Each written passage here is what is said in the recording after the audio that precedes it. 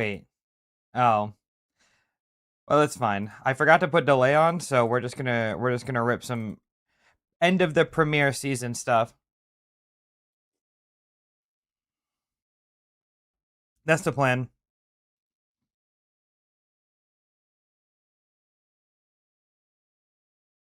Whoops.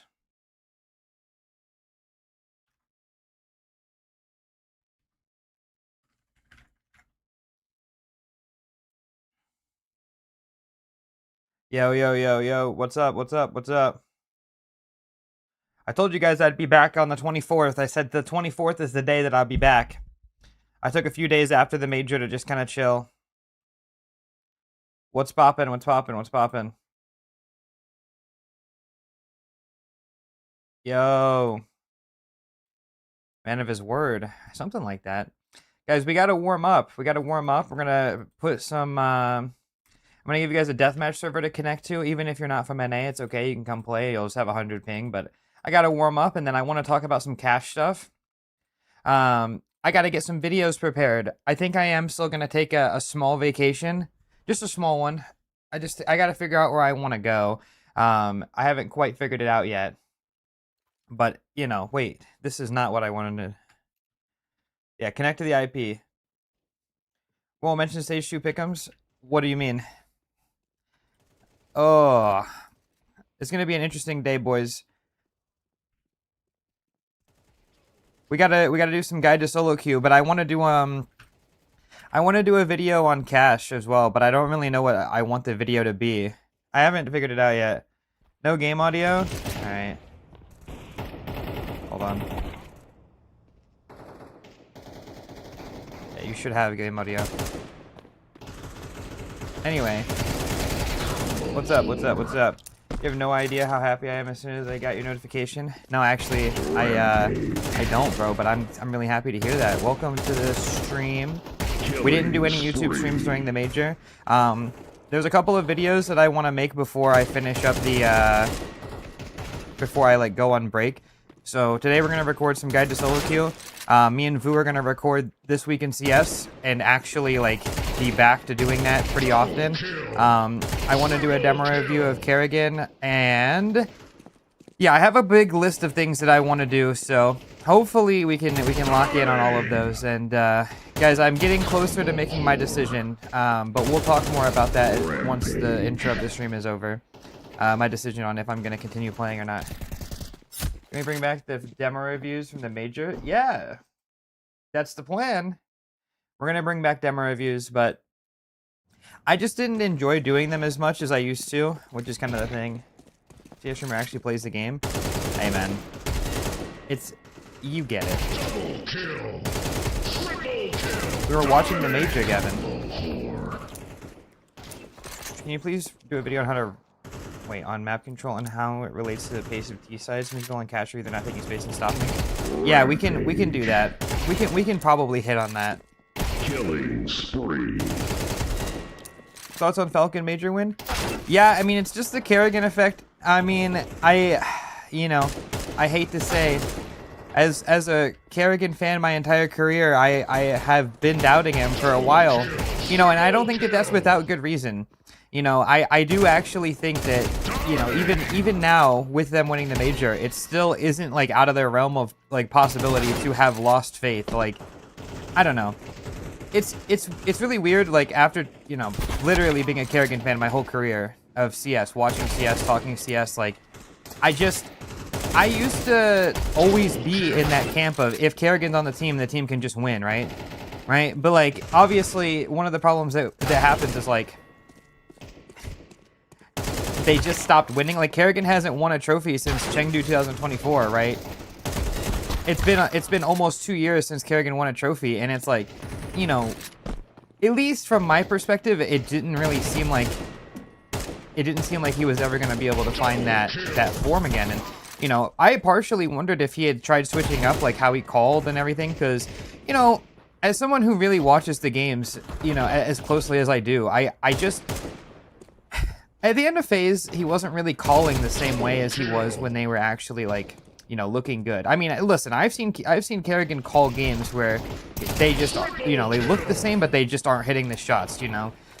But they just weren't looking like that team anymore. And so I had kind of thought maybe Karrigan had like adapted to try to like, you know, make up for the, you know, the lack of fragging, or maybe like some players didn't really agree as much, or like I think, you know, they played a very different, like go watch how they played when they had a leash. That was a very different version of FaZe, right?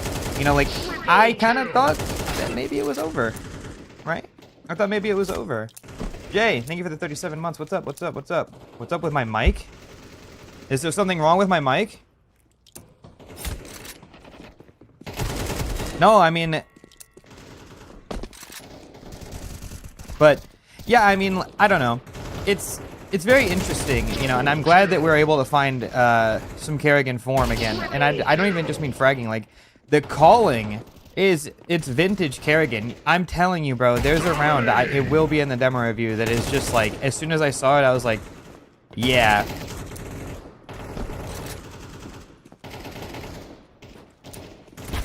Bro's muted and doesn't know it? Okay, that's actually not true. It sounds bad. Alright, are you guys lying to me? Hold on. Alright, what's wrong with my mic? Nothing. No, I can literally hear it. You guys are tripping, man.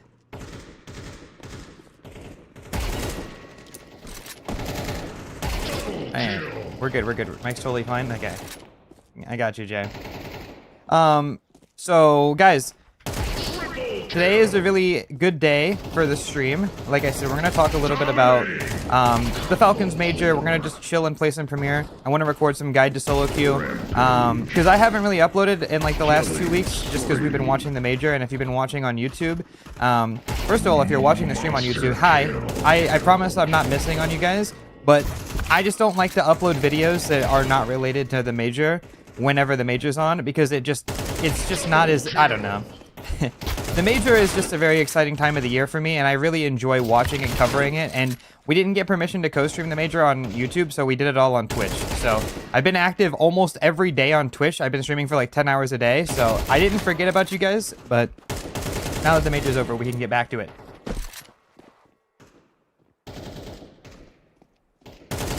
But yeah, so yeah, first and foremost, let's talk about the most important thing. Guys, how's everybody doing?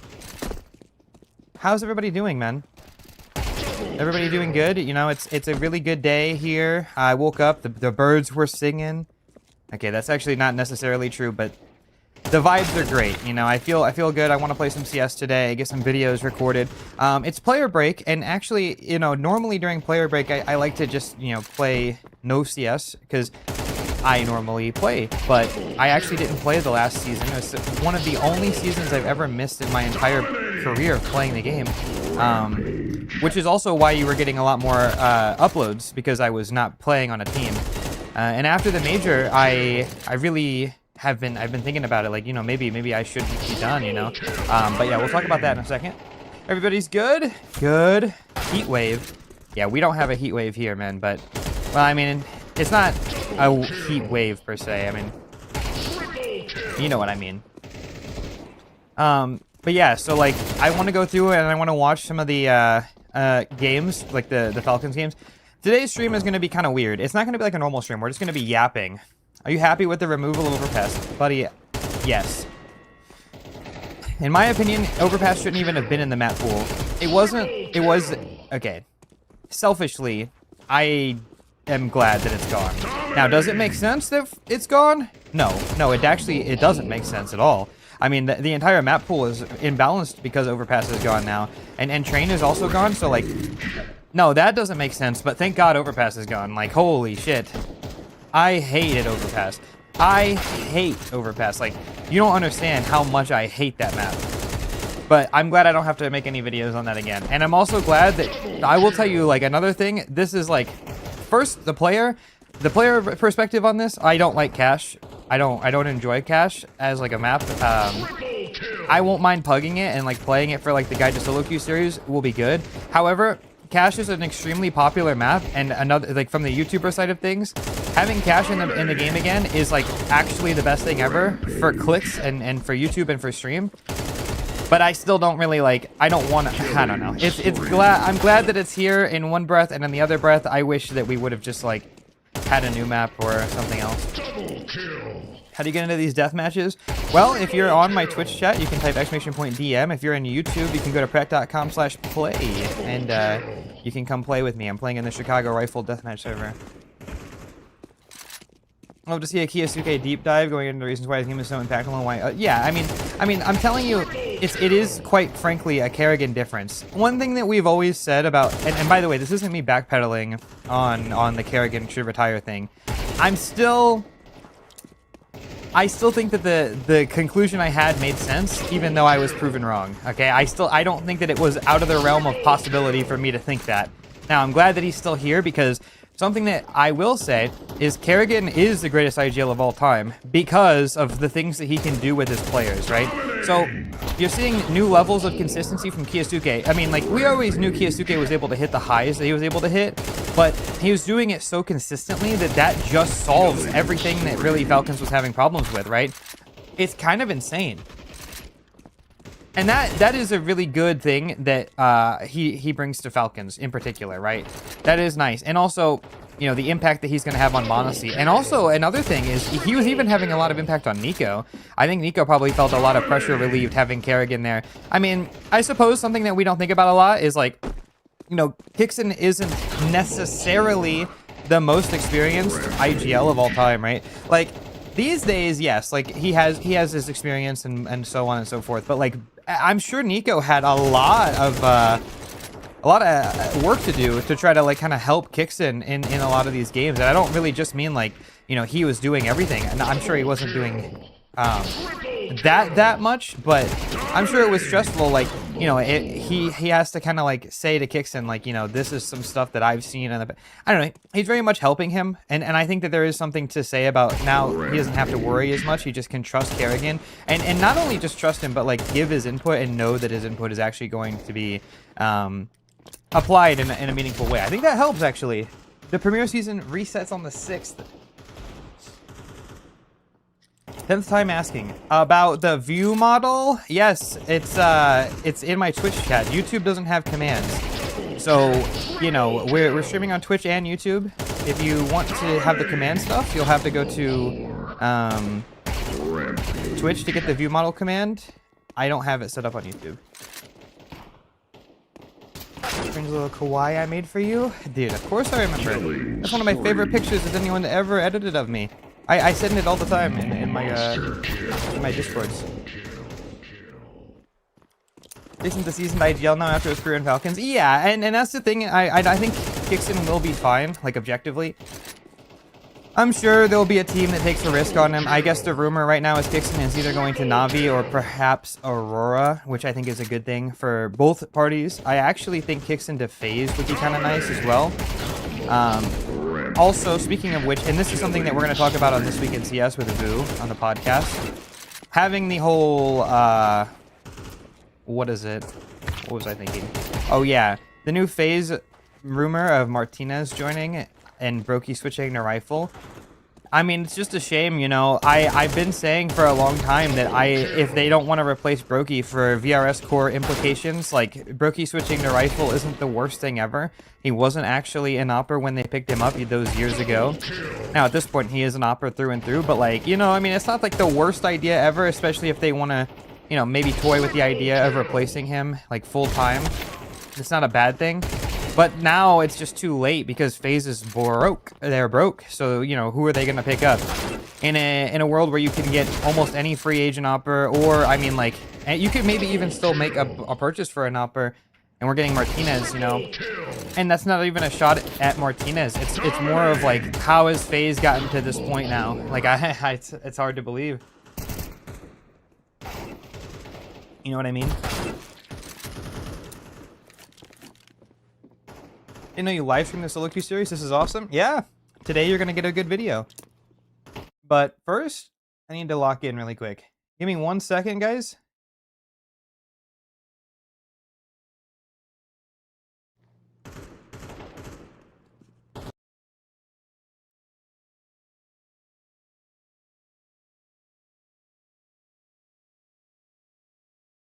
All right, that's pretty much it. All right, you guys ready?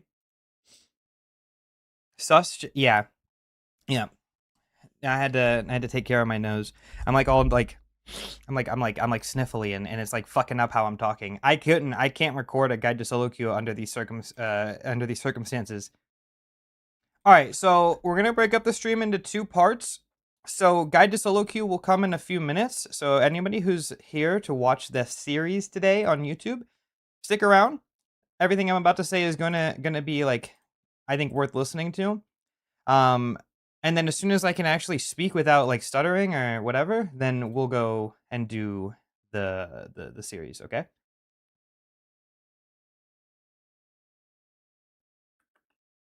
So, guys, let's talk about it. Cash is in the map pool. Hi, jump scare. Cash is in the map pool, which is kind of insane for Overpass. It's nice, you know. I'm glad that we're still getting changes to the game.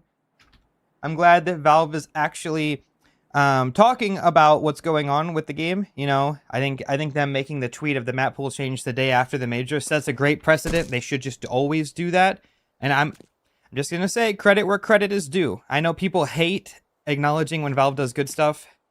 I just gotta say credit where credit is due. Cocaine, thank you for the prime.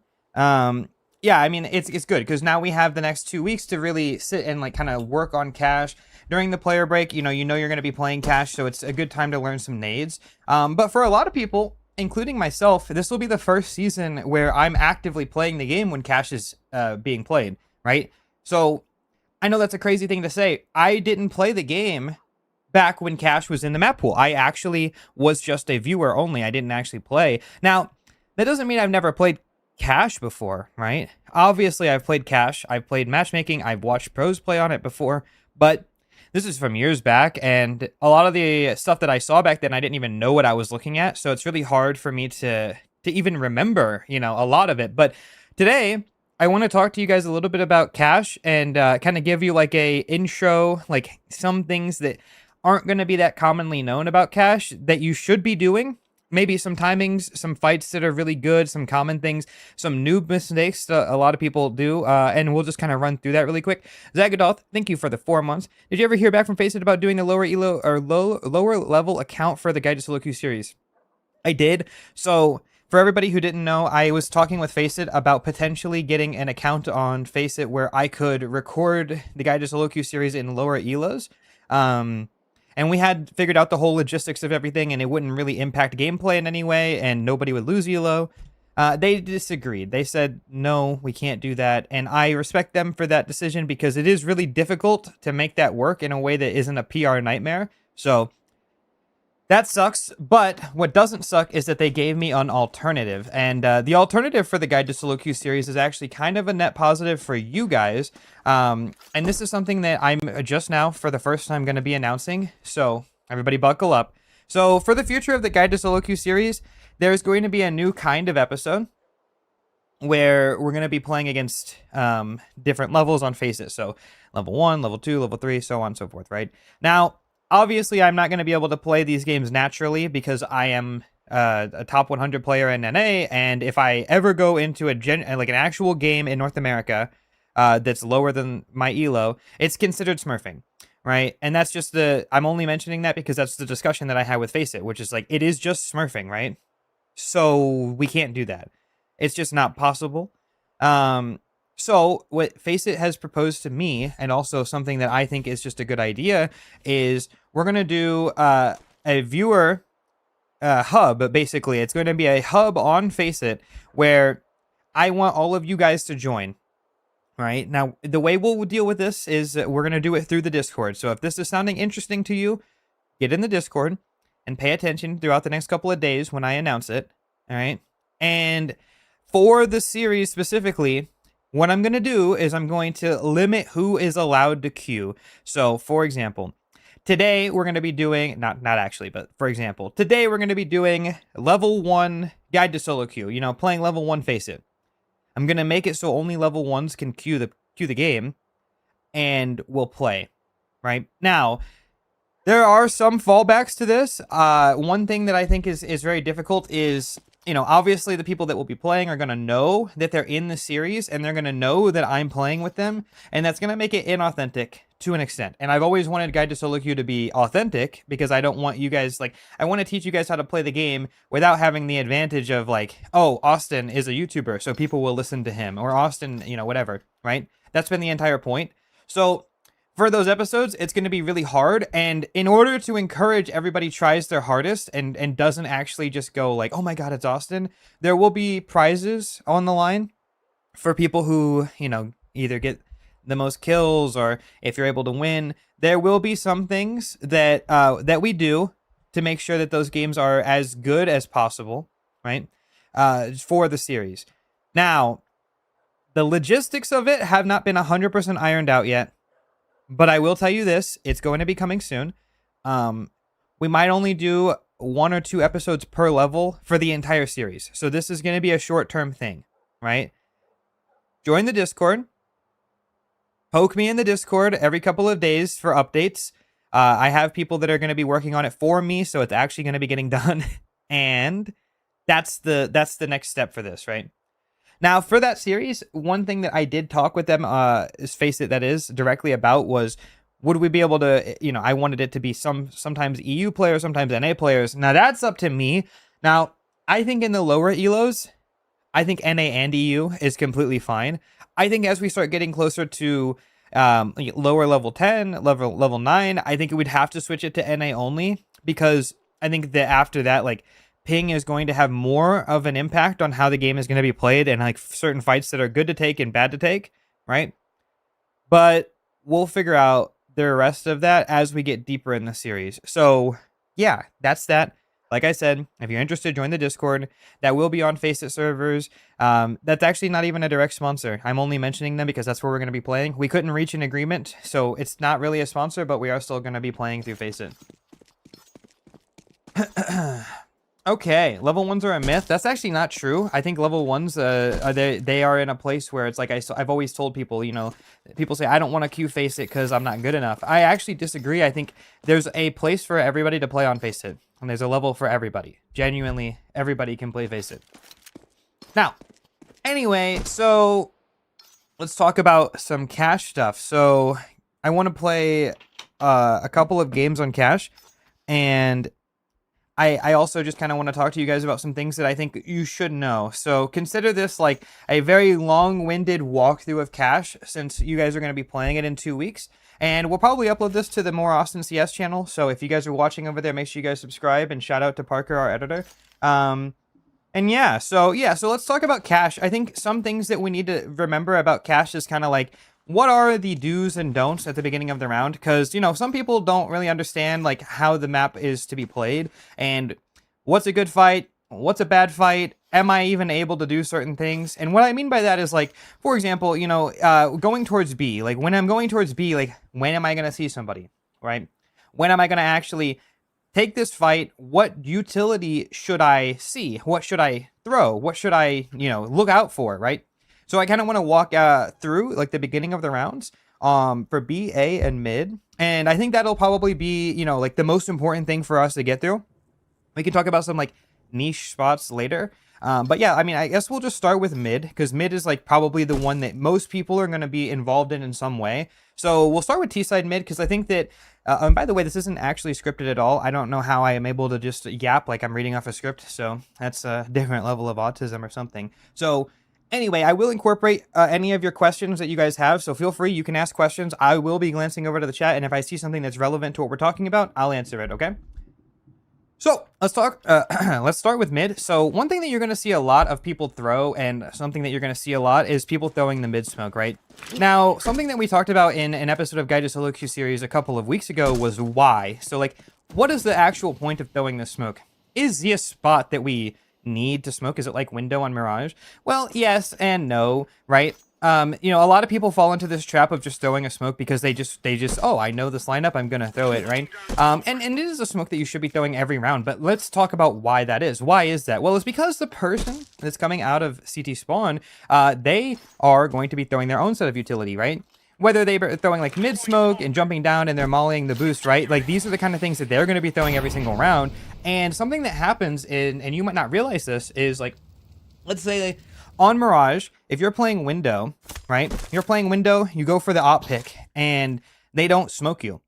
What happens, right? What happens if you're in Mirage window and you don't get smoked? Well, you have all of the information, right? You know that there's nobody mid, and you know that it's very unlikely that they're able to go mid late in the round. You're expecting an A execute. You're expecting a B execute. That's kind of the same thing that happens on Cash, but with some more layers, right?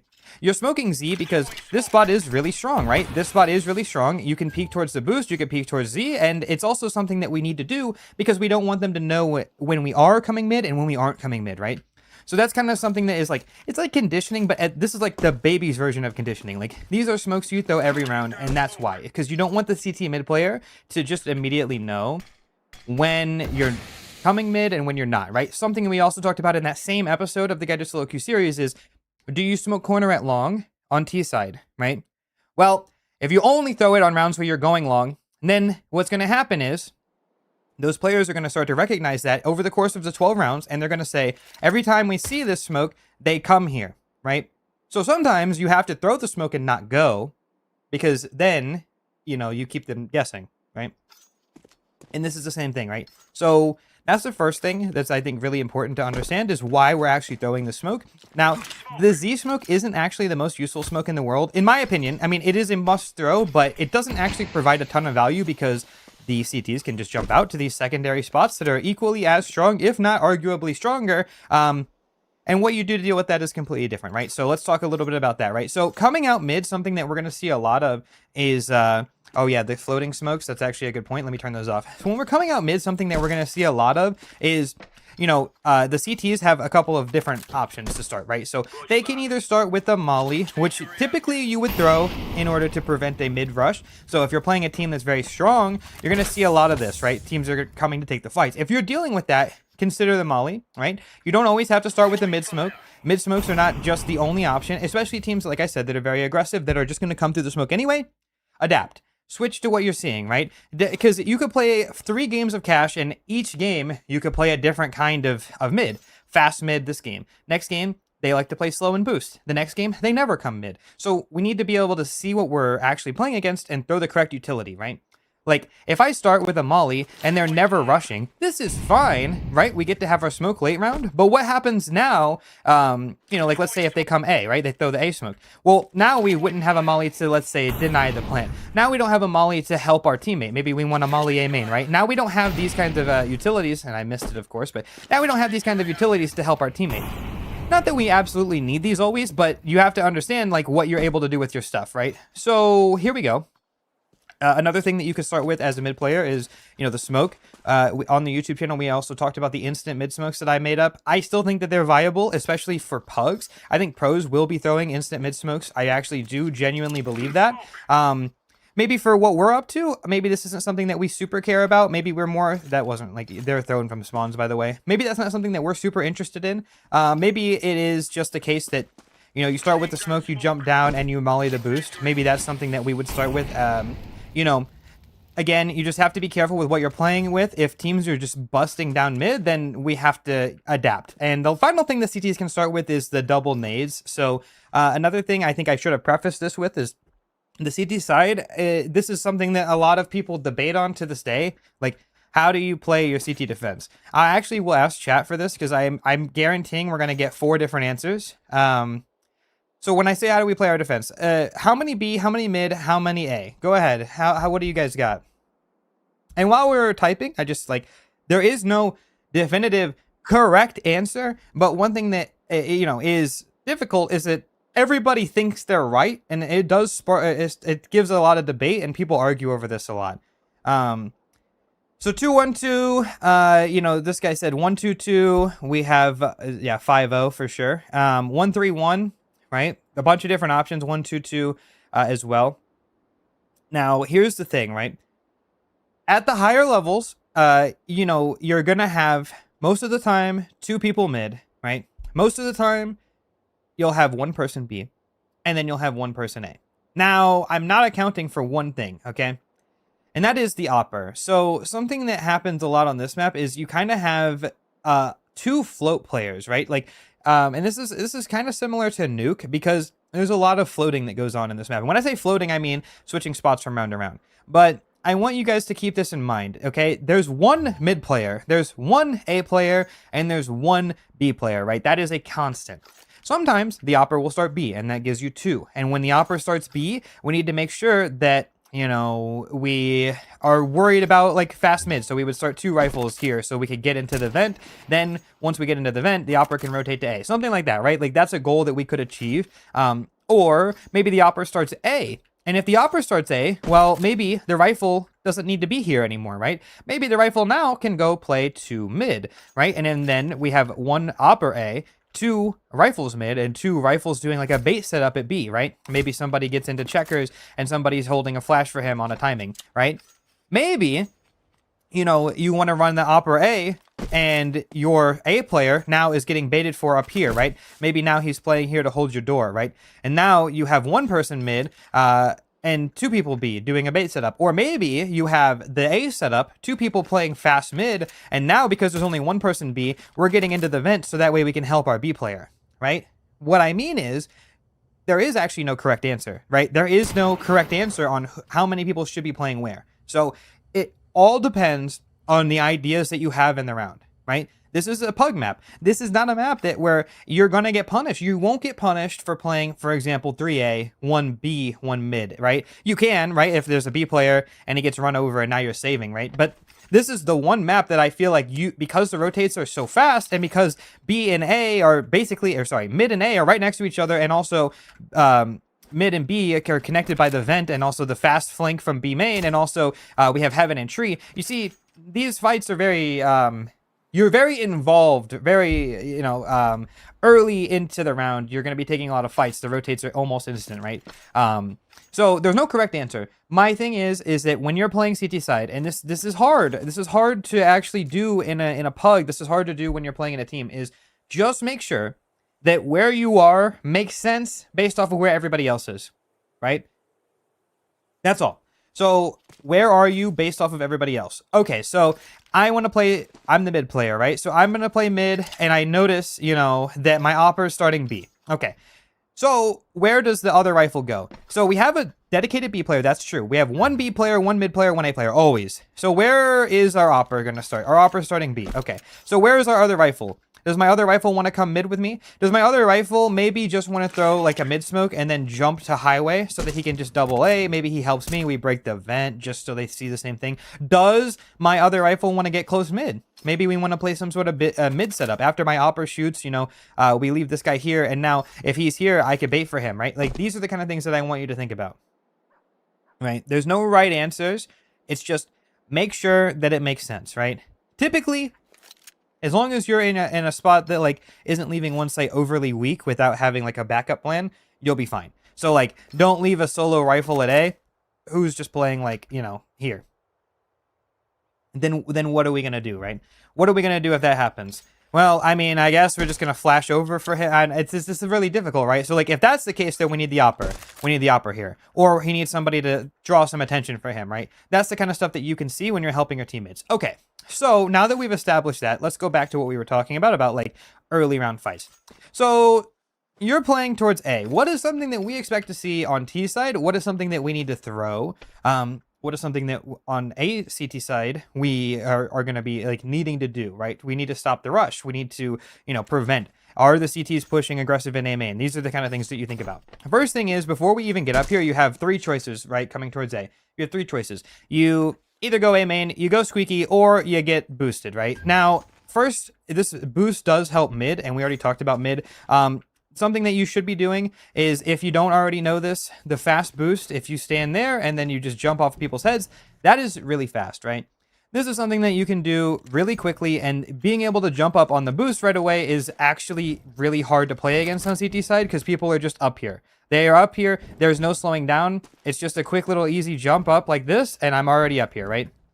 So make sure we're doing the boost this way, especially if it's out of spawn, right? If you have the better spawn, just suck it up and boost your teammates, because if they get up there really fast, they're going to win, right?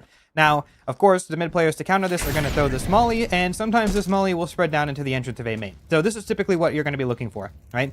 So at the beginning of the round, you have a couple of options, because the CTs are either going to come up and fight you, which, you know, will happen. They have a couple of ways of doing that.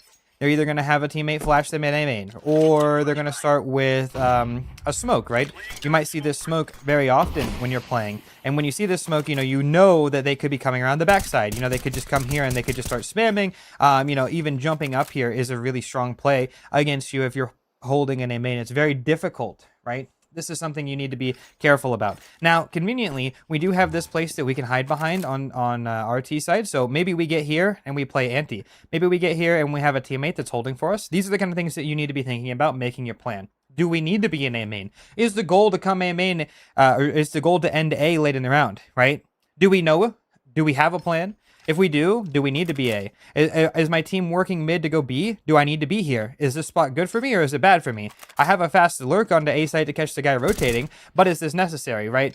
Those are the kind of things you think about. Or Squeaky, right? The last thing is Squeaky. Now, something that can happen if you're going towards Squeaky is you have to remember that sometimes the CTs can get here and they can actually open the door before you can hear, right? Now, on the radar, you can not see above me how you can't see how much sound the door makes, but sometimes the door can't be heard depending on where they're at back here, right? So be careful when you're coming up here on T side. There could be somebody already in. Could be on the left, could be on the right. Just something that you need to keep in mind, right?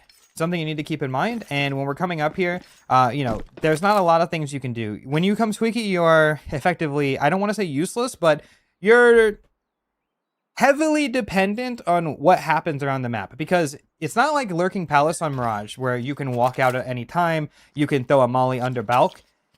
You can't do anything from here, right? You can't even, there's no spam, there's nothing you can do. You can spam the middle of the site, but again, this isn't really something that is overly useful in pugs. This line is very common for people to stand in, but typically you're going to be spamming this as you're coming A. A lot of people think that a spot like this is really strong, and it is, but it's right in the line of the door, so that is really tough. The door cannot be blown open, so there is no way to really get any extra value. Op the wall also doesn't... Oh, did they re-add it back in? Oh, you have to aim lower? Okay, so you can actually op, you just have to aim at the bottom part. Okay, yeah, maybe. It seems a little inconsistent.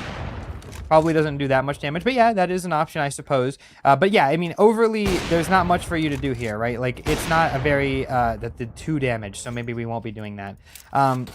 Just keep that in mind. You're going to be here. A lot of the time, what you'll see when we watch this map be played in the pro scene is people are going to be doing this. They're going to be doing this. This was something that we saw a lot back in like 2018 when Cash was being played. We did a lot of this kind of jump spotting and demoling fork and to jumping around. Like, this is something that you'll see a lot of, right? You will see this when you're playing the map. Maybe you'll do that as well, but I would say in general, Squeaky is something that you really only want to do if you are trying to end A, because it's a power spot, right? Coming up highway, mid split, this guy's hiding here hoping, and then you open the door and you kill him, right? Like, that is something you should think about. Okay. Now, for the CTs, we didn't really have any set things to do for Ts. Like, Ts don't start by mollying A main. They don't start by coming up and flashing A main. Like, this doesn't really benefit the CT. Like, what does this do? Except for say, hey, there's somebody in A main, by the way. We typically don't want to do that as much as we can. We don't want them to have any idea, like, where you can and can't be. So that's something that you should also think about on T side. Like, we don't want to be making noise here. If we can help it, they can hear this, like, everywhere. So, something else to think about. CTs have some options. Coming up and starting with, like, the A main smoke. Now, the lineup for the A main smoke, I'm sure, is different these days. I don't remember the one that I put in the first video I made. Maybe it was like this. I actually don't remember at all. But either way, you can start with smoking A main. And we already talked about kind of like why this is good. The A main smoke lets you do things like maybe boost Shroud. Maybe you can play, in a spot that isn't necessarily great for you early in the round, but could be strong later. So like, maybe you can play up here and make sure nobody walks through. I mean, the A main smoke is just exactly what it is, right? You're stopping them from coming A, letting the mid fight. Basically, that's how you should think about it, right? Like, the A main smoke actually isn't really for the A player. It's actually just setting a timer so that we can fight mid, we can do something early B, and then during that time while that's happening, you have a favorable fight if somebody does try to come out A while there's chaos happening, right? So, like, you know, your teammates are like fighting mid, help, help, help, help. And so when you throw this flash, that's the timer that you're worried about, right? Like if you're lurking A main, you're listening for that. You hear the mid fight happening and then you walk out when that person throws a flash, right? And you end up in a weird spot like this. This is something that you should potentially be looking out for, right? That's something that you need to be careful for if you're the A player, but that's why you're throwing that smoke. You're throwing that smoke so that while everything else is happening, you're able to punish anyone walking through the smoke as it happens, right? And again, you know, that's really the only thing that I'm worried about. Like, I guess T side, like, yeah, you have to worry about like a flash through, you know, CTs, you could flash your teammates. You know, if you end up getting into here, maybe you just go for a dry peek. You know, that's something that also happens. And, you know, maybe we don't see anyone and we just hide here. Now we have a power spot, right? That's pretty much like the only thing that matters for A. I think A is really boring. There's not a lot of early stuff. You either just run A or you don't. Okay, next. Molly there versus a full eco. Oh, you mean A main? So this is something that I think we need to remember is like, if we know we're playing an eco and we throw this molly, there's no world this molly will ever stop them. And the CT mollies, a very common misconception people have in lower elos or when they first start playing is that CT mollies do less damage. Well, that's not true, but because they're smaller, most of the time you'll only tick one time, if any, right? So they actually hurt the same if you could molly it, correct? But it would be really unexpected. You know, I don't think this is something that you want to do. Like, you know, you're playing a low buy, you know, you have a 5.5 second molly. Like, are we going to molly A main to make sure that they can't rush out on us? Maybe, but also at the same time, like, this doesn't, like, the molly doesn't actually prevent them from fighting you, right? Like, this doesn't stop them from taking these fights on the deagles. And I would much rather just smoke this and spray people running through a smoke than I would have a molly up and they can still fight me, but they, you know, I'm still, you know, this doesn't help me because I'm having to deal with fights. My rotators are already being fought. I can't like stop them. I'm getting overwhelmed. You know, and my chances of getting a kill are, do I win this fight versus the deagle? Now I'm praying. You know, I would say smoke is still much better. If you only have a molly, what are you doing? Sell the molly, buy a smoke. You know, like that's kind of where I'm at with that. So, yeah, they deal the same damage. Yes, they deal the same damage. But again, if you're CT molly, like let's say this is the choke point I want to cover, I might only tick in this 4 times, right? So what is that? Like 30 or 24 damage or something like this, 32 damage. And then on T side, you know, the molly might be bigger, so I have to run through it for longer. But the mollies do 8 damage, right? So, and we saw a CT molly does 8 damage. We run through this, and these also do 8 damage, right? But I ticked 1 extra tick in this, so that is 40 damage instead of 32. Typically, how we want to think about it, right? Okay, so last but not least, because this is becoming a long-winded yap that nobody cares about. For T side, you know, coming B main, like what's the timing that we're worried about here? You know, it's a little different because the CT side is you jump down here, right? And, you know, maybe he's opping, right? Maybe he's here, and maybe you're playing against something like this. Maybe, you know, you have the CT. This is not the lineup. Sorry, gang. Maybe the CT is throwing this smoke, right? What is this smoke? This smoke is very useful because it lets the CTs do silly things. Like they can come around here. They could play in checkers. They can cross to the back of checkers and hide. They could just play in checkers. They can also boost up a teammate into the vent, which is really strong, especially if the vent isn't broken. You know, and we stay up here. Now, you know, if you go for something late mid or you boost a teammate, there could just be a random guy that peeks from inside the vent, right? There could be. Like, that's something that is really strong for the CTs. And you can only do this if this smoke is done, right? Because otherwise, what happens? Well, on T side, you know, maybe we jump across, we take the risk on the op. And now, if we don't throw that smoke, I'll always know if you try to go for the vent. I will always know. And then that's something that's really important for us late round, right? So I'd say, you know, typically as the B player, you should be throwing this. Sometimes don't throw this, even, you know, because you might have an op here, right? You don't want to throw the smoke if your opper's here, because then your opper doesn't have an early fight, and now they're close, and this is hard, right? This is hard for them, right? So that's something that I want you to think about is like, you know, see where your opper is going. Is my opper here? Yes? Okay, I don't want to throw the smoke, right? Now, what's the problem with that? If I only don't throw the smoke when the opper's here, then what happens, right? Then eventually the person you're playing against will go, no smoke, must be an opper here, right? So, you know, that's something that you have to be careful about, right? Something you have to be careful about is not selling your teammates, right? So, you know, don't throw the smoke because I'm here. Okay, so also that means sometimes we don't throw the smoke even when the opera's not here, right? So what's our backup plan then? You know, that's what you need to think about. If I am not going to have a smoke, like, what do I want to do? Maybe I come up here and I look for somebody to be pushing early, you know, with my rifle, right? Maybe I'm up here making sure nobody pushes. Maybe I'm just going to, you know, do something different. Maybe I'm going to flash. Maybe I'm going to start by throwing a molly for anti-rush. You know, these are things you can think about, right? Because you can actually molly the full entrance of B main, right? Like, now I'm thinking, oh, okay, I'm starting the round. I come up here. I hear rush, rush, rush. Okay, I throw molly, and now I just come back to the site and we play, right?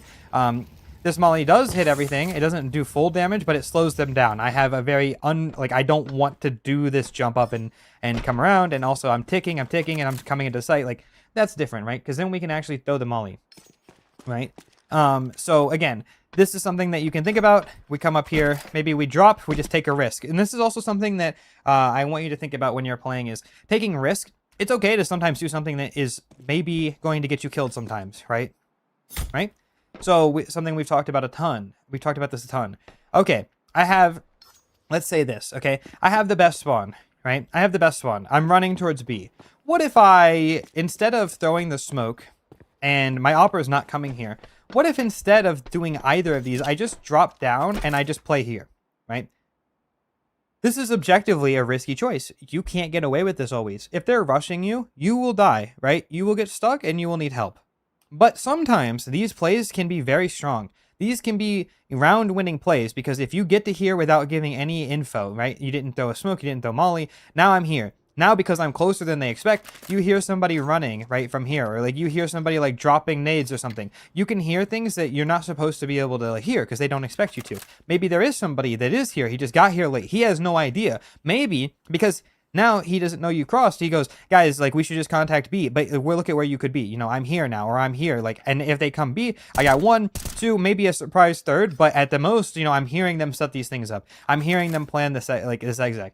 Or on the flip side, you get close, you hear somebody walk away, and you take these fights. I'm on a flank, guys, they're going A, right? These are the kind of plays that you can make, especially as a B player, because, you know, it is the part of the map that it tends to get forgot about. Like, you know, on T side, they either come early B or they don't come at all, right? And so that's something that you should be keeping an eye out for. And that also works for A, that also works for mid, right? Like sometimes, like I told you, you know, you can just come up and you can go for the dry fight.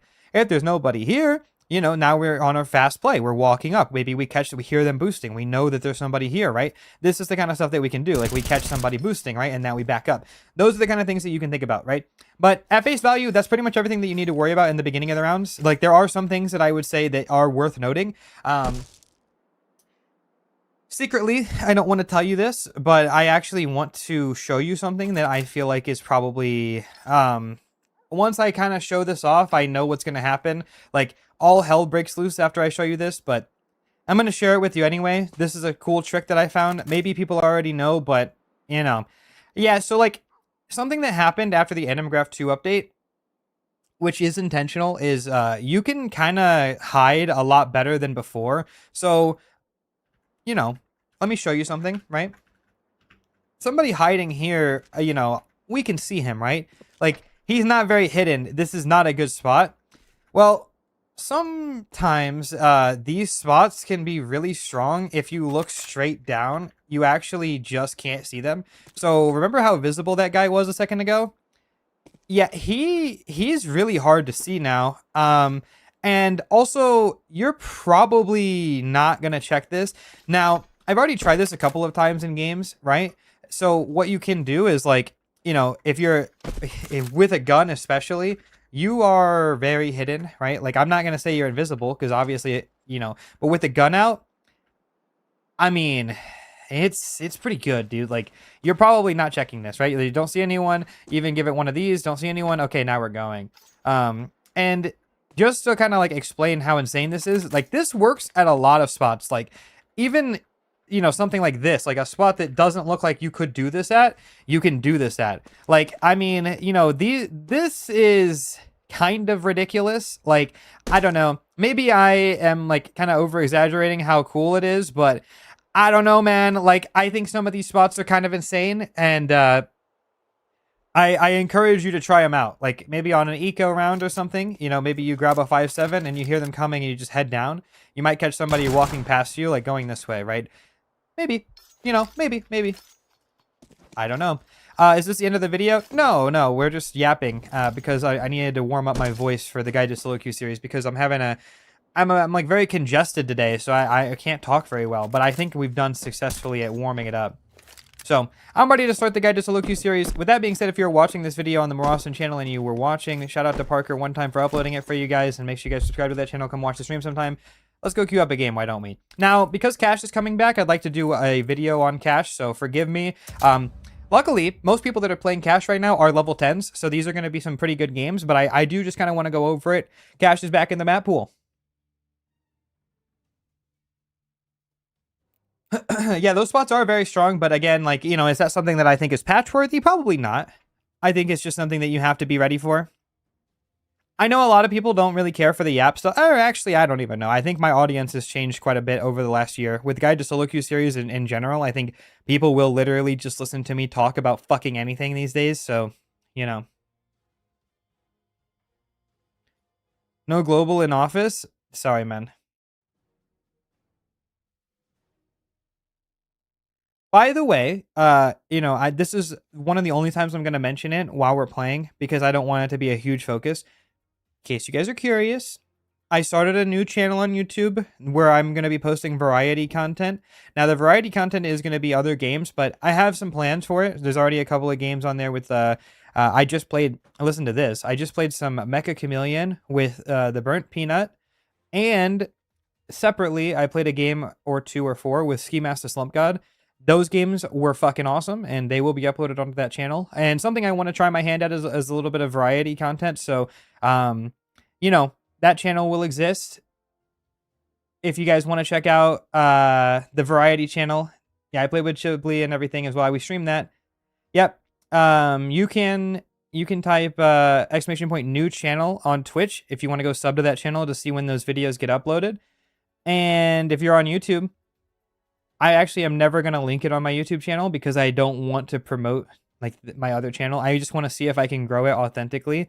Now, with that being said, you know, telling my YouTube and stream right now, that is kind of different, but I'm not ever going to like bring it up in a YouTube video, and I will only bring it up occasionally through stream.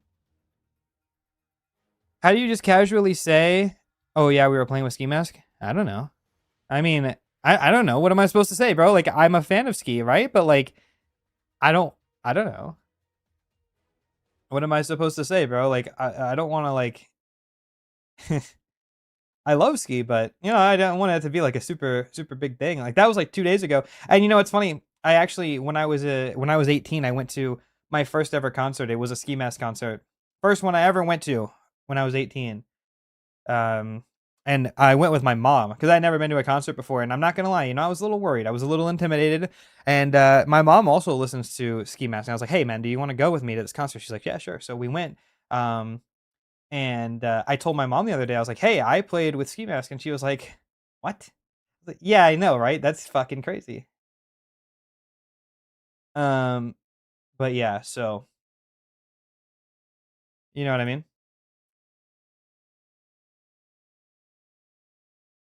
I need to find my stream playlist. There it is. Found it. But yeah. That sounds cool. I have 2 minutes ad left. Sorry. But yeah, so that is the new channel. RE5 or 6 soon? Maybe.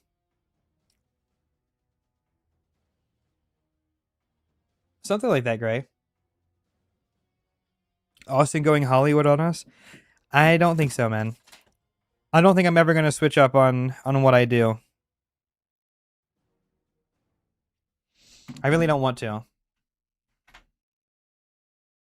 Can you give us an update on your bot farm? Is it profitable? What bot farm? Who the fuck? Is audio desync on my end? Probably. Nobody else is talking about it.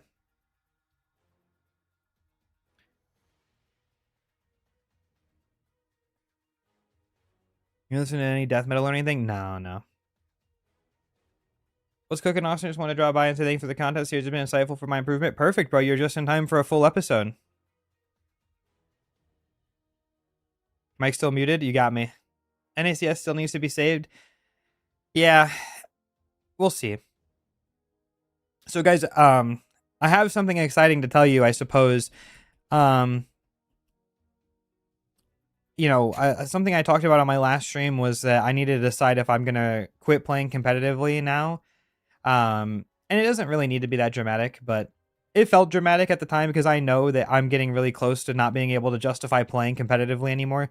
It just takes too much of my time, and I want to really focus on YouTube and streaming and all of that. And like, for example, if I was on a team right now, you would not have this stream because I would have to get ready for practice, and I'd probably already be streaming right now, right? So that's the kind of thing that's like, I want to be able to do this still daily. You know, I want to be able to still provide a lot of content and teach people how to play the game and teach people, you know, how to enjoy the game as much as I do. But you know, if I'm playing on a team, that's a selfish thing, you know, like I, instead of, you know, providing value to the scene, I'm just kind of enjoying the game myself, which is allowed. But, you know, I just like, I've been competing for so long at this point, like, you know, 5 full years of competing. I've only missed 1 season. I don't know, man. Like, I'm not going to go pro. I think competing is mostly just something that I do for the fun of it. The problem is that I can't just compete casually. I hate it. I would rather not play. So like, I can't play on a team like Mythic because and even though Mythic is dead, I can't play on a team with like that doesn't scrim or try because I can't do it. I hate it. I hate knowing that we don't have enough like to beat a team. Like I hate knowing what I need to do but not being able to do it because our team doesn't actually have like the strat. I hate that feeling, and I refuse to play if I can't play on a serious team. That being said, I don't have the time to play on a serious team, so it's really difficult, right? Right? It's not really about the money either, right? So it's like, I wish I could say that it was, because if it was about the money, then it wouldn't be such a hard choice, right? Because then I would just go, oh yeah, I don't make any money from competing, so I'm just going to stop doing that. It's not about the money. In fact, YouTube and streaming it's my full-time job. That's where I make all of my money. So I would be giving up time from my job to compete. So, it's difficult. So, welcome back. Hello, Cat.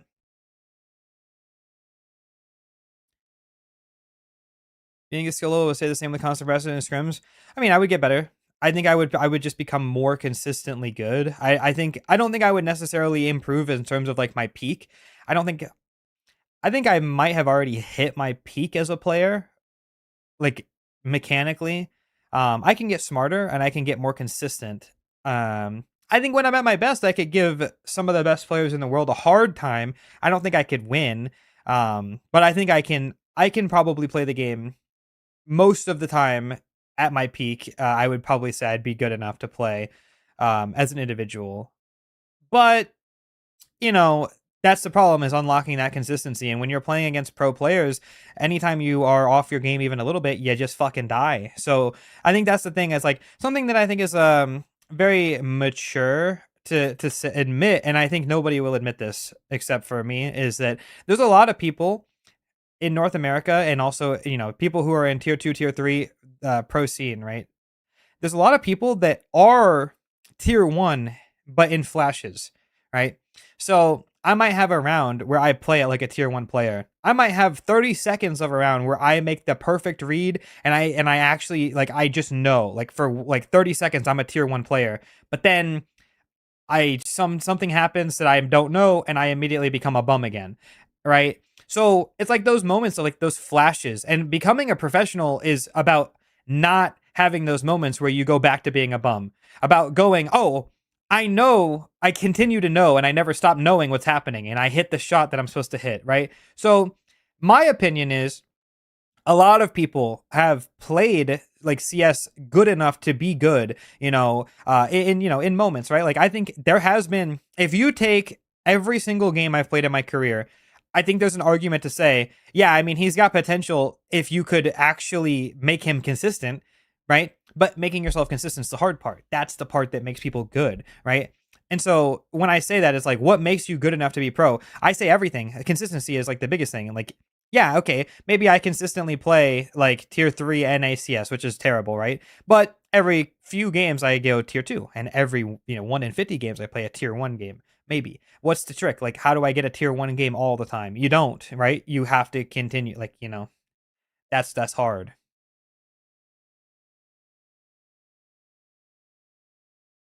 right? So,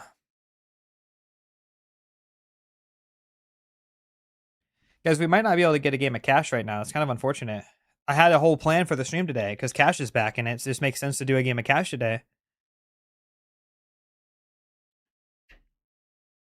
It's like golf is how good your bat is. Exactly, right? And I think I think a lot of people will just laugh at that idea where it's like, oh, you're not good enough at all to be a tier 1 player. I don't think that that's the case. I think most people like that play the game as like very often, like that compete. I think every player has moments where they are like there's a flash of, oh, that was really good. But how do you get that more? Like, I don't think it's impossible to admit that, but it's the consistency, it's the decision making, it's the personality, right? Like there's so many things that go into being a good player that I don't have, and I am not gonna sit here and tell you that I have it. I don't. I am not a pro. I've never been a pro. I never will tell you that I was a pro. There's some CS content creators that pretend that they're pro. I want you to very clearly know what you're getting into. I'm not. Just somebody who's been around for a while.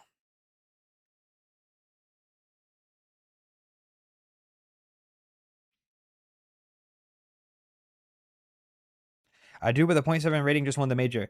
Sure, but Kerrigan's been playing the game for longer than I've been alive. He's been a pro for longer than I've been alive, literally. So, there's some sort of I think experience that he has that you just can't get.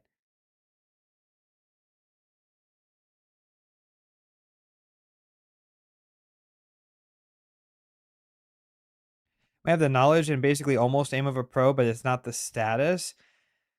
No, no, I don't think so. Can you do a guide on how to play short Mirage in case Cash doesn't happen? I think the first episode was how to play Cat Mirage. I think that was my first episode. All right, we're not getting a Cash game, boys. We'll try again. Let's do one regular Premier game, and we'll come back and check Cash after. What do you think? Flom's live, go play with him. Yeah, but he has delay, and he's playing Face It. And I really want to record for my series today, so we need to do that. Could I get a happy birthday? It's my birthday today. Well, happy birthday, buddy. Happy birthday. I hope you have a great day. I heard this song in a minute. Yeah, my playlist is kind of old now. 11-minute queue's insane. I mean, we're queuing only Cash, and it's just comp, so, why you don't play Face It? Okay, so, again, it's not that I don't play Face It, but for this series, it's really difficult for me to play Face It because when we're playing, all right, when we're playing Face It, something that we have to think about, right, is I did grind a lot of Face It last week. Hold on, I'll show you. So when we're grinding Face It, like all of these days in a row here, something that I want you to remember is that for the series, I basically talk nonstop. In these games, I am calming nonstop and talking and coming up with ideas. Salios, thank you for the prime. So it's really hard for me to play and talk about like, and do the series the way that we do it if I'm playing Face It. Now, it's not to say that we can't do it, but it's not the same. And the stuff that like I want to teach in Guide to Solo Queue doesn't apply for this, right? It doesn't apply. So that's kind of why. But I do play Face It. I just don't stream. So like something that I've kind of talked a little bit about is like I hate streaming Face It. Like I just really hate it. And I don't know why. It just isn't, it's just not as fun to me.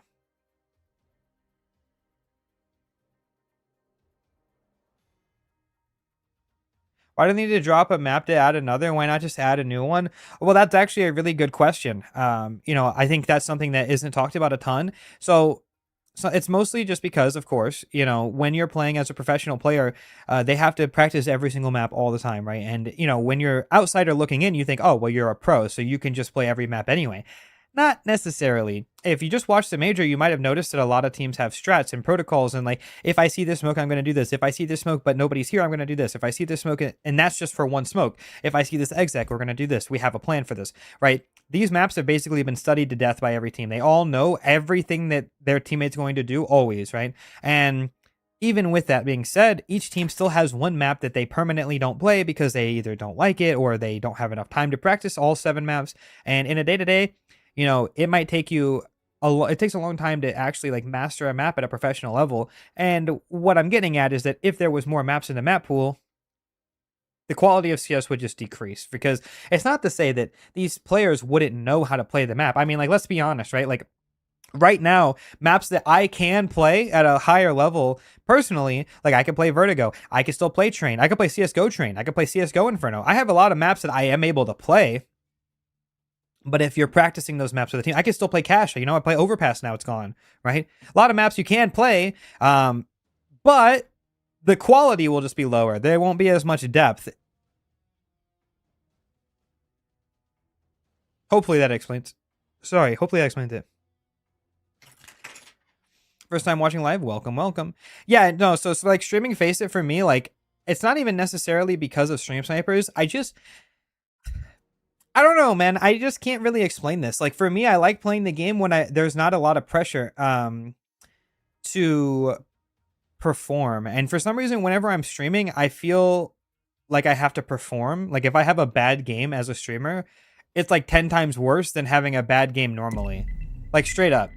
Like, if I just have a bad game off stream, okay, whatever, unlucky bad game, go next. If I have a bad game on stream, not only do I have to worry about me having a bad game, but I also still have to talk while I'm streaming, and I really, it really adds like an extra layer of this fucking sucks. If I'm playing good, if I have a whole day where everything I want to happen happens and I play like lights out, I play the best games ever, yeah, I could play Face It all the time. That's not a problem. The problem is that when I'm losing, I just hate that feeling of like looking at my chat and just seeing everybody spam, LOL. Like, oh, I hate that. And, you know, it's not that, I mean, we still play on stream, right? We still play on stream, and that's not a big deal or anything. But ugh. I hate it, dude. I hate that feeling. Because, you know, I'm a competitor, and I take a lot of pride in being, you know, smart and knowledgeable and good at the game. I mean, really, I do. Like, and I know that might seem like bad to say or bad to admit, but it's just true. You know, I take a lot of pride in knowing and like having so much experience and time in the game, and having like the answers to stuff, and like being able to like show you guys like, this is what you do here. I like that, you know? And whenever I'm playing bad, I hate that, because it's like, ugh, that's just for Face It. We have bad games in Premiere, I don't care. Like, there's no pressure. Like, this series, like, the reason why we're doing it in Premiere is because imagine I'm doing Guide to Solo Queue on Face It, and we're playing, you know, top 50 pugs. Top 50 players in North America that some days, those players will literally make me have like a 2-17 game. I'm not going to enjoy talking about getting shit on while I'm getting shit on, and how to get the most out of getting shit on at that level. It's like the quality of the video will just be terrible, right? Anyway, welcome to another Guide to Solo Queue series. Today, we're playing Nuke, my favorite map, as you all know, and we're going to be looking to... I kind of want to talk about how to solo carry this map. This is something I've been wanting to do for a while. We're going to do solo carry stuff, what you need to do to kind of work outside, and the goal of Nuke typically is something that we want to do is we want to be able to get down secret, and that's something that we should focus a little bit on today, as well as CT side. Hopefully today we'll get to play outside. So we're going to see where our teammates are going. Teammates are going towards hut. We get a nade. Maybe we should be going ramp. If there's 2 on aim, max 2 ramp. Somebody has to spot outside. That's what I want to think about. Maybe what we should do here is, if we haven't shown any presence, we could maybe just go outdoor. It's not a terrible option. Yeah, all right. You know, just come with me, ramp. I'll jump for you guys. So we're gonna use the human flashbang method. So ready? I'm jumping. Human flashbang method. So we just go down as something that is really hard for them to shoot me. We made it down. Maybe he's down lower. Maybe. Yeah, we have ramp control. Yeah, he's probably down lower. We found him. So something here, you jump into the right door, not the left glass, because if you jump into the left, sometimes they can stand on the stairs, and you'll be inaccurate, and that's something that I want you to think about as well when you're taking in towards double. Now, we want to make sure that our teammate can plant. We're going to bait him a tiny bit. We want to be careful about this right cubby. Nobody's there. Now, we didn't fully clear it. He could still have been in the close right cubby, but we're more worried about someone walking down as a rotator. Now we know that there's somebody ramp. Don't need to contest him. It's a 3v2. Our teammate does go down. We heard dually shoot. shoot on sight. Now, we do have a decent off angle here. He closes the door. Bomb is planted for us. Now, we do have some chances to maybe sneak out here. We have to be careful. A lot of shadows here, especially with, you know, the bomb being planted door. We could go back door, but the other guy closed the door as well. Something I would say is, like, our teammates are over challenging a little bit. We want to put the pressure on them, especially when we know that it's unlikely that they have a kit. It's really hard to retake the B side of nuke, especially when we have those power positions like single door, double door control. Something what I want us to do is play our life a little bit more. Zatlo, thank you for the prime. Play our life a little bit more, you know, kind of make it annoying for them. We have so many fights that we can take, and we don't need to give those fights up early. Now, left in the 1v2, we give it a go, we get killed. No big deal. Okay, this round we could buy after the economy video is out, and like this is a better buy technically than the team will have that we're playing against, but we don't know that, so let's just go for the classic deagle buy. Now, something that I like to do a lot personally is I like to go up onto silo. You know, it's a good fight for you. You have a head glitch, one tap with the deagle. Something we want to do. We want to head down on the backside here just in case anyone's playing from garage, and there was somebody garage. Now our teammate is trying to go towards secret. We can hold secret for him. He's hit 2 bangers. Now again, once we get to the top of mini, we want to be close to our teammates. We're still worried about somebody coming secret, even after all of these kills. Very possible the ramp player could have started lower. Now our teammates are fighting. We know that there's somebody hut. We know there's somebody backside. We want to try to get close to them. Again, we're very worried about the ramp player. There he is. And our teammates just win the round for us outright, which will happen sometimes. But again, while that's happening, we're worried about secret. Oh, let me switch to this one. We're worried about secret. We're also worried about somebody potentially flanking from lobby, right? And he opens the door, he catches us, and that's completely perfect round from our teammates. They hit all of the shots. Now, for T side, something that I want us to do is I want us to throw the outside smokes. So, I'm going to show you how you should do this because it's very easy. I'm just going to ask, yo, can somebody drop me a smoke? I'll throw outside smokes.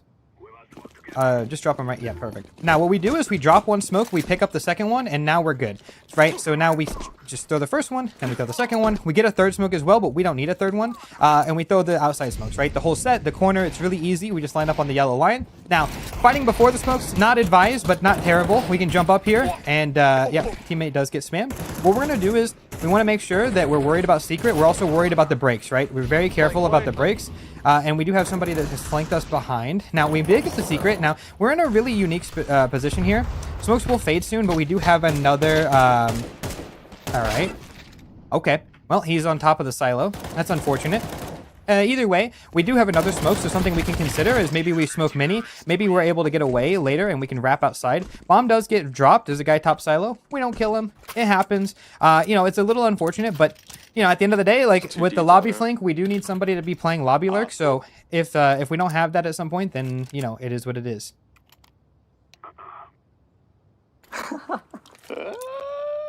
Let's buy back. I'll throw smokes again. Yeah, and again, like something that people would get upset about is like losing ecos. You know, sometimes it is frustrating to lose an eco there, but you know, at the end of the day, like you're not going to win the game if you're getting tilted off of that. So something that we are also worried about here is that that guy had success last round pushing lobby, and he pushed at lobby last round when we had the smokes up. So maybe this time what we can do is we can kind of look for him, right? Like we're anticipating him to try to make a similar play, right?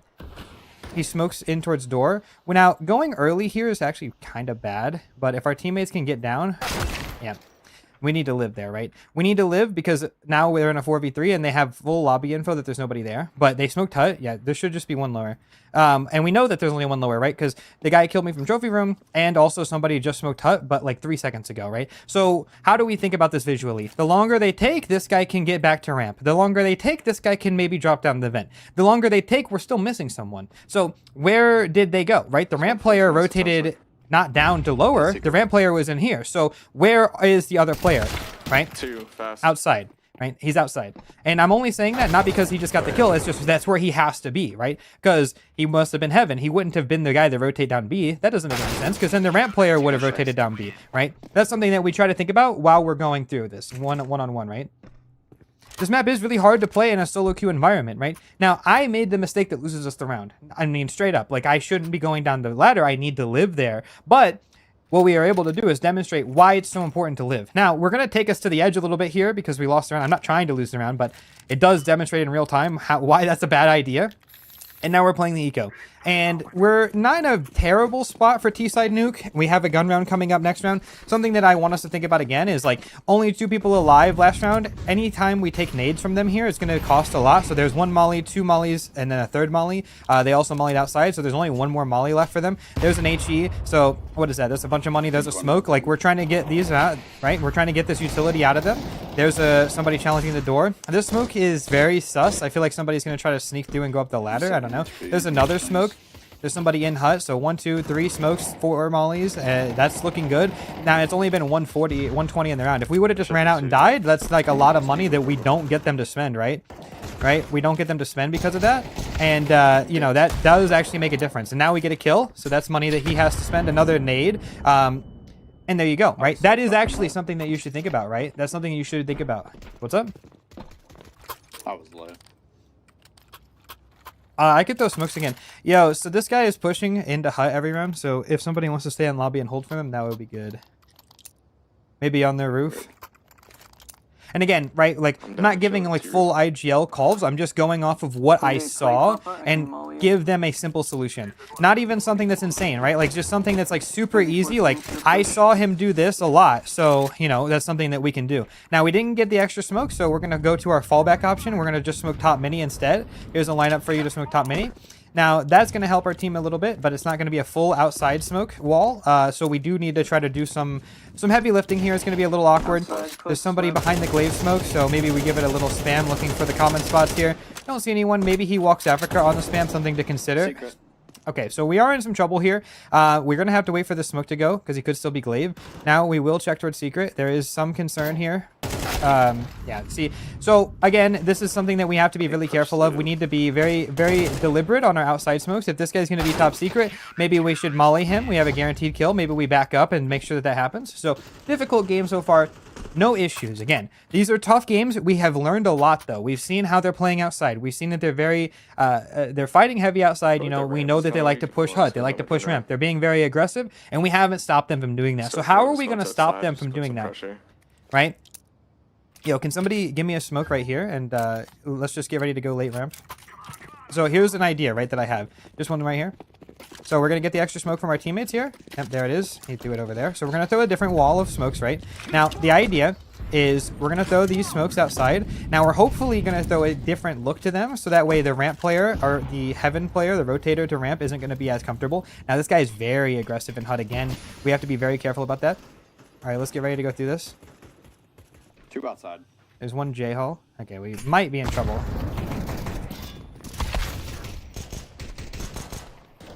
I mean, it's okay. Half by, no issues. Now, something, again, we're seeing is, like, this guy has been very active here. That's the same person that we're worried about. That's their rotator to A. That's their fighter outside. So, what are we going to do, right?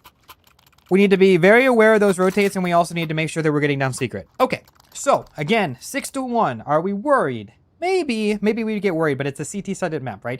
No need to stress. It's like solving a puzzle. That's something that you can think about. You know, every round is a different round. Every round is a puzzle. How do we get around this? Hey, can I get a smoke over there for outside again? So we're going to get these smokes. Again, we asked. We're not mad that we didn't get them that round. It doesn't matter. We can just let that go. We get our outside smokes, and this time we're going to go outside. So again, solo carrying outside, we need to be a little bit more active. So we're going to try to get out here and take some space. Now, we know they like to throw the glaive smoke. There it is again. We're very worried about him being aggressive. We're worried about somebody being out here as well. Now, because this guy is still back red, we hear this person get the kill. Now we know we have our smokes. We just trust our smokes here. Our teammates are getting some kills. And again, our goal is to get to secret, right? We see all the kills came in. That helps. That's useful. But we do get down secret. Now we need to be very careful with how we clear these angles because we want to know like if somebody's pushing us, right? We get the kill. Now we're going to force the molly in towards vent. And we know that our bomb is not with us. So this is actually kind of interesting. We need to be careful. We should just try to end A. We know that we have our bomb coming on the outside area. So what I can do is I'm going to offer to flash mini and we should go A. Listen, I'm going to flash mini and we should just go A, okay? All right. Flashing right now. And then we're going to come up here. We know they could have pushed lobby, so we'll smoke door, right? And something we're really worried about is just this guy could be in hut. He's been very aggressive in hut. It doesn't seem out of the realm of possibility for him to be in hut this round, so we want to be careful. They're going to molly it. Now, heaven's mollied. Doors mollied. There's doors smoked, mini smoked, hut smoked. where could they be, right? Now, where can they be? Where can we be, right? We're in a little bit of trouble now, actually, because we've done all of this work. So I'm going to get close to door here, and hopefully when my smoke fades, the door is still closed, and now we're in a good spot. Now we can worry about mini. Now we can hold the vent, right? Now we can hold heaven for our teammate as well, and just make sure that make sure this is a really easy round for us, right? That's kind of the thing that we see. We mid-round, right? We're being more vocal in this game because we can see everything that's happening, right? We get all the kills outside. We kill the guy lower. Very likely that the ramp player goes down to play B. We can avoid him completely if we just go A. All of our teammates aren't with us. How can we be with our teammates? We go back and go mini together, right? And that's how we also don't lose the bomb. We don't spread ourselves too thin. We are the one that's ahead. It's on us at a certain point to be, oh, we're too far. We need to slow down. Can I get a smoke again? So again, we just remind them every round. We don't have to be upset with them. You know, if they're not remembering, that's not a problem, right? So we just get our smoke. We ask, we use our words. We're grown. And we're going to go outside again. Now, again, this guy is playing really aggressive around the glaive smoke, and it's good that our teammate is dealing with them really well. But something that I'm worried about... There's two. Something I'm worried about is this guy peeking me with the op. We're going to listen a little bit more. Because we know that the opper is still out here as well. So we get the kill on the guy pushing. And we actually see a second guy. There's two outside. We should get ready to walk ramp. So there's one guy secret. The opper is mini. And what we can do is we can try to just completely avoid the op, right? So the opper is mini. Yeah. And the rotate is typically going to be the opper. So we should just try our best to just go ramp now. Now, we are slow. So there's a world where he beats us there. I'm just going to be honest with you. We are really slow. But it's okay. So we're going to hold this line. Anyone peeks up, they will die. Now we just take the space. Now we are worried. Remember, there was a guy secret, and secret does connect to lower, right? So we need to remember that how the map works, right? There was a guy secret, so we're gonna make sure we let him know. Now we could take glass, but we hear a guy drop vent. There's two lower now. One is coming single, right? Upper single. Right? And you see how we're piecing that together, right? We know that there was a guy lower who dropped vent. The opper who was mini. Interesting, right? We know where everybody is. It's almost kind of like we have wall hacks, but how is this possible? We're just using what we hear. Like everything that they are doing, they're telling us, right? And this isn't even like, this is like higher elo premiere. Like we hear every single thing that's happening, right? And we know exactly how to deal with it, right? We know exactly how to deal with it. So again, can I get a smoke outside? So again, we're going to go again. We've won 3 rounds just by solving the puzzle, right? And we're dropping the smokes outside again. Our teammates have done really good. Pay attention. They're low buy here. We won 2 in a row. Now, they can buy again because they had 3 rounds with almost 5 alive. So we expect one more buy, but if we win this round, we're good, right? Maybe they don't afford an up. Maybe we go outside or ramp this round. We're all here, so we group up. That's the offer. Perfect. Go lower. We go first. We have the bomb. They do the op setup, right? 2 people walking. Where's everybody else? We see the util A. We know that there was a guy outside. He's been very aggressive. Maybe he's secret again. Maybe this guy drops vent. Maybe there's already 2 lower, right? Right? There's already somebody who's fighting here. That's not the ramp player. That's somebody who was playing A. That's the guy who was opping heaven. That's the guy who was J-Hall 1 round before. So that means if there's a guy opping ramp and this guy was already lower, there should be somebody else here. Right? There should be somebody else here. There he is. He's secret. That's the guy that's been playing very aggressive secret every round. He gets the kill. Right? When you see how we can see where everybody is, right? There's the smoke. Good job. Right? And that's how this is happening. We're not afraid. We see the opper. We know that there's a teammate behind me. And do I know that I'm better than my teammate? Maybe. But should I bait him when we know that that guy's trapped? We have a guaranteed trade in a 4v3 if we just peek that guy? No, we just go, right? And do I get the kill? No, I don't. But does it matter? No, because we end up winning the round. I trust my teammates and I don't even know them, right? That's something, another thing that we can learn. So again, we know that they're saving. So get a smoke. They should be low by this round. And again, I'm not calling anything. I'm not calling any strats. You know, maybe I say we go ramp, right? But why do we go ramp? Because we're all there. I don't want us to overthink it, right? We're not calling like from spawn strats. We just go, oh, we're all here. Everybody's ramp. Let's just go ramp, right? Let's just go ramp. It's fine. We're together, right? That's literally all you have to do. If this guy said he hears them pushing ramp, we see the smoke. Let's just go outside. Our teammate, you know, he gets his kill. Whatever. We'll just go outside. We can leave him. He's got his kill. He's good. Went outside. I mean, that's just unfortunate. That's not a big deal. That guy just made a good play. But, you know, we go outside, we speed up, right? How does that happen, by the way? How does this guy end up in that spot? It's because he's been throwing the glaze smoke and playing very aggressive every round. Our teammate missed him completely, so he ends up in a spot like this, and once our teammate's passed, he's flanking, and we get caught, right? It was a good play for him. You got to give him credit for that, right? So, we might lose the eco, but it doesn't matter because we have our 4 rounds. If we get a 5th, then it's a perfect half, right? No issues, right? We're allowed to make a mistake, right? It doesn't matter. Like, we were playing from the back foot. 6-1 already. We won 3 in a row. They were good rounds. We lose the eco. We're not happy about it, but it doesn't mean that we should be tilted. Like, the game is far from over. We're about to head to our CT side. We have plenty of money. We have another good gun round coming up. Let's focus on that, right? So, Bro, your fucking aim is crazy. I mean, I'm 5 and 10, right? We're not doing anything at all. We're not killing anybody. We're not doing anything at all. But that's okay. We don't need to. Part of being able to solo carry, it's not necessarily just dropping 30 kills. It's how you're setting up everybody, right? We're not even saying anything crazy. We're just being a good teammate. We're going first. We're getting the kills we need to get. We're making sure we don't go too far back. We're making sure everything is like, good. We get the smoke one more time. All right, perfect. We get the smoke. We have to maybe do a little bit of work to pick it up. We get the smokes down. All right, now this round, we know that they're playing aggressive lobby still. This guy plays very aggro outside. How do we deal with somebody who's been playing so aggressive outside? Well, let me show you. So we molly back red this round, and we want to make sure that if he's playing towards Africa, we get the kill. Now, we're worried a little bit about it, but typically we just want to give this smoke a spam. We want to make sure that he's not cheesing around. And now we're worried about secret, right? This guy's been very aggressive in towards secret. We can't use our smokes to cross, right, on the backside of red there. One secret. Yeah, he's still secret. One mini. So one thing that we are kind of worried about here is that there's one mini, there's one secret. Can you just hide, Africa Green? Guys, let's just get ready to go. Can we walk out hut? There's only one on A. Right. So this is kind of a higher level call, but Rame's hit a little. I'll explain why it's good in a second. Can we get ready to walk out hut? We killed the mini player? Yeah. There's just one here. There's just one here. I'm going to go first. You guys just trade me, okay? That's Ram. All right, ready? I'm running. Worried about top hut? Seven. Yep, perfect. And last guy was secret. We know that because, again, we saw him earlier, right? Here's a little nerd flash for you guys. Nobody's home. Outside. I think I hit him 50, at least 25. Smoking Yep. minute. Now we just want to make sure we don't get killed. We're standing in a spot that he could spam us at, so we want to make sure that that doesn't happen. There's the molly. And we're just going to try to step out when our teammate needs our help. Yep. Right? So we're just going to Up play. ladder. Right, we get the kill. Good Right. shot. Why is walking out hut good there? Right?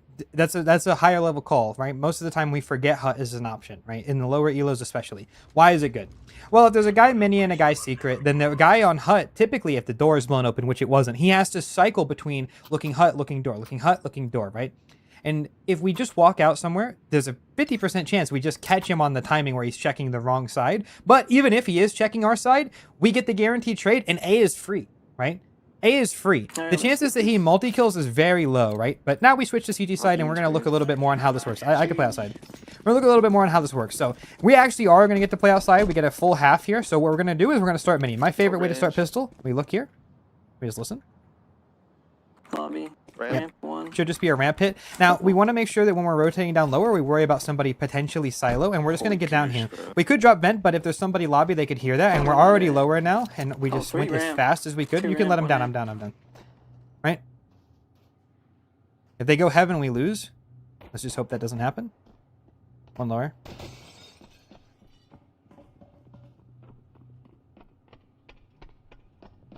Okay. I saw him.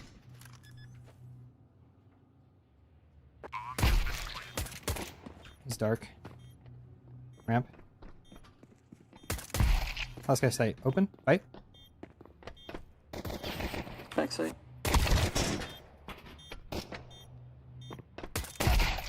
There you have it. Different. So, what we're trying to do there a little bit is like pistol rounds are random, and what we're trying to do is we're trying to just take the fights, right? We're trying to take the fights, and when it's time, thank you. We're trying to take our timing when we know that he can't hold us. Very unlikely that we walk out control there. This guy has to hold between double and single. So while he's planting, we take the fight. We get lucky, he's not holding us, and then we end up holding for the rotate. That guy is trapped. He's going to be saying, help, help, help. So we fight the rotator first. That guy on site's not going anywhere. Right? And then our teammate, we fight with him when it's time and we win the round. Right? Yeah, I was like, why does this guy know every smoke? And then I realized who you were. Yeah, I got outside. You guys don't have to worry too much about it. 6-7 on the score, so we're going to start with an outside molly here. This is typically what we're going to do. Outside molly is good. Now, we're worried on the low buy for deagles, so maybe we drop a nade on them. We could save our nade for an outside smoke, but seems unlikely for a half buy. Now, we want to be very careful to not give up an opening fight. One play that I like to make a lot is to play around Unbreakable. This spot is very strong, especially against pistols. Now, here that we're rotating, we have to be careful about an outside player. We have to help our...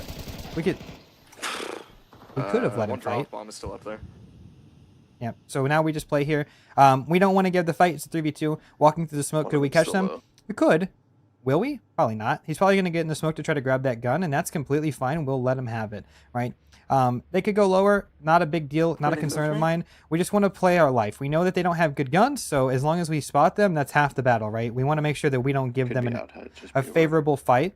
We're hidden from outside. It's very unlikely that they could be there anyway. There's somebody on A. We hear the plant. We walk out. We get the kill. Now we hide. Again, we're worried about this guy that could have been ramp. It's possible that he just never showed himself. He's mini. Right? He's mini. We can hold for him this time. 4 bullets is a little sus, but maybe I'm not too worried about it because he just has a MAC-10, right? MAC-10 long range, maybe not the best gun in the world. 4 bullets is a pretty easy fight for us. We know he doesn't have armor, right? Because we one-tapped his boy earlier in the round. So not a terrible fight even with 4. We don't need to reload. We trust our aim. Now, again, our money is our team's money, so we'll drop a gun to our teammates, and we're just going to keep playing outside. They didn't get the plant. We denied it by playing disciplined, right? Instead of chasing ramp, we were still in heaven and playing correct, and we were able to deny the plant. Their money is not very good. However, 2 rounds with 1 alive means probably going to buy again. Even in lower elos, you can kind of chase the dragon a little bit. So we'll start with the molly and then a smoke. We get flashed early. We saved our nade this time so we can throw outside smokes. Now, again, one place I really want to play is Unbreakable. I like this spot. We just need to be very careful. One thing I noticed is talking during solo queue is hard to hear if people drop top mini. So if that happens, unlucky. But yeah, this spot I really enjoy. Yep, okay, so if he's top mini, he could drop on you. We have to make sure he knows that. And there's the first kill. We do cop a dink, but because Unbreakable is like it is, we can actually get away pretty much for free. And once we back up, obviously, you know, we just can switch to a different spot. He gets down the vent and mollies. We heard that from all the way back here. We didn't need our teammate to calm that. Now, something again is like the guy never dropped from top mini, and I just remembered that. So where does he have to be? He drops from top mini and he gets the kill. I lost track of that because we killed the guy outside, but, you know, it is what it is. At the end of the day, we knew where he was after that guy got the kill. The guy never dropped top mini.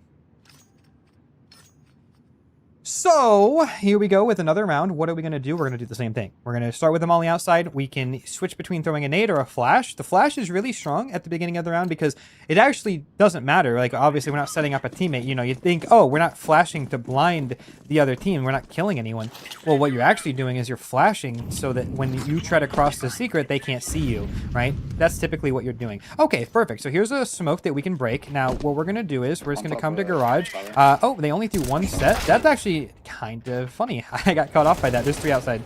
That's pretty funny. Well, either way, they threw only 1 set. They didn't throw both, but we can break the smokes there. Again, against the deagle round, typically one thing again is playing farther back, like where this guy is playing. Typically what I'd like to do is play farther back against the deagle, make the shots hard. Here, our ramp player needs to rotate. I would tell him, but this guy just solo queue. I don't really want to overly influence the game. Bomb is still trapped in a weird spot. It's not necessarily the most important thing if he goes down.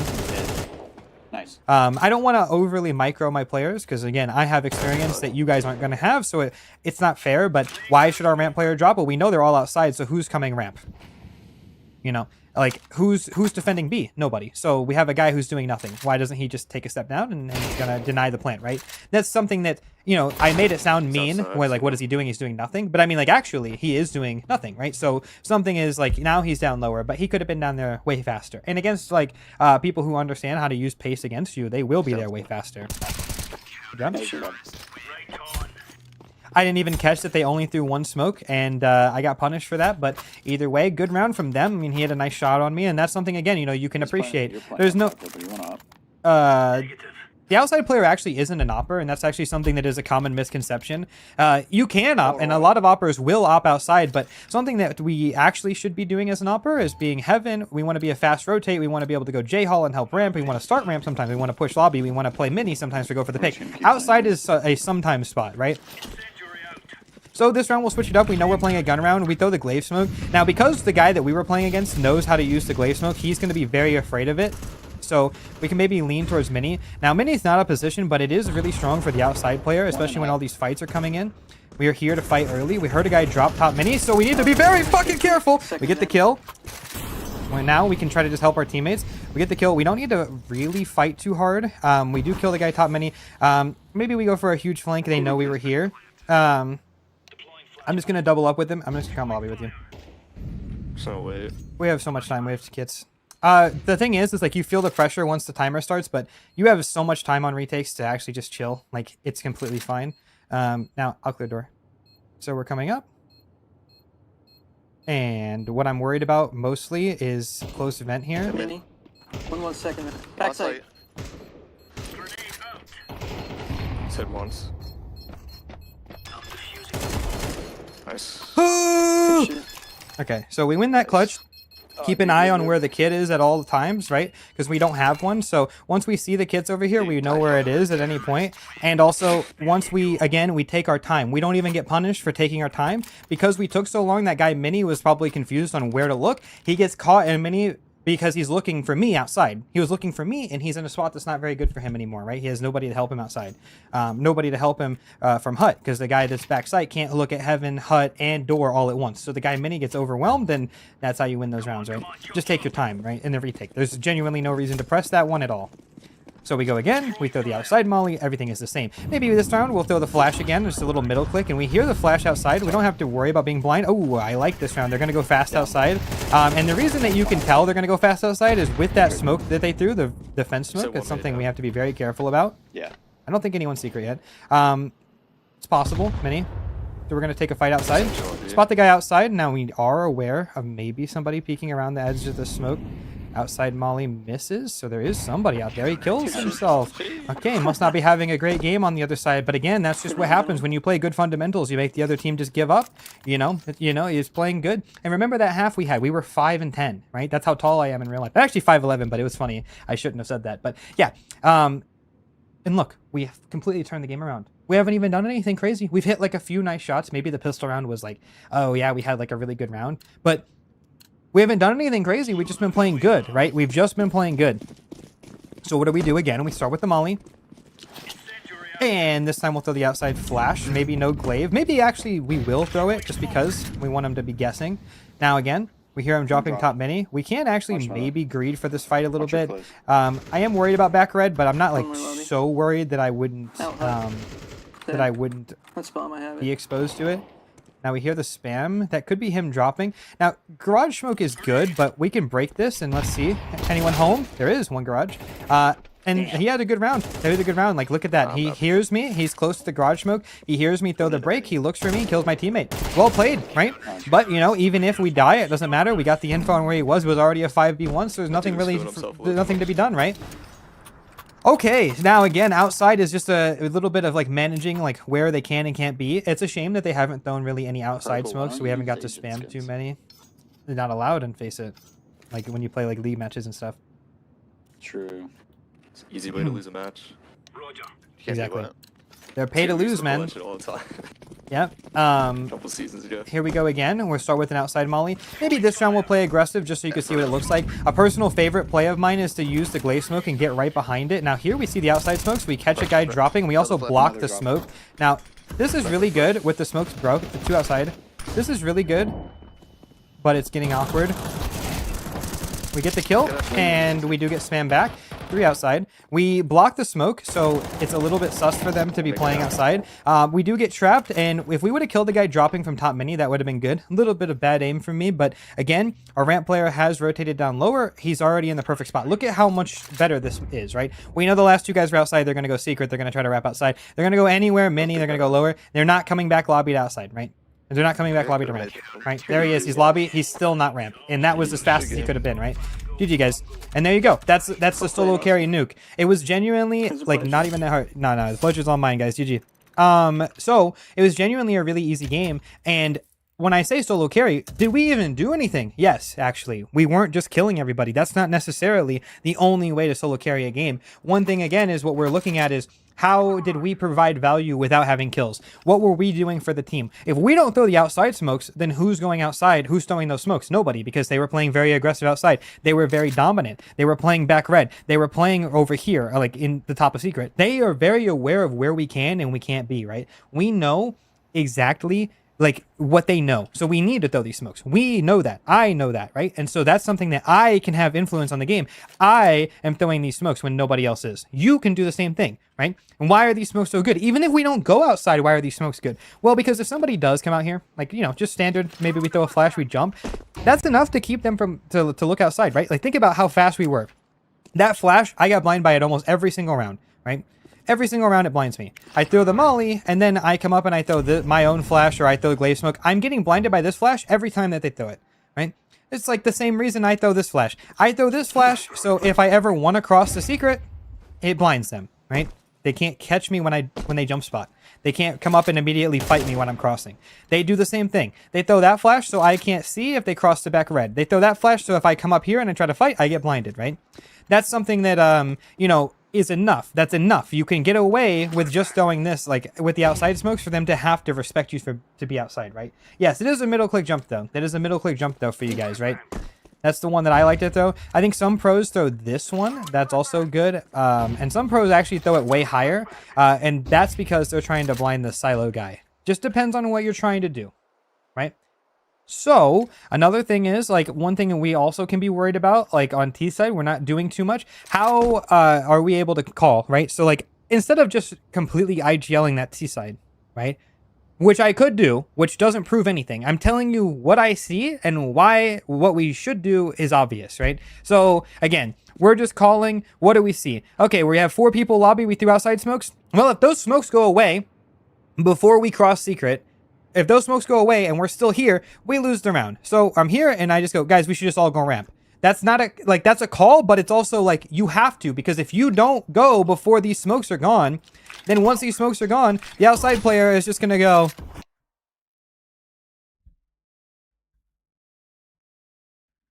you know, and then there's nobody here. And that's the problem, right? That's the problem. So you have to go quickly, right? You have to go faster, right? You have to make sure that you speed up when it makes sense to speed up, right?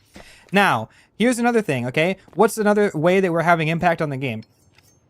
We go fast. Maybe one time we throw the smokes, we get to lower. Another thing that was briefly mentioned that I didn't really elaborate on, but I've talked about before, when these smokes are up, we can't cross back here. We can't. You don't. Why?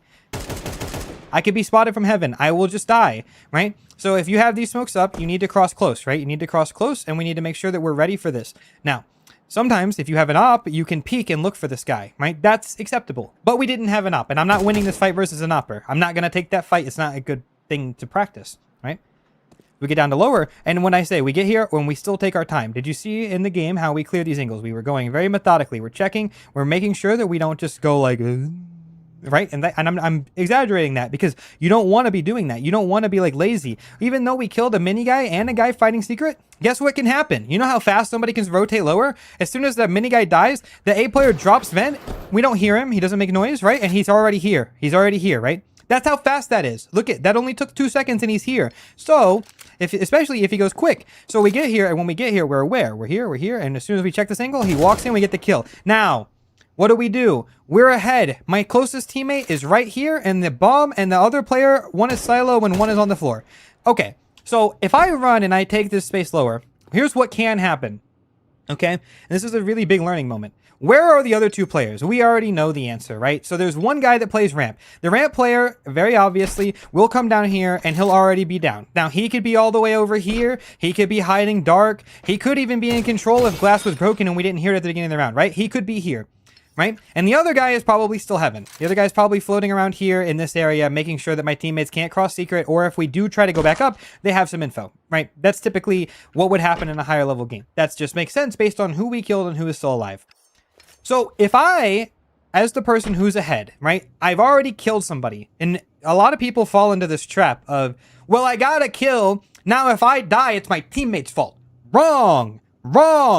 Your job isn't done. You killed one person, but you now are responsible to not throw the round. Do not throw the round. You cannot. Because if I run lower and I come out here and get killed, and my closest teammate, by the way, is here, and now he's like, oh shit, and the bomb is here, and he tries to cross secret and gets killed to the guy outside because we know he has to be there. All of a sudden, it's a 2v2, and the round is lost. Okay? It is so easy for people to lose rounds. It is so easy to lose rounds by trying to do too much, right? All of the time, people come to the chat and they go, I had X amount of kills, like 25 kills, and we lost 13-11. I can't do enough. No, you're doing too much. You're doing too much. You're not him. That's not something I say to be mean. You're not Donk. Don't just run around and try to deathmatch after you get one kill. I get that you're excited, but take a breath. Take a minute and go, like we did in the game. I got the kill. Okay. My teammates are all here. Let's group as a team. What did I do? Very basic mid round. Okay, guys, I'm going to flash Mini. Where he could be there, right? He could be there. Maybe the A player, he's top hut. I'm going to flash Mini. Let's go together. Now, where else could he be? Maybe, like I'm breaking down the entire round. Maybe the ramp player isn't lower. Maybe he pushed lobby, right? And if he pushes lobby, then that means if we come back A, they could be doubled up. Maybe the guy that was heaven drops down and he comes here and they're back to back in hut. This is a pro setup, back to back in hut in the 2v4. That is an actual professional play to make, right? Because if you come hut, you get the kill, he gets traded, and then this guy steps out and he wins the round for him, right? So what do? When we get into mini, now we smoke door. Why? Door is not broken because nobody breaks the door in low elo. Door is not broken, but if it was, that's a requirement. Because another thing that could happen if the door is open is this guy could be back here holding for that play. So we smoke the door. And then we come up and we're here. We're aware of the hut possibility. Like I said in the round, we're aware. Can he be hut? Can he be hut? Okay, our teammates have hut. They mollied it. We mollied heaven. And then our teammate smokes mini. Perfect. Again, why do we smoke mini? We just said he has to be ramp. He has to be lower. Yeah, but if he's ramped, right? Let's say he is control. Maybe he was also pushing. Maybe he was already behind us, right? Maybe he's also coming up secret and he's coming mini. Maybe the heaven guy walked outside and he's also coming mini. Something you have to think about. People can be anywhere, right? They could be anywhere. And so the final thing is what I say is I don't like our spots. I don't like our spots. Why did I say I don't like our spots? Because we're all here. Who's holding heaven? Who's holding hut? We're all standing on top of each other in spots that are actually very easy to pick off one by one. One kill, right? And then another kill. And then I'm trapped. My teammates here. Oh, he can't see. Oh, I'm dying to heaven. And I hear like it's very easy for us to fall apart there. It's very, very easy. So I switch up. How do we switch our spots? Right? We come into the door spot, door is closed, and now we're safe, and we get the kill on the guy heaven, or we take the shot and I died to him. But, you know, and that's how those rounds work, and that's why you have to make those decisions. That's how you have to make those decisions, because that's how you win those rounds. And in a game where we're losing 6-1, and we end up winning like 13-7, right? That's the biggest thing, right? Anyway, with that being said, that's pretty much it. CT side, we just did mostly the same stuff. Another small thing, this angle is really strong for you because when they peek outside, it's really hard for them to fight. Also, there's a lot of, you know, you could also have an opera heaven and you're all lined up like one on, you know, you're peeking two people at once if you swing back red. Really good spot to punish people who just like to go swing. You'll still die sometimes, but it's really safe. It's a lot easier for you to hit the shot from that spot also than it is if you're playing back here. Very hard to control your spray from this far away. And if you tap, sometimes maybe you get one digged first, right? So something just to be careful for. And there you go. That's it. Hope you guys enjoyed this episode of the Guide to Solo Queue series. If you guys did, make sure you guys like, share with your friends so they can stop trolling your games, and also subscribe to the channel. We're making a push through 100K. We're trying to get a second plaque on the wall right here. It's all thanks to you guys. So I really do appreciate you guys for watching this far, and hopefully I'll see you guys in the next one. Okay.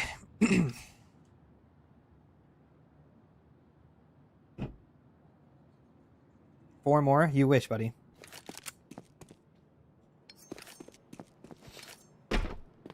It's funny, like, one thing I always think about whenever I do the brief afterwards is, like, how do I always remember the rounds? It's always funny to me. Like, how do I remember that? Like, that entire round sequence. I don't know. Let's talk shit about... No. Cash time? Yeah, I'm down. Have to watch on the YouTube because he banned me from Twitch chat? You'll have that. If you're on your best behavior, we can change that one day. You're a great speaker, Austin. I try my best, genuinely. I try my best, and I appreciate when people say stuff like that. Like, genuinely, thank you. That's like something that I've been trying to improve so much, like over the couple of years that I've been doing YouTube, is like how I speak. I went back and actually watched a recording not that long ago from one of my first ever recording sessions, and we've come a long way, you know. So it's something I try my best to improve on. When to rebuy armor when it's damaged, it's something that I guess like less than 20 is probably a concern. If you have less than 20, I would probably rebuy it, but admittedly, I almost say never. It's very rare that you live that many rounds in a row where you take damage that you actually need to think about it. I would just say if you have like less than 20, it's a consideration for sure. I could listen to Austin Yap for hours. That's exactly why we started the new channel, by the way, the Austin Vault channel. You should go check that out. I have a couple of planned Yap sessions on there that I think are going to do really well. But yeah. Okay. Let's go play some deathmatch. Exclamation point DM if you're watching on Twitch. If you're watching on YouTube, it's just prac.com/play. Let's play a little bit of deathmatch while we wait. I want to play another game, but I also need to kind of like lock in. 50 minutes of straight yap and play is sometimes very difficult. Also to the guys from the game that came to the stream, if you're still here, thank you. Thank you guys for being chill. While I'm recording, I really don't like to interrupt the recordings, but I appreciate you guys. Thank you guys for being respectful. Thank you guys, W teammates. Genuinely, that's exactly how I want that to go. A lot of the time when people like recognize me in game, like they like ask like nonstop questions, or like they drop me or like ask me to call. It's like I don't want that. Like, you know, I'm just trying to sit here and like, you know, play the game. And like the biggest focus for Guide to Solo Queue is like I want the game to be replicable for me and you. Like I want anyone to be able to watch this and not be oh, I'm playing with Austin, I'm gonna listen to him, you know, like I'm gonna do everything he says, because then it's just not authentic. So thank you guys. No. Double kill. Yeah. Triple kill. What about Gizme to 100 Thieves? Yeah, I mean, I think Gizme is a great IGL, especially after watching Monty's run. I would love to see them. I would love to see them pick him up. I think Rain not IGLing is fine by me. It helps Rain get back to his former glory, and then more power to us, right? I'll cheer for Gizme. Why not? W Flurry.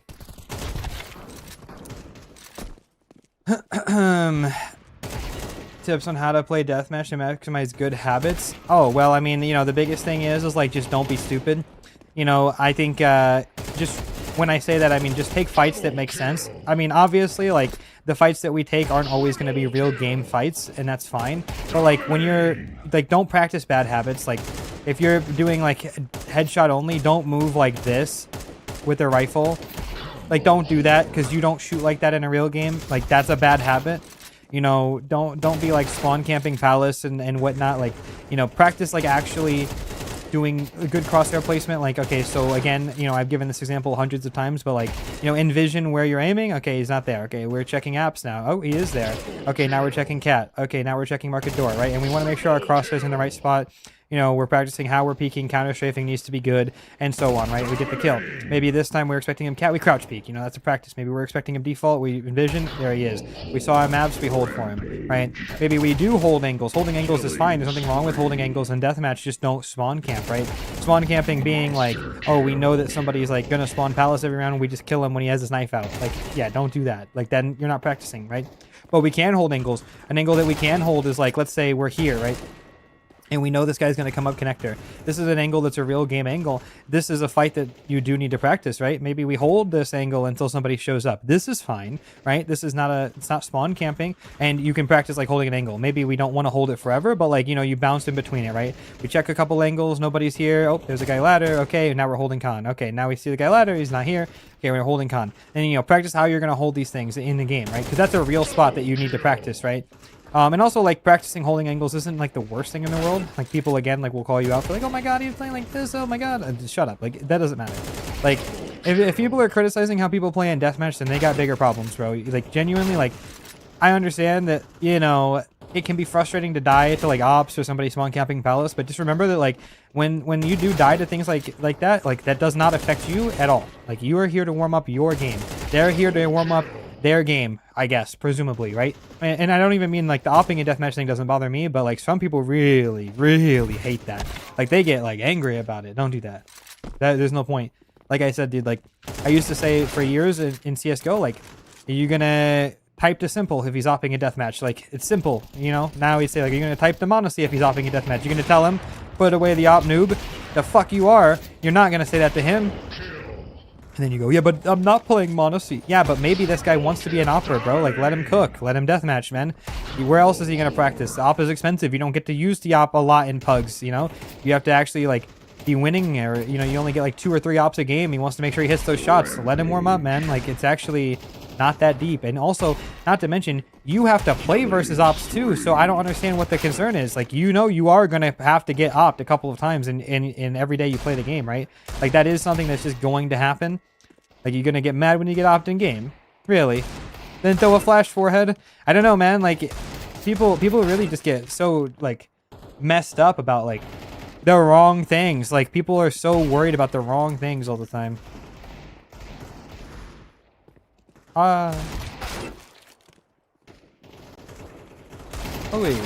Anyway, yeah.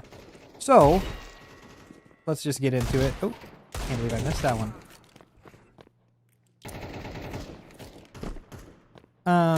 Yeah. Yeah, so something that I really like doing is yapping and deathmatching.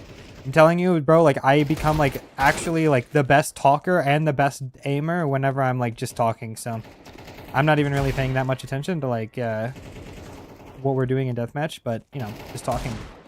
I'm, like, fully checked out whenever this happens. Like, my brain is running on full autopilot here. The talking and the shooting is all, like, I'm not even thinking about it. And that's hilarious, isn't it? Oh, and that's another thing. You know, one time I actually got a piece of advice. It wasn't really a piece of advice, like, that matters that much, but it really helped me.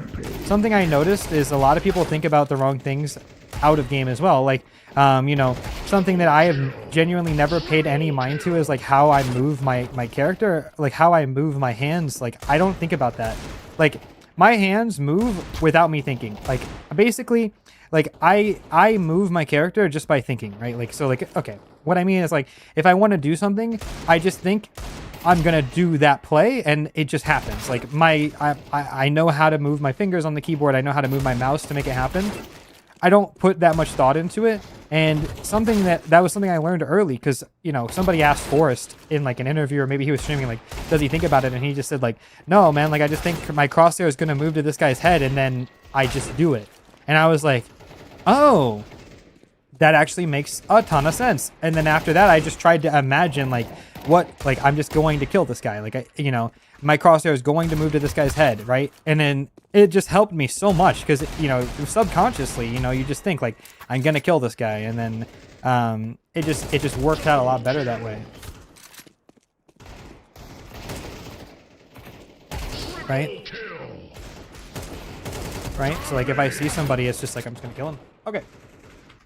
All right. Let's try the cash episode now. I'm good for 2 episodes a day. Let's try the cash episode now. What's your take on aim trainers? I don't like them. I like practicing in game, and that's about it. I want to say for everybody watching on YouTube, or everybody on the YouTube stream, thank you guys for being here. I always appreciate you guys. Like I told you guys, YouTube streams are going to be an every time thing. Every time I'm live, I'm going to try to be on YouTube. We weren't able to do it for the major, I know, but I didn't have perms, so it's just you don't get to do that. Am I crazy, or is that like common sense? No, because a lot of people are really in their heads, you know. One of my favorite questions I ever got asked, you can actually type !! question, just type it, and you'll get the my favorite question I was ever asked. And the funny part is like, yeah, I'll read it out loud for the YouTube chat. Hey, Austin, I was wondering how you judge the angles of your flicks that you make are. Like for me, I can't flick to anyone more than 37 degrees away from my crosshair. How did you practice high degree flicking? And do you have any tips for how to be a better aimer? Like, some people really just overanalyze every single thing. Okay, that question made me laugh so hard when I read it. Like, okay, so let me just think about this. Like, this guy calculated how far he can't be accurate when he flicks. So then he's asking how to practice what are, like, some people really think too much. They switch their mice every single round they die. They switch, every setting, their resolution, their crosshair. Some people are so in their heads about the things that don't matter. Like, and I understand not everybody is able to convince themselves that these things don't matter, right? Like, not everybody is able to just turn that part off of their brain. But again, guys, like, I have literally used the same settings almost my entire career. You could go back to every single clip on my YouTube channel. I'm using the same crosshair. Like, I don't switch my settings. Like, I don't think that settings matter. I switched my sensitivity one single time in my entire time of playing because my sense was too low. It was hurting my arm. And then that's how I realized that it was too low. So my shoulder was hurting. So I switched my sense I upped it because of that. Think about that. Like, you just try your best to just boot up and play. Like, yeah, okay, switch your crosshair. Sometimes, maybe if I'm like warming up some days, I feel like I just can't lock in. Like, I didn't get a lot of sleep and I have to play a match. So I deathmatch with a different color crosshair just to try to like make myself focus more on like what I'm looking at. Sometimes I've done that, but I still play the game with my normal crosshair. You know what I mean? Also, what should I do when my fingers are cold? My blood flow is not adequate enough to play CS, but it's CS o'clock. I mean, even though it sounds like a troll question, like you're saying that you have cold hands, that's pretty normal, right? Like, for me, I'll tell you this, like, one thing I really enjoy is playing whenever I'm nervous. If my hands are cold, I typically play so much better. I don't know what it is, but like, whenever I'm straight up like nervous out of my mind, I typically always do really well. And so whenever I have cold hands, it doesn't bother me, it doesn't. I've never put too much stock into it. But if you're like cold hands because of like blood flow stuff, I don't know, that's not really for me.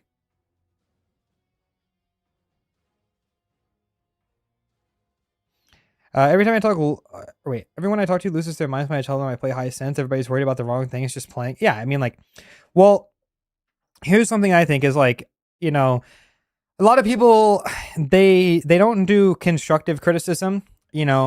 People basically, they have, okay, so imagine like everything that I like, but I just assume everything that I like is correct. And so when people ask me, you need to have the same settings as me, obviously, right? So when people ask me, I'm like, you use high sense? Ugh, why would you do that? No, like, that's the problem. A lot of people, they don't think about how to like actually like give constructive criticism, or not even constructive criticism. They don't understand that everybody plays differently, like it's completely fine, bro. It's funny. I think a lot of people are more worried about how other people play the game than they are worried about their own game. Like, one pet peeve I have, and I'm just going to say it because I just think it's just true. Like, I don't understand, like, guys, this is like my honest opinion. I don't understand how you expect to be an entertaining streamer if every single time you play the game, you just complain about the person that killed you and say that they're terrible and dog shit and they're never going to be as good as you when they're completely running you over every other round. Like, that's not good content, bro. Like, I get it. I'm a competitor too. I hate dying to stupid shit. I hate dying to stuff that I don't expect. I hate sucking. I hate it. But like, I'm never going to be like, bro, what the fuck? Like, this guy's terrible, dog shit, pull up his league stats, make fun of him. Like, what? That's not funny, bro. Like, that's not good content. Like, there's a place for it. Like, it can be funny in the right context. But if it's like you built your entire brand about this, like, well, what? Like, so what? Like, is that going to be entertaining forever? Maybe. I don't know. I don't know. I just have never been a fan of not giving people credit where they deserve it.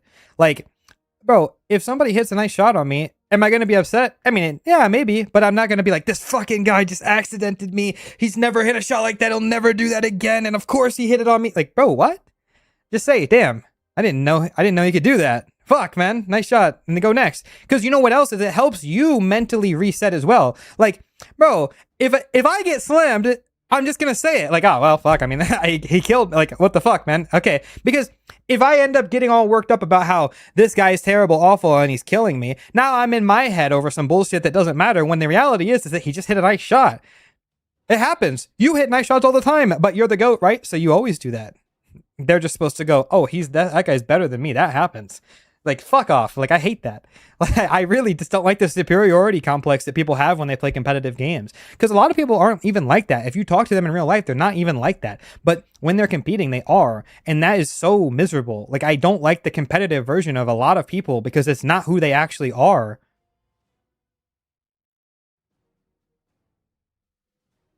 By the way, this kind of talk that I'm having with you guys right now, this is what I want the Austin Variety channel to be. I want to talk about these kinds of things that I just think suck. I just want to talk about things in life that I've noticed and like, you know, kind of talk about like basically like this kind of conversation, but like less CS oriented. Like I have a conversation that I've been like wanting to do on stream forever, but like I don't actually think I can do it on stream, where I just talk about like how much people suck. I really want to have that talk, but I can't do it on stream. That's like a Austin Variety channel. You get along with Ren? Yeah, Ren's my fucking brother, bro. I would never say, bro, we're not talking about people, bro. Like when I say this, I'm mostly thinking of like higher level Faceit players that also stream. Like if you're a high level Faceit player and you're queuing Faceit and you spend the entire time being miserable, chances are that people aren't going to watch you. Why is it that these people get so worked up when somebody like Austin, who's not as good as them, is getting more viewers than you? Why is that something that I have to hear about from a person to person to person? That this person talking shit about you. This person thinks that you're bad. This person doesn't understand why you're getting views. Why is that something I'm hearing from like, you know, whisper, whisper, whisper? Bro, I'll tell you why people don't watch you, bro, is you're fucking miserable. Like, I mean, that's just the honest to God truth is like, you know, I don't want to watch you and I can learn stuff from you and I'm not going to watch you. You know, and that's kind of the problem, right? Like, I get it, bro. I understand where you're coming from, but it's like, how are you going to complain about me? Like, I hate that. I hate that. No, bro, we're not talking about, bro, Ren is not in this conversation. Please don't put him in this conversation because I would never talk shit about my brothers, bro. That's not like, I don't want you to ever imply that, bro. Like, I would not be doing that. Also only reads his YouTube besties? What do you mean? You guys are naming streamers in Twitch chat. I'm not going to tell you yes or no. I'm just going to tell you no, I'm not talking about my friends.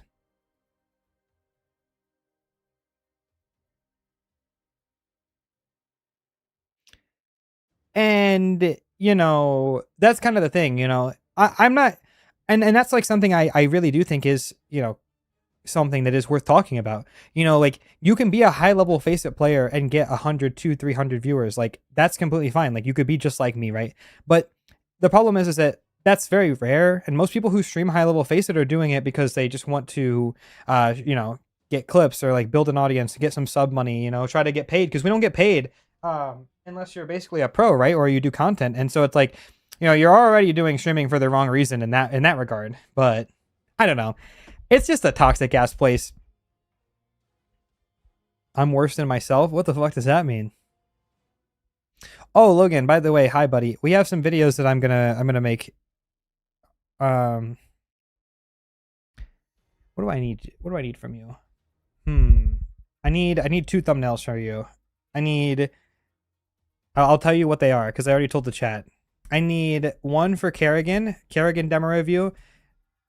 And the video is just going to be called I'm sorry, Kerrigan, or probably I was wrong about Kerrigan. And then this week in CS, me and Vu are recording as soon as I'm done with stream. We'll probably upload that. I'll edit it myself, so just need the thumbnail. It's an easy edit, so it's fine. And Falcon's apology? Bro, no Falcon's apology, just Kerrigan.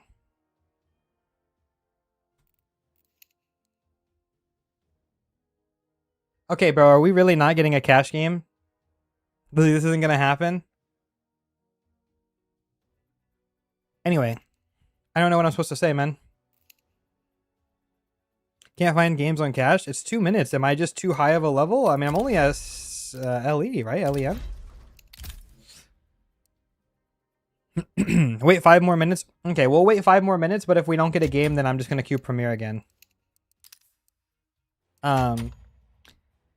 But yeah, I mean, you know, that's part of the thing, like, you know, and I hate to shit talk streamers, but the people that I'm talking about are, sorry, streamers without like explicitly stating who I'm talking about, because then I worry that people will think that I'm talking about them, but there's a select group of people. Oh my god, dude, I'm telling you, this is like I want to save this for a stream, like, or for the variety channel, but like, bro, I mean, I'm just gonna say it. Like, I'll give you like the honest to God truth. You know, I love Counter Strike, but you know, the vast majority of people that I have met in this scene, like the vast majority, vast majority of people, that I have met are just like, bro, like I don't even understand what we're doing here.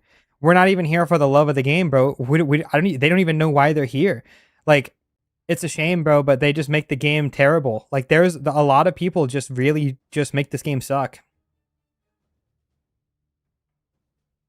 I mean, we're talking about like Face It players, you know, and we're talking about like, you know, some other people as well, but you know, without going into details, it's just like, you know, it's just one day, bro, one day I'll drop the whole like rant about this, but I don't really feel like tilting myself today. But there's like one single like conversation that I can start that I actually will tilt me, and I'll probably get in a lot of trouble. But it's a very deserved rant to talk about.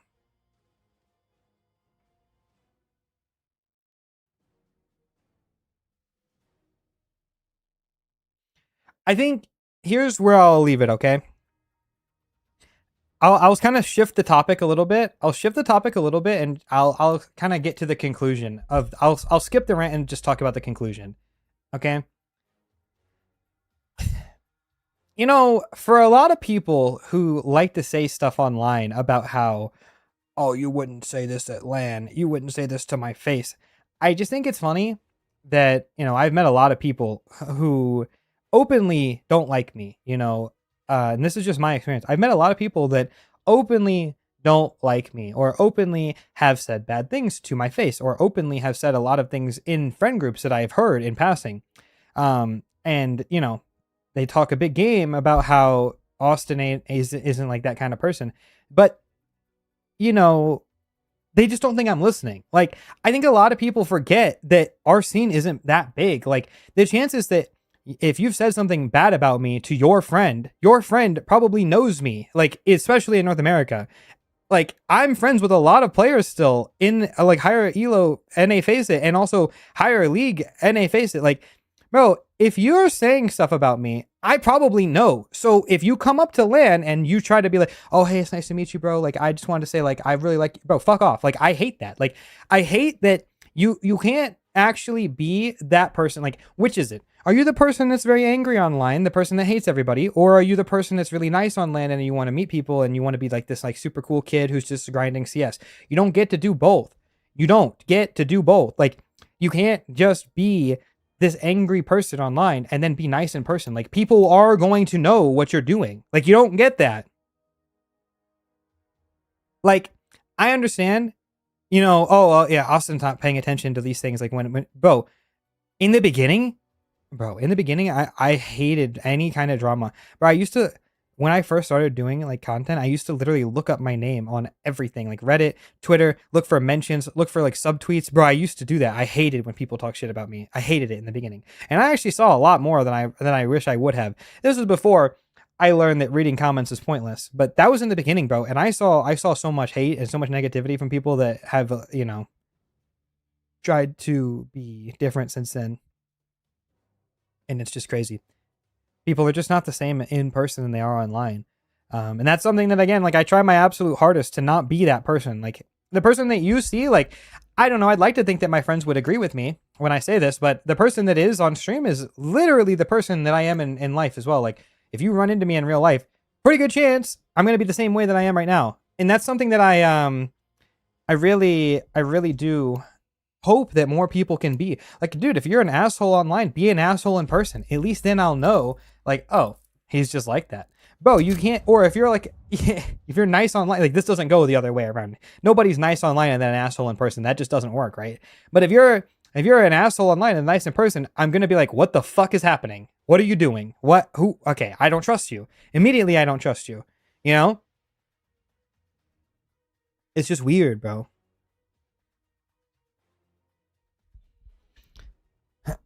I don't know. But yeah, so it's like, you know, with saving the whole rant about it and definitely not name dropping anybody because that is just asking for it.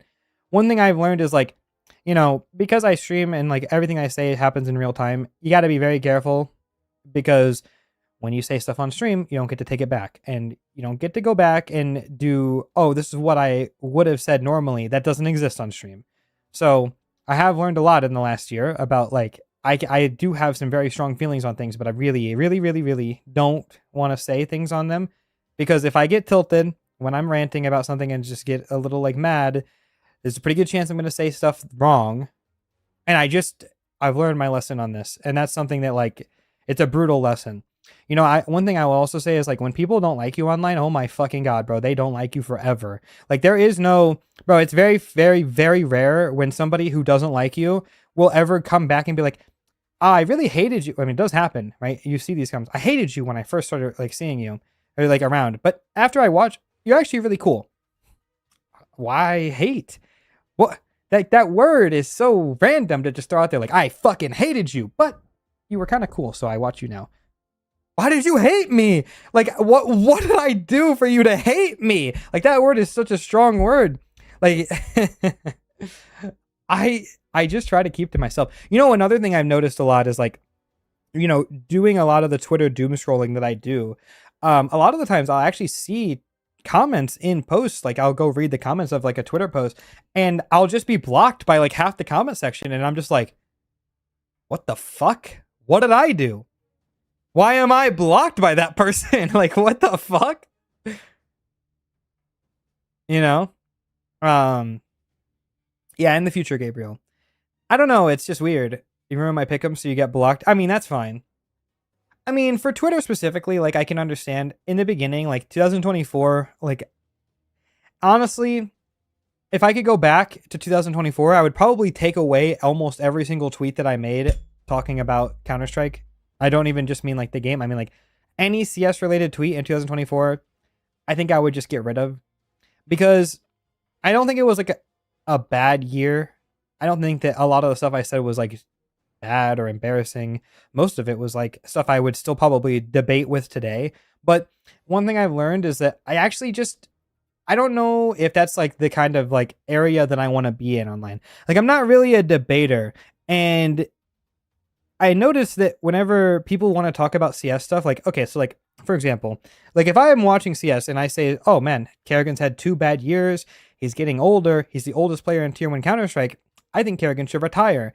The problem is that then it becomes this entire debate, and now, you know, we have to have this argument, and then people are like, he's stupid, he knows nothing, now I won't watch his content because he said this, and it's like, you know, yes, did I play into it a little bit? Yeah, in 2024, I played into it. I played into it even this year, right? I played into it way more than I think maybe I actually want to, because now that all of that is over, and it's like, I lost in the end, I'm starting to realize that, like, it just kind of cultivates a very toxic environment because then everybody is like looking to prove everybody wrong. And like, that's not really what any of my content is about. Like, I've never really been like this debater, you know, like I'm not trying to make like these hot takes and get people starting to argue. And then I have like all of like the catalog and like, I'm really good at arguing. Like, I'm really not. Like, I just like to talk about esports and like, you know, if it is, it is. And if it isn't, it isn't, you know, like, I think that's a very normal thing. But like, I think going back to 2024, like, I really just don't like the negativity around it. Like, did I deserve it? Yeah, probably like 100% I did, you know?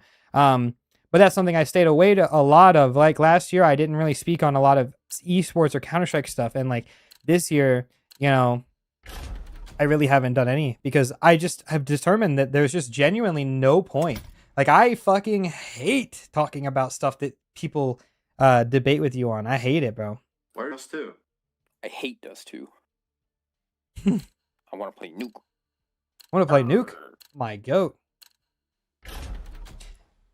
Yeah, I don't know if you guys noticed, but like this year I've like barely tweeted.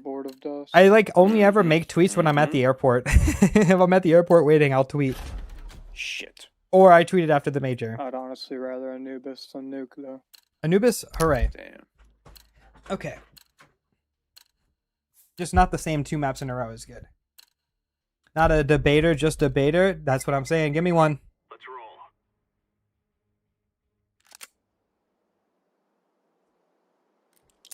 What happened on Twitter in 2024? I mean, like, I don't think it was like that bad. It was just a lot of what I talked about was very much like, this guy's name is I fucking hate nuke. Well, we should have known we weren't getting nuke this game. 2024 was a big year of like CS2 sucks. And as somebody who's pretty much enjoyed CS2 from the minute that it released, I had a lot of really strong feelings about CS2 being good. And let me tell you that is, to this day, you think that's not a popular opinion. Back then, bro, I'm surprised my house didn't get bombed. Like, holy fuck. Bro, people, holy shit, dude. That was the most toxic year of my life. Could go B if you want. Anyway, let's go again. Another game of Guide to Solo Queue. I like AO. We're playing Anubis. We have somebody says we should go A. Let's go A with them. He's still on a smoke. What did he smoke? Did he smoke E-box or house? Typically, we want to go through rugs on pistol round or any round where we're rushing because it makes the mid players not be able to hear us. They can hear us now, but they couldn't hear us then. We're just going to get out here. We just want to scale as fast as we can. Maybe jump there if we're first probably is okay, but that's okay. We do make space anyway. We get traded and we get the bomb down. That's the most important thing for us to worry about. Again, like, you know, something I want to really hit home on in this series is like, it's okay to die. Like, I'm first, so, you know, am I going to stop and wait and then take my peek? No, because if I do that, the chances that I get traded go down a lot. So, you know, just go out. Do I die instantly? Sure. And that's okay, right? It's fine. Should I have jumped? Maybe. Maybe jumping makes me have a higher chance of living, but I'm getting traded regardless, so it doesn't really matter. We win the round and I didn't have to do anything, right? Sometimes it's okay to just know your role and just do your role. You know, do your role. It sucks. I hate going first, but do your role because most of the time you'll be fine, right? As long as you know what you're doing is correct. Now, on Anubis, one place that I think is really strong is to go mid, especially on T side, solo working mid. You have all of the options, all of the power in this like T side. You can rotate to B, you could go take a fight mid. If they go drop canal, you can walk across the bridge. And I'd like to talk a little bit about that in this game. I want to show you how you can kind of play around stuff that you might see. Now he wants to go A again, so we're going to peek up here. We see a guy in E-box. We don't need to die, we don't need to take this fight, but maybe we will give him another shot. But if they want to go A, we'll just go A with them. We're gonna dodge the flash. Maybe he will sit in the back. Oh, maybe we'll accidentally bait. We'll get in here and trade our teammate because we see him going. We want to make sure that we're with him. They killed the E-box guy. Maybe it's not the worst thing in the world to back up here, but I think it's okay. Now we know he's here. We're gonna peek again. We get past him. We don't need to fight. We just force the plant. Could drop out of heaven on me, but if he does, I'm dead. It doesn't matter, and my teammates will trade him. Here we don't need to greed for the kill, but if one teammate's fighting, maybe we should just be with him to make sure we don't lose the gun. Right? I think that's typically what we're going to try to do there. And we went around pretty cleanly. We guarantee that, you know, again, our teammate's not fighting alone. That's the most important thing. Now, I want to default mid this game. There's a couple of different things we could do. Mollying hole is essential. Like, you have to do this. Like, if you don't do this, it's going to be very hard for your teammates to win the game, especially if they're going canal. Smoke mid, let's go through it. We have an IGL. This is perfect. I don't need to do anything. We're just going to listen to his calls, right? So I'm going to molly the hole. Now, I have different lineups for this on my channel, so if you would like to see them, you can. But one thing I recommend is if you can't throw them, just throw the easy one like I just did. That will make sure the hole gets mollied.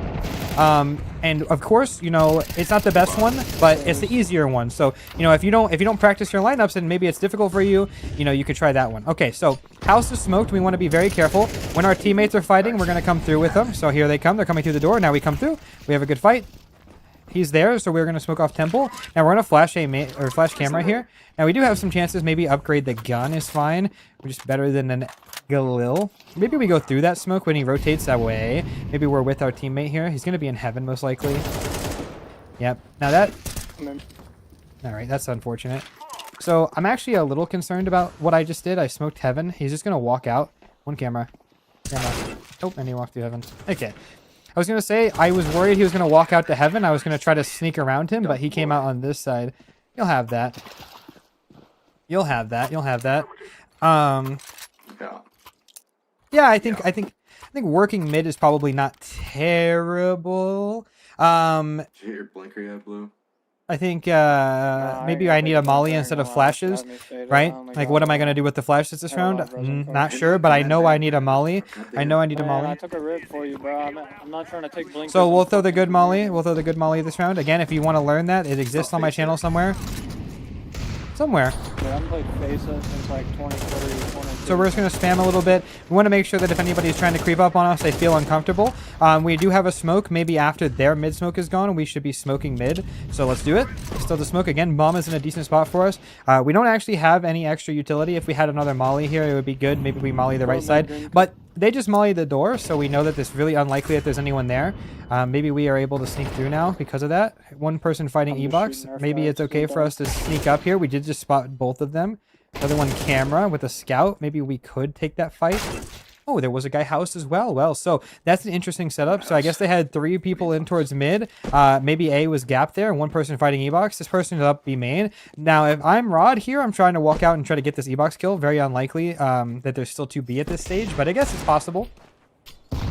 When just having the deagle, I think we need to make sure we prioritize our util a little bit better here for mid. But again, something that we saw in the last episode with the nuke episode was like, you know, T-side can be rough. And even though this is the T-sided map, I don't want us to ever be worried about like not winning every single round. Like just because it's a T-sided map at the highest level, at the professional level, the T's are going to win more rounds. Like in a regular Premier game or a Face-It Pug, like that really doesn't apply that much to you, you know, because this like it's if people play the absolute best way that they're able to play, then yes, money, Griffin? that's typically what we're looking at. My girlfriend bought it for me. So here we are on a save. What we can do is we can actually go for another molly. Maybe we don't need the molly. Maybe if our teammates are buying, we should also save. But if he has a hero Galil, maybe we molly hole just to make it easier for him. We just make it easier for him. So let's go ahead and molly hole. Again, our contribution to the round is not necessarily with a gun, but if we molly the hole, then maybe our teammates have a easier time playing in towards canal. Maybe worried about a B main push. We just have a Glock though, so I guess our best chance of getting a kill is probably being with a teammate. Maybe we get baited for. There's a flash mid. We do get the dink. Okay, I mean, you know, still slow start so far, but I think, you know, one thing that I'm looking at here when we're in this menu is like, how are we going to approach this? Like, you know, they're playing very mid-centric. He's not really peeking the hole. Can we get away with not playing mid? Probably not. He pushed one round, so if we're ever not mid, he might find a flank. So what do we need to do? We need to play really slow, right? Like maybe we can try to convince our teammates to come mid. Maybe we throw double mollies house in mid, try to take this map control quickly, try to take these fights, force them back into A. You know, this E-Box player has been very aggressive. So, like, maybe if I'm playing Face It, I'm calling, like, you know, let's throw double mollies and then have somebody hold for the E-Box guy to peek. If we get the kill, we drop hole and go B. You know, those are the kind of things that I'm thinking about as a higher level player. But how do we make that work in a Premier game where we don't know what to call? Okay, so, you know, one thing that I'm worried about is, like, we need the mid players to be looking at us. We need some sort of way to isolate that E-Box guy. We can try to make that happen ourselves. So what I'm going to do is this. We again have to help our teammates in towards canal. So what do? We're going to molly hole. Looks like our teammate's actually going to molly hole. So let's make sure we don't block him.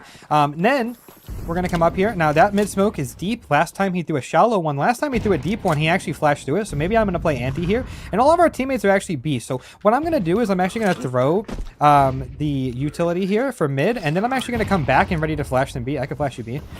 Because it looks like we're doing our default stuff. And now we're already ready to help. So we're flashing one time. And that was not going to work. We'll flash over pizza as well. Our teammates aren't getting out there. We do need them to get out there a little bit faster. Otherwise, we're in some trouble. Maybe we can kill this guy when he leaves.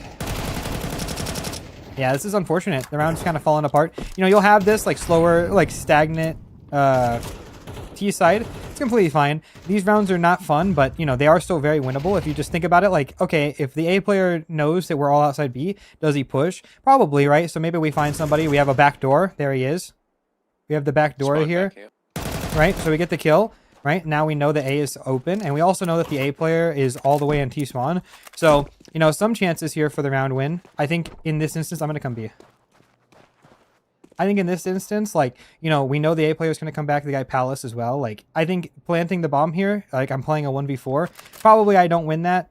You know, probably I don't win the 1v4. Try to regroup with my teammates. Like, they know mid is weak.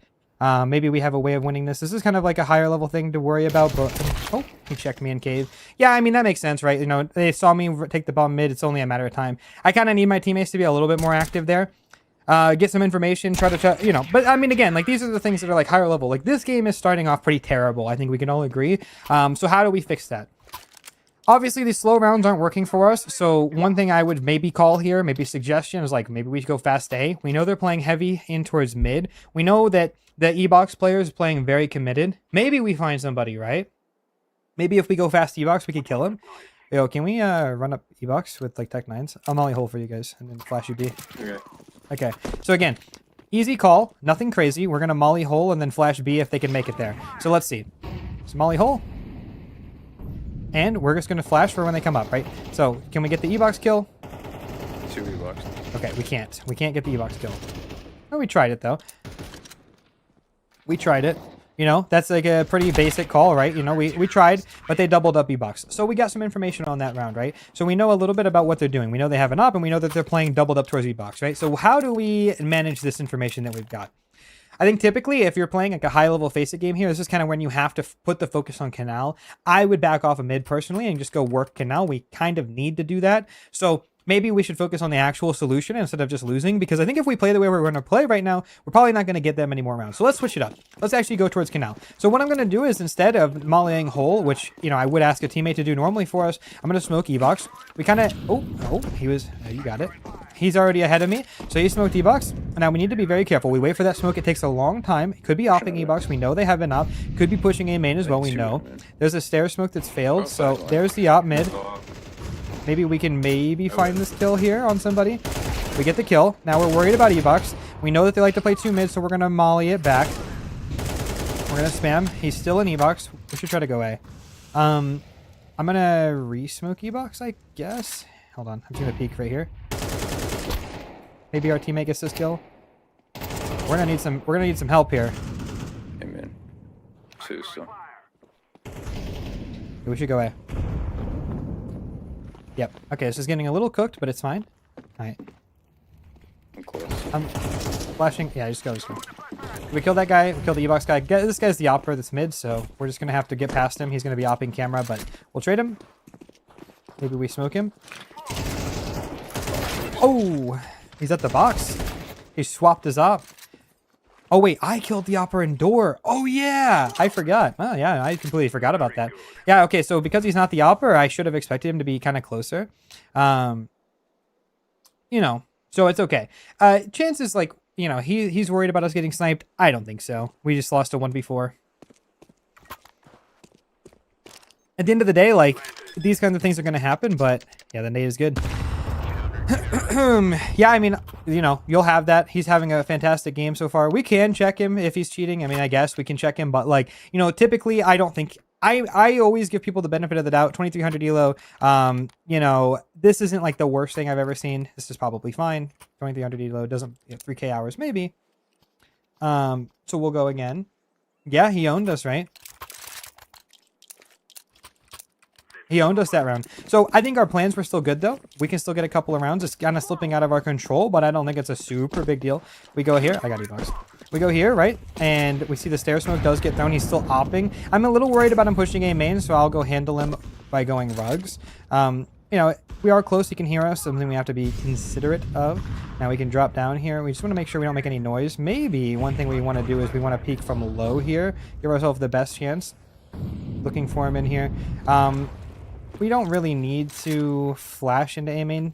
I mean, he hurt us. Maybe if he was in A main, he might know that we're not there. We're going to be very considerate of somebody in hole. Now we're going to creep up to our teammates. We're worried about our A main flank. We have a pretty decent round here, all things considered. So we're just going to come up here and try to trade out. Worried about somebody backside. Nobody's home, but he came through pizza. I couldn't get away in time. Yeah, the no scope connects. He comes through. Yeah, I mean, when they have double ops, like, no worries, no worries. Yeah, so again, like, these rounds are kind of tough, but if they are going to be playing double ops, one thing that's really strong for us is rushing mid. No delay. Yeah, I mean, they're not sniping, unfortunately. I wish that was the case, but, like, again, we lost a 1v4 in a round that we were playing good on.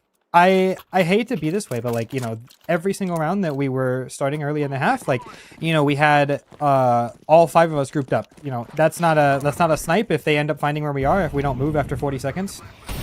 So we'll try another round, try to bait the op out. We actually did get the trade, so that's not a bad start. There's a smoke here.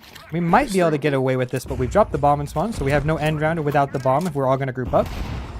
Does a nice kill. I think we E-box can, player. Yeah. E-box player's out. There's still an A-main guy as well. Maybe we switch to the op here. It's possible. Maybe. Maybe he's opping A still. Don't see him. Maybe he's opping in temple. We have to jiggle this out. Maybe. I'm really worried about him being A, so he's close to me. Nice. So will you end up getting the bomb down here? I am worried maybe about like B main, I guess. Like that's the only place that he could technically really be that would be bad for us. How is he B main? He's really not, but that's like the biggest concern I have. Yeah, I mean, so, you know, we were not playing like the best rounds of all time. Oh, I get mollied, but Molly's bad. Hold our nerve. 13 HP is typically going to be fine. Molly misses, he sees that. Smoke is on Palace, so as long as we don't get spammed, we should be fine here. And there you go. Yeah, we do win this. No issues at all. He could technically ninja. Anubis doesn't do a ton of damage with the bomb, so we can stick around a little bit longer, and there you go. Yeah, I mean, that's one of the things, you know, that we have to worry about with like these kinds of games is, you know, just don't letting them, like not letting them spiral out of control. You know, I think we have another slow start in the last game as well, and we end up winning pretty comfortably. Once we get to T side, or once we get to CT side, I think it gets a lot easier to kind of like play more principled CS. T side is hard because, I mean, unfortunately, like a lot of people just kind of go T side and go take a fight. If they get smoked, they just sit there, and that's really hard to kind of like micro. But I think we're fine. So we'll molly hole again. I think that's been giving us a lot of value. Maybe we flash mid. They have a ton of money, so maybe we go for like a play like this, just kind of like feeling it out. That break is good. We want to dodge it, but we do spot the op mid. Did our teammate smoke E-box? I believe he did. So one thing I'm worried about here is like there's the break on the E-box. We heard it. We're going to dodge it now. Nobody's there. There's an op E-box. We want to be very careful of somebody in the hole.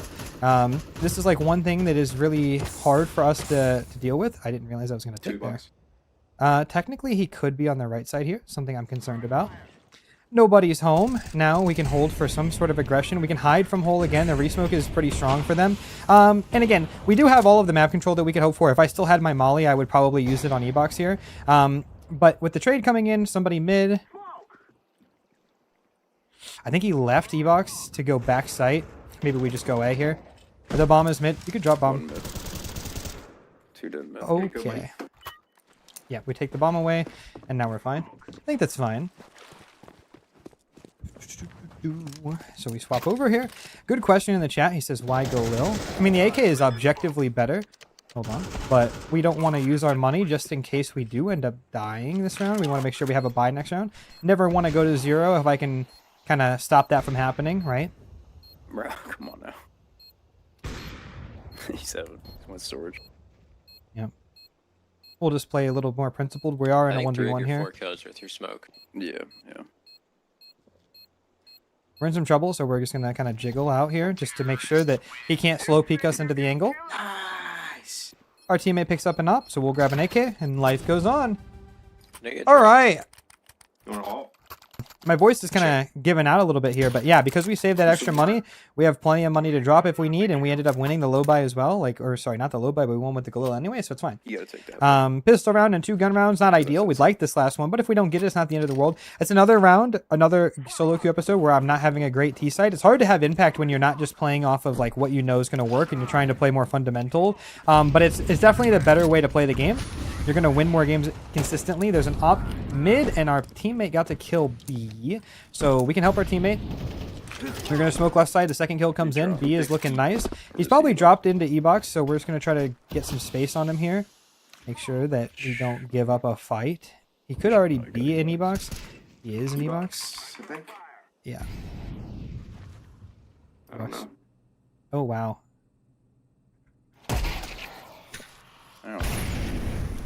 I think the last guy's Palace. Alright. You can go away, yeah. Okay. Wherever we go, we just go together. Sorry, I wasn't listening to you. Fine. And there you go. Yeah, so again, we win the round without any issues. You know, like we got 5 rounds. And yeah, I mean, that's one of the things, you know, you lose 7 rounds in a row. People kind of just give up. You know, we accuse the other team of cheating, stream sniping, so on and so forth. But like, you know, they're not. We're just not playing good, and that's something that I think it's really hard with all of the conversations around like cheating and so on and so forth. But like, I promise, like, you know, you are playing cheaters sometimes, but like a lot of times when things seem like how could they possibly know, you're being very obvious and you're giving a lot of sound cues. Like in this game in particular, if they are sniping, like I guess, you know, that's possible, but we lost a 4v1. That didn't help us. You know, we lost some rounds where we're being very obviously standing places. You know, it is kind of like, one mid. It is kind of like difficult. Yeah, heavy mid. House. So here, we're letting our teammates take the fight. Now we peek. Hopefully we have a fight where there's nobody looking at us. We get one, two more. We get one kill. And that's typically how you want to do it, right? So our teammates are fighting. They take a little bit of aggro. We were able to step out and we get a kill. Now, hopefully our teammates just win this without any real issues. Because if we lose pistol, we are in a little bit of danger. I'm not going to lie. But we have an advantage, so... that's not good. Storage. It's 2. Now, here's the real concern, right? Like, if somebody were to be, like, cheating in this stage, like stream sniping, yeah. See, like, they're just playing fundamentally correct, right? Nice. He's planting away from A main. He knows it's the flank. His teammate's holding camera as well as Heaven from this position. That's like literally the professional way to play it. Like that's how pros would play that setup. Like I'm not even glazing them. Like that is just exactly how they should be playing it. We just got lucky that our A main player got the kill. So we're gonna bring this half back. We're gonna play mid. It's my favorite place to play on Anubis. Could play B. Maybe B is like the more the area where you'll have more impact, but we'll just go ahead and play mid. We have a smoke. We could maybe buy some more utility, but we have a stronger weapon than them, so we want to make sure that we play farther back. We don't want to give this gun over. I'm gonna talk to Marco. And if we have another person that's playing mid with us, then maybe they could also molly for us. Maybe we could maybe start with a molly. Here an early flash B and a whole molly means I'm thinking maybe an E-box split. Ooh, I might have died. Yeah, not a very good play from me. 2 more mid with bomb. I need to have a teammate if I'm going to play farther back. 2 mid. Misplay from me, but yeah, we still, you know, once we realize we're in deep, we just have to try to maximize. We get one kill and we get back. Luckily, you know, they might not expect this player A main. You know, that smoking A main doesn't necessarily mean they know he's here. Just have to be careful. Yeah, this round is actually all my fault, which is, you know, again, something that we can recognize. Like, how do we not make the mistake that we made again, right? We need to play farther back. I said it running out of Swan, and I just didn't listen to my own advice, right? Play farther back. Make sure that if they get up close, they don't get the gun, they don't get the upgrade, they don't get the map control. So, you know, that's something that, again, like, we kind of just have to make sure that we don't do that. We don't want to give away that advantage next time. It does suck that we lost such an important round for our team there, but I still think that there's a lot of time to recover in this game. And even if not, you know, it's okay. Like, I think one thing we learned from the first half especially is, like, you're allowed to, like, have some pretty bad rounds and still have a decent half and maybe even still, like, win the game, right? So, not too worried about it.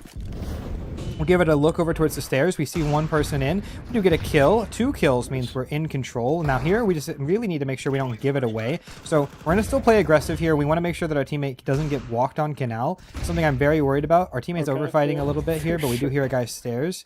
Maybe one thing I want to do is play a little bit safer now that I'm alone. My teammate's going to come back, though. Maybe it's not the end of the world if we play close. One still stairs. Maybe it's not the end of the world to play close, but I am a little worried about our A main weakness. 1B main. Maybe the mid guy left. Maybe the mid guy is the B main guy. They heard me. You can die. Maybe. He's still holding for me stairs. I'm still a little worried about the A play. Maybe. He's walking E-box, it sounds like.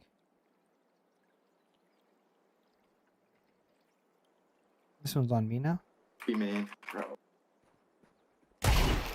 Bomb down. One more outside canal. I guess that makes sense.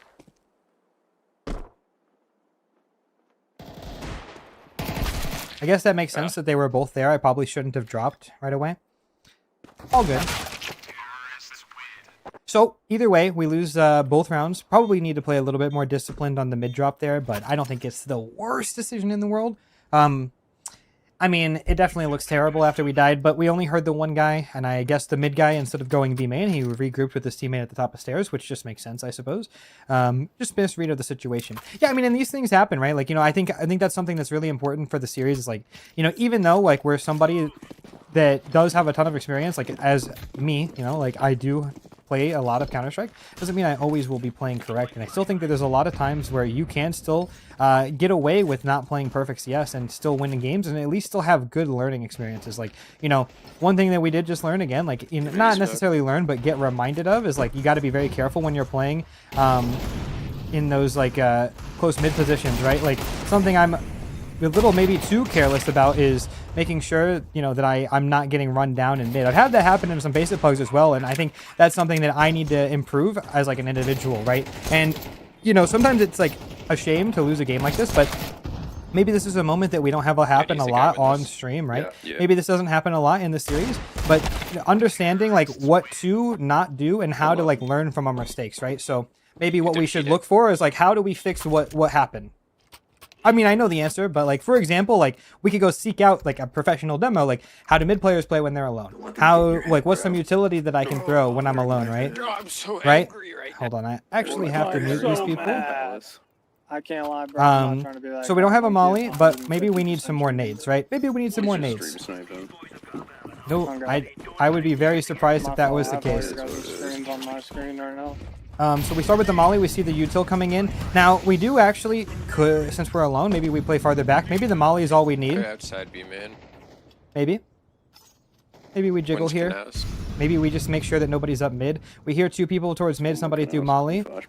We just need to play careful. That's like the biggest thing here. We don't want to give up our life. The longer that we're alive is okay. Flash house means there's somebody here. I actually know a smoke that we can throw. Maybe we smoke off mid. And this smoke isn't actually that useful in the current meta, but it's still pretty good. It actually kind of stops them from progressing mid. It's one of my favorite smokes that I learned. I actually learned this from Vitality a long time ago when I played against them on this very map. And this really helps us rotate. It also helps us make sure that nobody is able to progress camera. It could be whole. It's possible. You know, again, we see our teammates rotating. And there you go. The round is won, and that's actually a pretty big improvement, right? So our teammates win, they hold the site. But how are they able to hold the site? It's because I'm not giving away mid, and I think that helps a lot as well, right? There's a solution that we have. Is it a good solution? Maybe not the best solution, but is it one that works for the game? Yes, it works for the game right now. So we go again. So another thing we could do, like the guy is asking in chat, is like instant smokes. Like smoking the steps is something that's really strong, but because I'm the guy that's playing mid, I really don't want to give up my timing to get that molly off. Even though it would still be objectively good, I also want to keep my smoke to maybe re-smoke bridge. That's also another thing we can do. Maybe we drop this nade on somebody. Maybe we hear them coming up fast mid, and we want to try to get away as fast as we can. We want to try to hold the door for our teammate. I hear mid. Maybe we flash mid here. Yeah, I flashed through mid. Oh, I missed. I'm sorry. I'm sorry. My bad. Try to help my teammates, and this is what happens. So we're playing farther back. We see maybe playing committed mid like this is kind of sus. This is really hard to help him with. I'm really worried about my ability with the FAMAS to get this kill, but we'll see. Smoke's fading. If he dies, we need to get out. Here it comes. One person A main. We win the fight. We kill the mid guy as well. One more stairs. So we smoke here. Now we have a really good position. Yep, we're in a good spot. Bomb is spotted stairs. Yeah. Going towards A main. Yeah, they're on One. canal. Fucking up, B-box one. Flash today. I got him TV. I got. It's funny. Smoked heaven. So we killed that guy. I think he stopped stairs. The other guy's A main. So this mid guy probably regrouped. I'm assuming we're going to run into him here. I probably could have stayed with my teammate. Yeah, he sees him super far away. Last time. All right. Make sure we grab the gun as well. Playing aggressive mid there. That's why this this whole like kind of back and forth thing in mid is really strong. Kind of backing up and playing forward. My teammate plays that really well. We just have to make sure we support him. You know, like make sure that nobody can come up in the hole there. Nobody can go into his hole. You know what I mean by that? All right, we keep it going.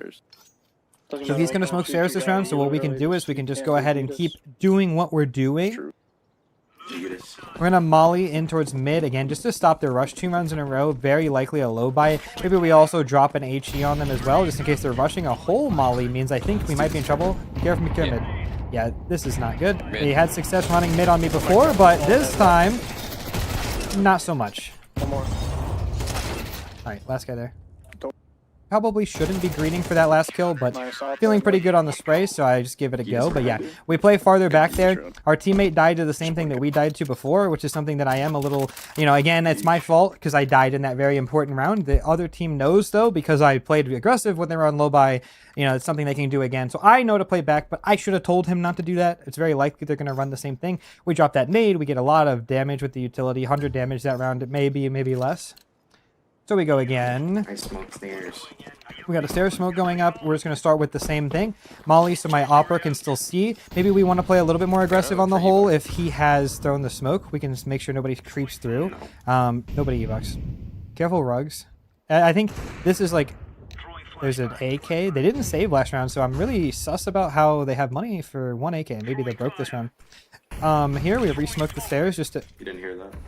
I'm really just not on That's with my fine. nades right now. No, you didn't hear it. That's unfortunate, line but up for we that. have shadow advantage on Yeah, this angle, so anyway. I'm not actually that worried. No Fine, one we'll fell. drop the nade on him at the very least. Okay. The smoke means they could get close. Right?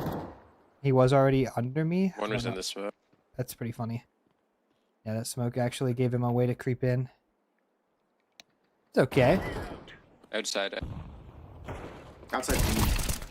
That's That's outside B. I'm going to. Oh, there's We two. dropped just because we want to be close He's to our alive. teammate here. We're No, already the last here. is outside. Default. And we get the kill. Probably could just let him plant because he'll be trapped and my opera can wallbang him, but that's only if I'm calming and we're in like the major. But I think killing him just so they don't get the plant money is really important, especially when we were just winning 4 rounds in a row. I think that's maybe more important than letting him plant. So we go again. We've tied it up again, like no real sweat. We made a pretty big mistake in round 2, but we're able to come back from it, right? And I think that that's something, again, we just keep a cool mental, and we still just solve the puzzle round by round, right? Here's an instant mid smoke, so or instant e-box. Maybe we drop the nades again. We know they should have a buy. Probably just gonna go towards B with that happening to my e-box player. We're here fast. I backed up to B. Here we can smoke B main just to give a little bit of relief to our B player. Makes it a little bit easier for him, especially if they're coming through E-box and B. This guy's low. B main, Say a lot of them, CT. and there many you go. bugs? I think we did pretty good at helping our teammate. B main smoke not typically good, but when we're having a lot of pressure there, I think smoking it is actually essential just to try to make sure that we don't die. This guy has, typically don't want to throw nades in a clutch. It makes it really easy for him to win that 1v1. If he wins that 1v1, then he has a 1v1 versus the Opera here, which I'd say he is actually at an advantage for, so something we want to be careful for. We did miss 2 of the easy kills we had on E-box, but we set up our teammate really well, and I think that that was pretty good. Right? That was pretty good. So we go again, and I think, you know, A1S, A4, probably just going to go A1S. Update. Who's criticizing me? And yeah, here, so again, we're having a pretty good game. We did some good damage that round. Let's check if our nade hit. It hit for Why? 2. So there was somebody at the What top idea? of stairs there when we Oh, dropped that nades, nade. dude. But Do that often. that's brother. it. That's good advice. Should listen. No. I like nades. He was blind, I think. was totally especially so was like kinda blind. you know, I He was think not to kind of expand on that, Kind of blind. the guy in Yeah, chat no, he's says he kinda didn't blind. think about the I'll util thing and pull it up. clutches. I'm actually gonna mute them for a second. Go, pull it up. One thing is like pulling out nades in a clutch there. Like imagine he's E-box, you know, and even if both of our teammates are E-box, if this guy peeks and somebody just doesn't have a gun out, then he's not going to be able. He's not a threat, right? If they're both there, if he kills the guy who does have his gun out, the other guy is a free kill. If he peeks and he kills the guy with his util out, well, it was just still a 1v1, you know. And if he's alone. Under no circumstances, if he's alone, should he have his grenades out? Because then what? You know, you have actually no chance if he peeks you. You know, and I think for that specific one, it's not even like a hindsight thing. We know this guy's pushing you E-box. You hear him, right? So you want to throw a flash to slow him down. But the problem is that he's so close that he can just kill you, right? Luckily, that guy got afraid to push because he didn't know where our teammate was. It seems like, how could he possibly be doing this? So he stutter-stepped a little bit. And again, like that is something that it could have lost us the round straight up, right? So you have to be very careful. There are a lot of things that can happen in Counter-Strike that will just lose a round for you, like straight up, right? Like we lost that round for us in mid. I lost that round for us, right? He said that. The professional said that. Said Which is what? now? What happened? Yeah. Well, I didn't hear it in game. True. I'm not. Are you stream sniping also? He's I'm on your yeah. team. He's on your What? team. I'm stream sniping. What? Lock in, lock in, lock in. Sorry. All right, here we go. We dropped the molly. We know that they have money because they got a plant. We heard the gunshot. I'm holding flash for you, mid. Something I learned from Boomage when I played with him. So again, we throw the flash for him. And we throw the flash. We get a kill B. The other team is kind of disintegrating a little One bit, A so Very careful outside mid. I'm just gonna rotate to B. The other team's kind of disintegrating. One guy walked through a B main smoke. We killed the guy mid. They're not in a good mental spot, I assume. So we could walk into E-Box here. We could play more safe. I think maybe we could walk into E-Box and it's okay. Probably too aggressive for what we need. Maybe he's right side B main. We can try to help him a little bit. Yeah, he was there. I figured. That's why smoking B main is not good. Maybe E-Box as well. Could be B main, careful.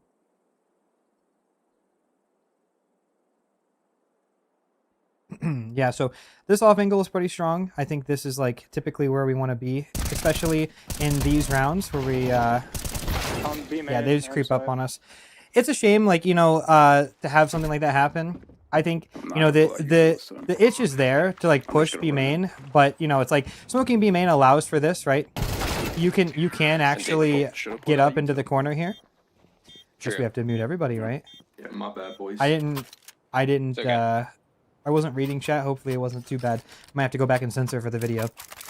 He has no money. We'll go again. I would love a it. little harder. I would So I think maybe getting info there is can't be fine. fair. Maybe he should stay pizza. I should push E-Box. Positionally, Positionally, it makes more sense, I think. But yeah, we lost a 5v3. Not a big deal. It happens. We go again. So we have another round here. We just throw the molly. Stop the rush. Don't throw the nade. It's not doing a ton of damage. Maybe here we could nade like E-Box run up. This guy's getting the opening on our B player every round. So maybe we just cheat to B pretty early. There's bomb as well. So who could have seen this? Maybe it's an early B play. We get the kill. I'm just going to try to get into sight here. I'm going to smoke E-Box because I'm really worried about that. And if E-Box is smoked, then maybe I'm a little bit more comfortable to just kind of chill here. Right? I want to stay away from the spam. So if somebody goes pizza, they could spam me back sight. I'm trying to stay away from that right now. So I'm jumped up. Hopefully my teammate has my back. E-Box is smoked, so I'm comfy. I actually just saw this play from Fallen at the major. So this is probably a good play. B main is smoked, so we can reposition as long as it was good. So we're going to drop down. Now I'm actually considering just walking through this smoke straight up. My bad. And now we can kind of work towards E-Box. Now with the B main smoke, we can walk up and we can get the Yikinder. Yeah. And now with this smoke, Sure. we can walk up here and we're pretty good, right? Maybe we don't need to push. Maybe that's troll, especially if I stepped, but let's just get some info. Maybe a 5v2, I can justify this. We get the kill on the guy falling. The bomb was B main. So most likely this guy is just, yeah, exactly. He's lurking mid and we win the round, right? So you see exactly how we're managing this and why we're able to make this educated read. Like they probably want to come B. Our B player got spammed through the E-Box smoke 2 times in a row. So maybe they feel like he's weak. Maybe in this round they're really broke. Maybe they're not. I don't actually know. It's really hard to keep track. He's going to smoke stairs. We'll start mid and just be ready to rotate B early. Maybe we grab a 5-7 as well just to make sure that we have everything we need. Maybe they come A this round. So we go again. They're not coming yet. Drop a little molly. Drop a little Say no, you're nade. there. We didn't throw it last round, so I think it's okay. Here we just lean towards A. I have a flash if you need it. A. Push my glasses up just in case it gets serious. But actually, yeah, we're playing farther back. He's holding the door. I'm just ready to peek at a moment's notice. Again, we are a little worried about B. We're a little worried about E-Box. Maybe if I was playing a professional game, I would tell my player to rotate to B here. But here comes the A exec, so probably find flashing fountain. Boom. Yeah, I got so much. Oh, 2 more. They broke the smoke. Okay, almost fountain. Good look. Probably should have flashed then smoked, but I don't think it's terrible. I think he's... Hey, Rick. Alright, roll. Dude's on pillar. Uh-oh. We might be going to overtime here. Pillar and market. Last pillar. Pillar. We just let them cook here. No. Oh. Oh no. Lit. Is this the lineup? I don't know. I can't... It might be cooked. In this 2v1 So here, lit, it's you got him. pretty much just like a coin flip on what happens.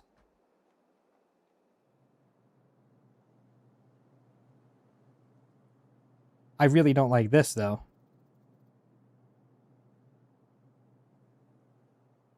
We're all just waiting to see. I think he would have planted B if he was going B already. Like, pretty confident in that. B was open the entire time. Should be planted already. Okay, well, maybe he took an extra second. Maybe he faked once.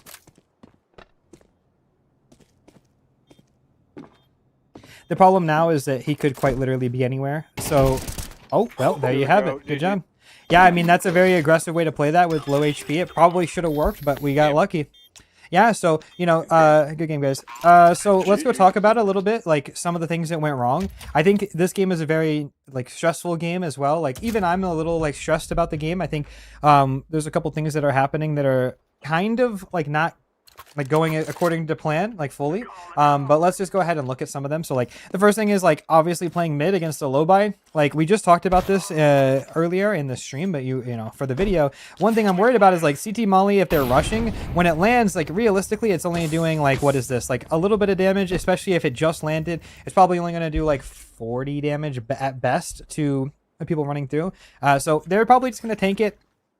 If they drop nades, if they drop flashes, and I'm alone, probably don't want to be around here. So maybe that's why, like, the way we switch it up is better. We start with the molly, we drop the nades, so if they try to run through, this nade doesn't just do damage, but it slows them down, so they're going to take more damage in the molly if they do decide to rush. Now, if they smoke the molly, we know for sure they're coming, so we get away. One problem that we have is, like, when we throw the molly and the nade, we're actually kind of out of range to hear if they tick if we're playing in this area. So like I said, when it happened, I just get here and I go, oh, I think I'm dead. And I just realized that like I can't get away, right? Like standing in this position, like I am looking for like one person running. And then I kind of realized like, oh, I mean, I don't have time to jump away. I have to cross door and house. I don't have time to go this way because I can't get away from the door. Right? So like that's just a big mistake. Like I'm just making a mistake, right? So how do we fix it, right? So from the round that we make the mistake to the end, the correction was to throw the same nades. Maybe we play farther back. Like in that last round, I'm playing towards camera. Typically you would actually have your opera play here. If your opera's playing here, then I can kind of cheat towards B. I'm playing farther back, making sure I don't give them the openings. I also showed you guys this smoke, right? This smoke also pretty good, right? This smoke is good because it stops them from kind of lurking on you. It gives me a comfortable way to rotate from A to B. It gives me a way to kind of like, you know, back up. It gives me, you know, some comfort, right? Like I don't feel as stressed. Now, the downside to the smoke is they are really close. So if at a moment's notice I walk away, he's already camera. Right? So it has a benefit and a downside, right? So you just have to make sure that you throw it when it makes sense. You don't want to throw it as this is not a standard reaction. It's just an option, right? Especially when we're feeling like, oh, they're in-house. Maybe we throw the smoke so we kind of obscure if we can be A or B. It's probably okay. And then again, like, I think, you know, playing in towards like aggressive mid, our opera's posted, you know, we're waiting out the molly, then we're kind of peeking. If we have the stair smoke up, absolutely, we just peek. We come all the way out, this is fine. The smoke I meant to throw was this. I don't even know how I missed it, to be honest. Probably just did that. This smoke, you know, re-smoking does get rid of our shadow advantage, so maybe, you know, not a great play, but definitely makes it feel uncomfortable for the T's. Makes me think that, you know, if they're trying to come through and there's not already somebody in canal, maybe they think we have it. Maybe it's just a good way to, you know, apply a little bit of pressure. Again, shadow advantage on this wall. It is possible to avoid it. So, you know, that guy did avoid it. If you walk down close here, this actually doesn't give you shadow. I'm hidden to hole. With that smoke, he gets away from me. So, you know, when I missed it, you know, we're playing good players. Like, that's how I know that, like, I don't think that they're stream sniping. I don't think that they're cheating. Like, I think that they're just, like, they're good players, right? Like, you know, level 10 at least. Like, that's something that, you know, you have to be careful for, especially when you make these kinds of mistakes. Now, another thing I'm really worried about when I'm playing mid is, like, our A player's on an island. If at any point our A player needs help, we need to be close to help him. We need to be able to bomb flashes over. We need to be able to throw util. We want to be able to play the really strong spot on the wall. Like, we want to play these spots, right? And we can't really do that if we're playing up here every round and we're dying, right? So, one thing is like, against this team, we don't have a ton of support. Like, we're not playing with somebody in mid, so how do we play in the hole every round? Do we want to play in the hole every round if they're mollying it? We have to put a lot of pressure here. We have to smoke, we have to molly, we have to peek, blah, blah, blah, blah, blah, right? Like, this is something that's really hard for me to kind of, like, worry about, right? This is something that I think maybe it's easier to justify just playing farther back, help our teammates. Maybe it's something our opera should go B. If we want to maybe put more pressure in towards canal, maybe our opera starts B and we have two people start E-box. Maybe our opera starts B and we actually just, you know, have two people play mid and we can peek E-box. We could fight, you know, something like this. This is probably something that makes a little bit more sense for us at the higher level, but I think for what we did in the game, it's a little bit better. Now, finally, for everybody who wants to know the mollies, you know, I have two ways I throw it. You know, step out in this area, look, you know, I'm looking to the right of this window, up to the height of the blue. So like when I get around here, it's a little bit loose, and then I just let go right as I'm about to go up the stair, like as I get up the stair. That's the way I throw it. It's the fastest way to throw it. Now, I'll tell you this, you know, is it the way that everybody throws it? No. There are more set lineups. There's a way of throwing it from, you know, kind of just getting into this corner here, and then I think you just run and you jump throw. Is it jump throw before you cross the wall? Forgive me, because I don't actually throw this lineup, so I might not know it. Yeah, there it is, right? So you're aiming at the bottom of the stair, and you're throwing as your right side of your screen crosses here. So one more time for you guys, it's just like that. That's also gonna miss. Yeah, I actually don't know this lineup, so let me just try to lock in for you. You know, this is another good time to remind you guys that, you know, I know a lot of nades. Like, my job is unironically to teach nades to you guys on Instagram and TikTok and all of that. And even I sometimes forget some lineups. So if you guys aren't going into a server to practice your nades like this, then you're already behind. You know, I practice nades every single day. Like, I think I actually I try way too hard to be good at this, and I still miss a lot of lineups. So make sure you go and practice these things so that you don't miss them. Because I'm not going to throw this lineup. That's not the one I throw, but if that's the one that you want to throw, maybe it's easier. You need to go in there and make sure that you know how to throw it, right? Because you cannot be missing this molly when you get into the game, right? We can't be missing this. This is really bad for us. Okay, so I suppose... that's probably everything for this episode, but there is a lot of depth to playing mid, especially with the whole update. There is a lot of things that I wish that we were able to do, but just weren't going to work in this game, like how to work mid, how to catch the timing whenever our teammates are applying pressure. Again, with our teammates not playing as optimally, I guess that's the word I would use, to be like as nice as possible as they can. Like, you know, they're not putting a lot of pressure B, A, we're not spread out across the map. We're not actually pressuring like we're going to be able to go A at any point during that game. I'm not surprised that they are able to have 3 people B. You know, I'm not surprised that, you know, whenever we're not playing mid, that they're here. Like, something I think that, you know, you kind of fall into this trap of, you know, we think that the other team's cheating. Why? Well, I'll tell you why, right? So, like, we're spread up. We're kind of, you know, maybe one person somewhere on the other side of the map, and there's 4 of us somewhere. Well, from the first gun round, what we saw was this guy throw a smoke and flash through it. Now, we killed him, but if he's doing this on the first gun round in mid, what do you think's happening every other gun round everywhere else across the map? Like, you know, do you really think that they're not ever throwing anything like this? Like, we're not playing in Canal. We don't know. Do we ever think that it's impossible for them to maybe push into A main? Maybe they don't see anyone. Maybe there's like some sort of B main push that's happening if we're not there. Maybe this is what was happening. This guy's getting out E-box every round and he's not seeing anybody. And so if there's nobody in Canal, how do we end the round B? How do we end the round mid? If they clear full Canal, we can't go A. So, like, they're just going to stack B. This is something that we need to be able to see.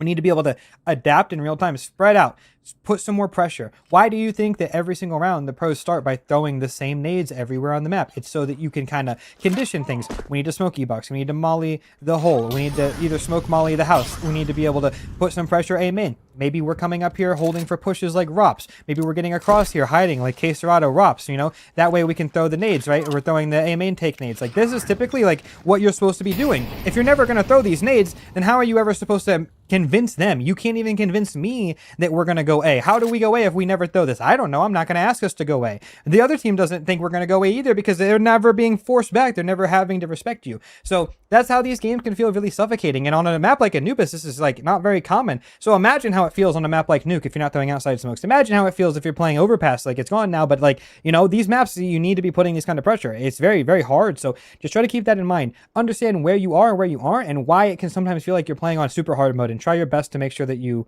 don't have to do that. And with that being said, thank you guys for watching this episode of the Guided Solo Queue series. I appreciate you guys very much for watching this far. If you did, make sure you guys like the video, subscribe to the channel. We're looking for another 100K plaque on the wall. It'll go right here. Thank you guys very much. I love you guys, and hopefully I'll see you guys very soon. And much love as always. Yeah, I mean, you know, one thing is, you know, about the stream sniping thing. I really don't like, you know, that we, and you know, if you're here watching the stream now, the guy on the team, we shouldn't say like, hey, these guys are sniping for sure. No, the streamer doesn't even think they're sniping. And trust me, I've been streaming for 4 years, and I don't know if you've heard some of these streamers, they accuse snipes of everything, or like when they actually are getting sniped. Bro, if we're getting sniped, you'll know, bro. It'll feel like you're playing against a wall hacker. And I didn't have that feeling at any point during that game. I just felt like we were playing like some fucking bums. But we locked in towards the end. That's all that matters. We need that plaque because I want it. Oh, we're getting it, Logan. Don't you worry. You know, And that's kind of where I'm at when it comes to this, you know, like the reason why I'm like, okay, dude, they're not sniping is because here's what happens. It's the same thing that happens when you think you're playing a cheater. It doesn't actually matter if you are. If he's not fully blatant, you need to act. And don't convince yourself. Listen, message to all of you fuckers. Do not convince yourself that somebody is fully blatantly cheating unless you absolutely fucking know it. Because most of the time, when people just get a good read or 2 good reads and spam you through a smoke, a wall bang, whatever, 1 or 2, maybe 3 a game, that's actually still pretty normal. I'm not going to lie. Like, we get a lot of bullshit kills just playing the game every day. Don't convince yourself he's cheating, because the second that you do, you just stop trying, and maybe it turns out he wasn't actually cheating and you can still win. Like, we just had 2 impossible games in a row, like 2 games that I guarantee, and I'm not just going to be honest with you, you know, I'm pretty certain that my teammates probably would have lost both of those games if I wasn't in them. And I'm not saying because it's me. I didn't carry the games, but it's because we were actually like, you know, we never checked out. We were still kind of calling stuff. You know, I'm telling you, that does go a long way. Even if you straight up think that they're cheating, even if you straight up think all these things, like, you really should stay locked in until you absolutely fucking know for sure they're spin botting something like this, because you don't actually know. These guys aren't cheating. Are they stream sniping? Very unlikely. And even if they were, I mean, it didn't make a difference, did it? If they were sniping, like, why didn't they win more rounds on T side? They would have known that we were only playing 2B every round. You know what I mean? When they run Kaskidis on my team, type shit. That's what I'm saying. But yeah, so yeah, I mean, so that's something that I want us to kind of worry a little bit about when we're playing. So yeah, guys, by the way, if you're watching right now on YouTube, please like this stream so this stream continues to do well in the algorithm even after it's done when we turn it to a video. And if you are, hold on, let me just jump scare you really quickly. Let me check and see if there's any news that has happened while I've been live. Nothing on Twitter. Or sorry, nothing on my DMs on Discord. Let's check Twitter. Kicks into Aurora. Okay. Yeah, I mean, that sounds about right, but I'm actually kind of surprised. I think Aurora is going to become a super team, right? That's kind of what they were talking about doing. What else? Senzu's permanently on BC game. Okay. That's fine. Hey, K-Spawn, I'm glad to hear that, buddy. Welcome back.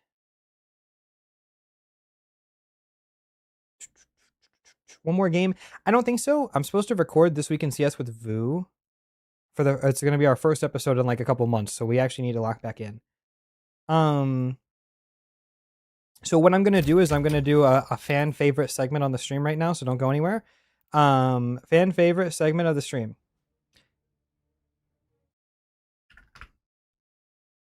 Ask and answer. Q&A. You can ask me any question, Counter-Strike related, Austin related. Go ahead. I'm loading up a server right now for CS questions, but if you want to ask me life questions, you can be my guest. I'm here.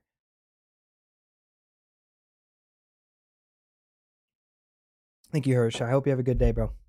Thanks for stopping by. What's the lowest acceptable sense to use in CS?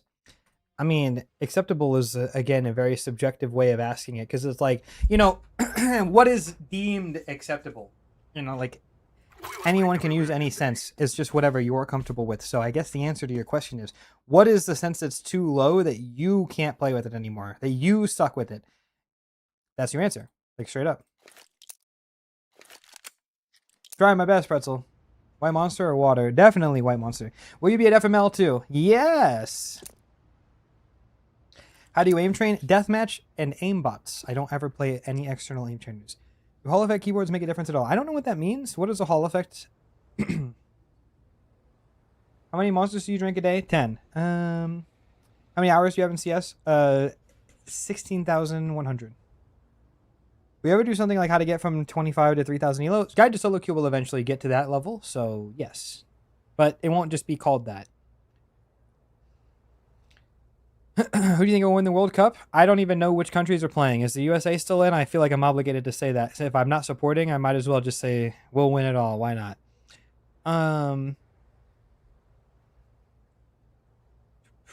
Wooting? Oh yeah, I mean, I think those keyboards definitely make a difference. You know, especially like cutting down reaction time, input time. I definitely think it makes a difference. As a small, yeah, but like, you know, I mean, if you're already paying for the crazy monitor and the crazy everything to make sure that you're as fast as possible, I think the keyboard is also something that is a, you know, not necessarily the most important part of your game, but definitely, I would say, yeah, maybe. I mean, I'm using that keyboard. Oh yeah, we need to update the command. I forgot. I have a Wooting now after the major.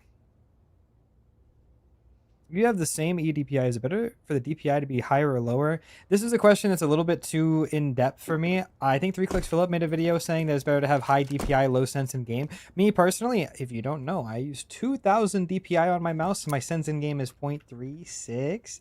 That's not something that a lot of people know, but yes, I do have higher DPI and low sense in game.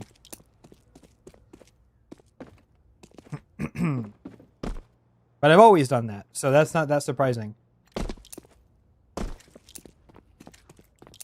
I'm level 6 on Face It. I only play 2 a day. Is it possible to hit level 10? Why not? Why wouldn't it be? Be honest. I mean, it might take you longer because you can't play as much, but like, if you're playing every day, you're already a step ahead of most people. And I mean, as long as your 2 hours a day are trying to be productive and trying to improve, like, I'd say, yeah, 100%. 100%. No, I'm not asking why not more. I'm saying, why couldn't you?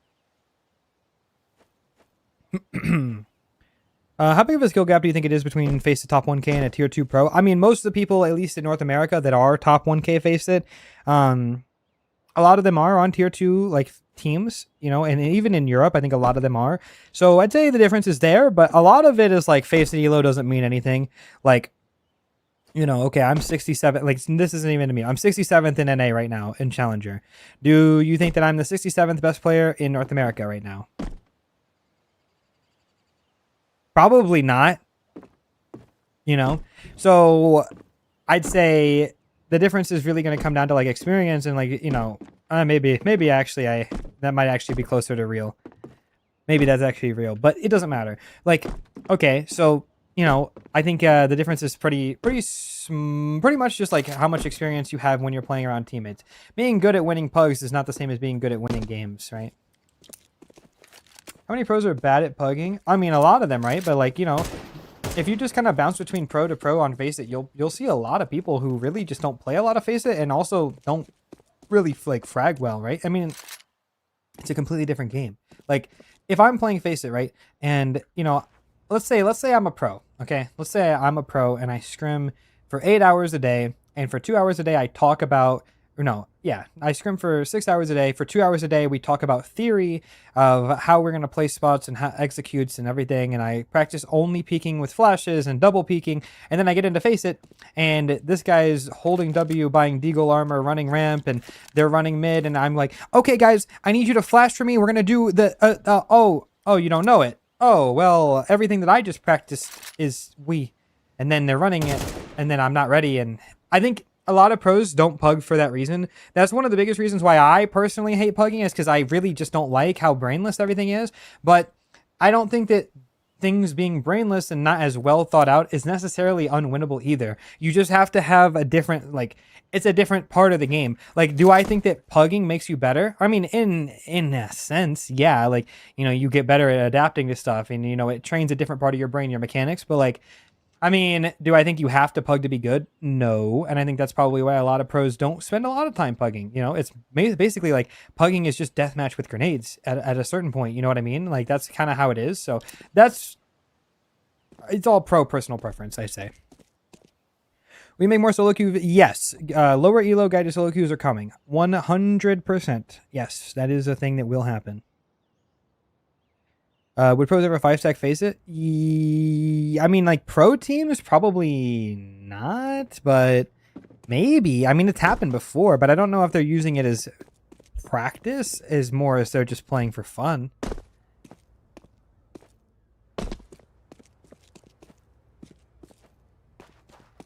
But also, he's right, by the way. HelloCat is right about there's no way to play lower elo. Like, you know, the advice I'm going to give you is the same advice I would give a level 10 player, but I'm going to give you the simplified version of it, right? So, like, you know, for example, like, let's say you want to op. you know, if you're an opper and you're in like 5k elo, I'm going to explain to you exactly what you should do, but the difference is how you teach it, right? So maybe a lot of you guys also are like, maybe you're like level 8 on Face It and you have a friend that wants to play who's like level 4, okay? Maybe this is relatable, you know, just switch the levels to whatever you are. How do you teach that player? One thing that we struggle with is like we over-explain certain things. So one thing that I think has been really successful with my teaching is that I don't over-explain to the level. So if you're brand new, what I will tell you is you need to start window, right? You start window if you have a good spawn, and if you don't, you don't, right? That's it. Okay. Or you get here, and when you get here, you think, he could already be peeking me. I need to flash for myself, or somebody needs to help me, right? Somebody flashes over, I flash. This is already really stretching the limits for what we're going to get away with in 5k elo, right? So what do we think? Like, okay, that's what we think. If that's not possible, then what do we do? Is there a window smoke? Probably not in 5k elo. So are we breaking? Probably not. If there is one, do we want to break the smoke and peek? Maybe, but like, you know, if we do, are we going to be able to get away with breaking the smoke and peeking and not whenever the smoke is gone, like be aiming at the floor, you know, or being off, like we're going to peek like here? Maybe, you know, so like, I think that's also something you have to scale. You have to scale down like how you're explaining stuff. Like I would tell people at lower elos, if you're opping, don't go window, like straight up, like, you know, don't go window unless you have the absolute best one. Most of the time, if you're going to be opping, just go, hey, op CT. These are really easy shots for you. You're not going to get smoked. If you get flashed, guess what? You can hide. When you re-peek, you don't have to re-peek really hard angles. You can peek this. This is good. You can peek this. This is fine. You can peek this. This is fine, right? You have a ton of options. You know, you don't even need to play behind ticket. You could play here, shoot, back up. Now, instead of re-peeking, I can hold like this. You know, like these are angles I think make way more sense to explain to a lower elo player than like, you know, playing window. If they come, you break, mono break, jump up, hit this jump, just take the shot, flash out window, get a flash from your teammate, jump out, hit the James style, you know, drop down, boom, you get the, bro, like I can't explain that to you, but if you're playing like level 10 Face It, like the difference would be, okay, you go window, when you get to window, you have the best spawn, you jump up so you don't get flashed, and then if there's nobody here, then after that, you know, if they smoke you, you can go for the break. There's 2 different breaks. You can obviously do the mono one, you could do that one, or, you know, one recently, we've been doing a little bit of this break at the major. People have been going for this with the op and trying to fight the guy on the right side. That's possible. Or, you know, if you get smoked off, maybe you come here, you hold for Palace Lurk, maybe you come here, and maybe you're going to hold for con, cat, walk up, they smoke con. If they smoke con, then what do we do? You know, and then there's a billion different things that don't matter to lower elo players, right? So that's kind of the idea is like, how do we scale it? So that's what the only difference between like guide to solo queue is between low elo and high elo. Low elo is just going to be a little bit different. You're still going to get the same thing, but I'm not going to give you all of the sauce. You know, you're not getting all of the bells and whistles. You're just getting like the bare bones. This is what you do, and we'll add layers as you get better. Right? All right, we'll do a few more questions, and then I got to go do This Week in CS with Vu. Just a few more. It doesn't have to be CS related. If you want to ask me about anything else, really, it doesn't matter.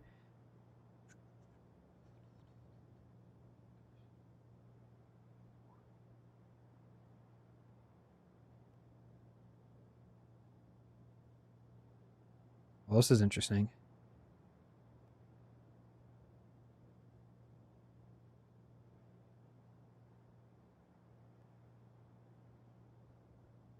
How's your day? I mean, I woke up and went live, so I guess it's been good. Is there any reason there's a 46-year-old former pro just getting Face It? No, Face It 10. There's definitely, you can still hit level 10, in my opinion. And I really do mean this. And I don't, if this sounds like I'm like, you know, being insulting, like I'm not. I think anyone, and I really do mean it, anyone can hit Face It level 10 if they try hard enough. Straight up, anyone can. You just have to try. And like, I mean, like when I say try, I don't mean it's going to be easy.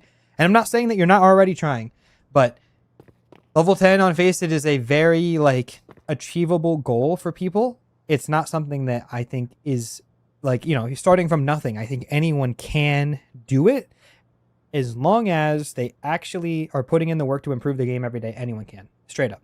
When we hear about the Austin land more, yep, it's still in the works. You know, I'm actively talking, and this isn't something that's being like, you know, I'm not pushing this back on purpose. It's just really difficult to secure a place to actually host the LAN.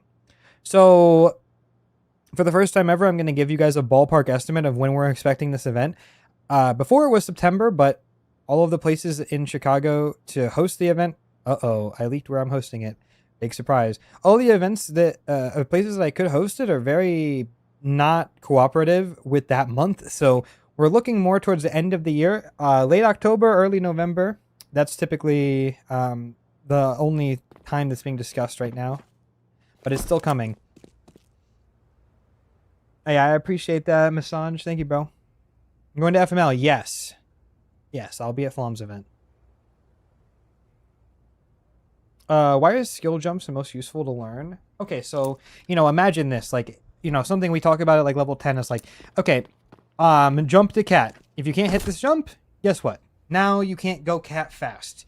And if you can't be cat fast, and you can't op here, and you don't have this early op pick that you could go for. You don't have the rifle pick that you could go for, Oh, maybe if you jump cat, they'll kill you. So you need to be able to jump into ladder right away. If you can't do this, then this isn't an option. You need someone to boost you, and that's another person that doesn't get to start somewhere. And these are things that you do just need to know. That's why it's really important to practice them when you get the chance.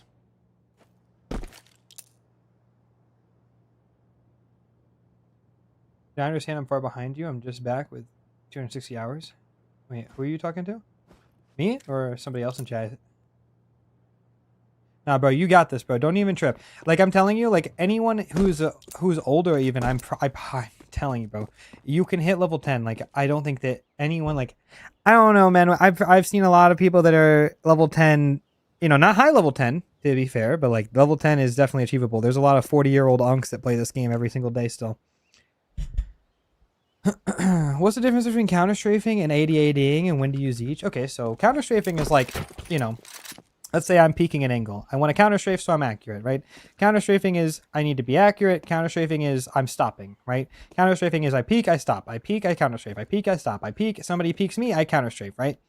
AD-ADing is different because AD-ADing is, the idea is here's basically why people do this. And they did this in CSGO. Don't let the propaganda beat you, okay? This is something that happened in CSGO. This is just how the game works. People AD-AD because if you're holding an angle, right? If I walk up slowly, this is a good angle, so it's a bad angle to explain it with. But, like, let's say, what's a really common angle to hold? Okay, so let's say I'm playing this angle late in the round after we got a couple of kills. If somebody slowly walks up here, right? If somebody slowly walks up right here, right? For example, okay? They could see me. So in case you're not believing this, that person can, like, see. We'll actually just spectate so you can see for sure. Like, you see? Because he's a CT model, you can see him sticking out a little bit, but, right? So bot Stefan is fucked if bot Jimpan were to just go for a pre-fire at this stage, right?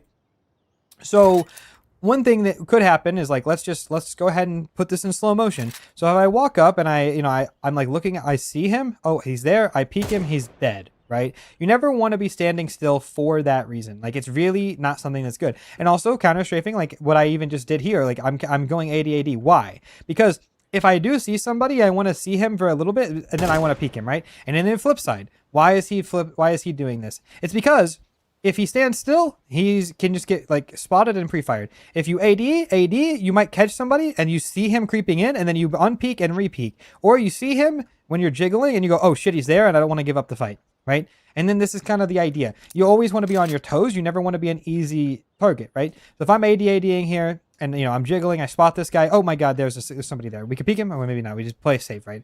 And that's typically what it is. And then the same thing is, like, when you're peeking into these angles, like, we AD-AD like this, maybe we're being a little bit more safe. We're kind of jiggling. We're looking for off angles. Like, maybe we expect a guy to be playing here, but what if, we're expecting him to be playing this angle, but what if he's here? Same angle as we were just talking about.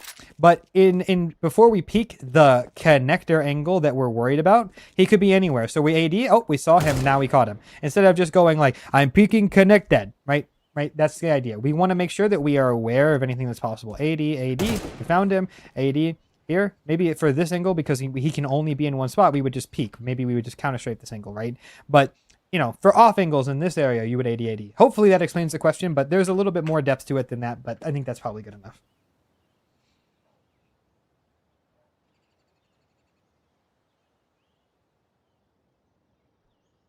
What coin did you get? Don't ask questions, please.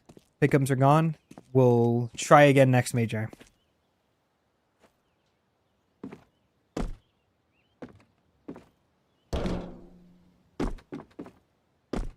No, I haven't, Evan.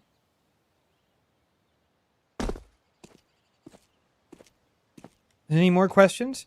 Should I still look you Face It or Premiere? I mean, it just depends on your preference, right?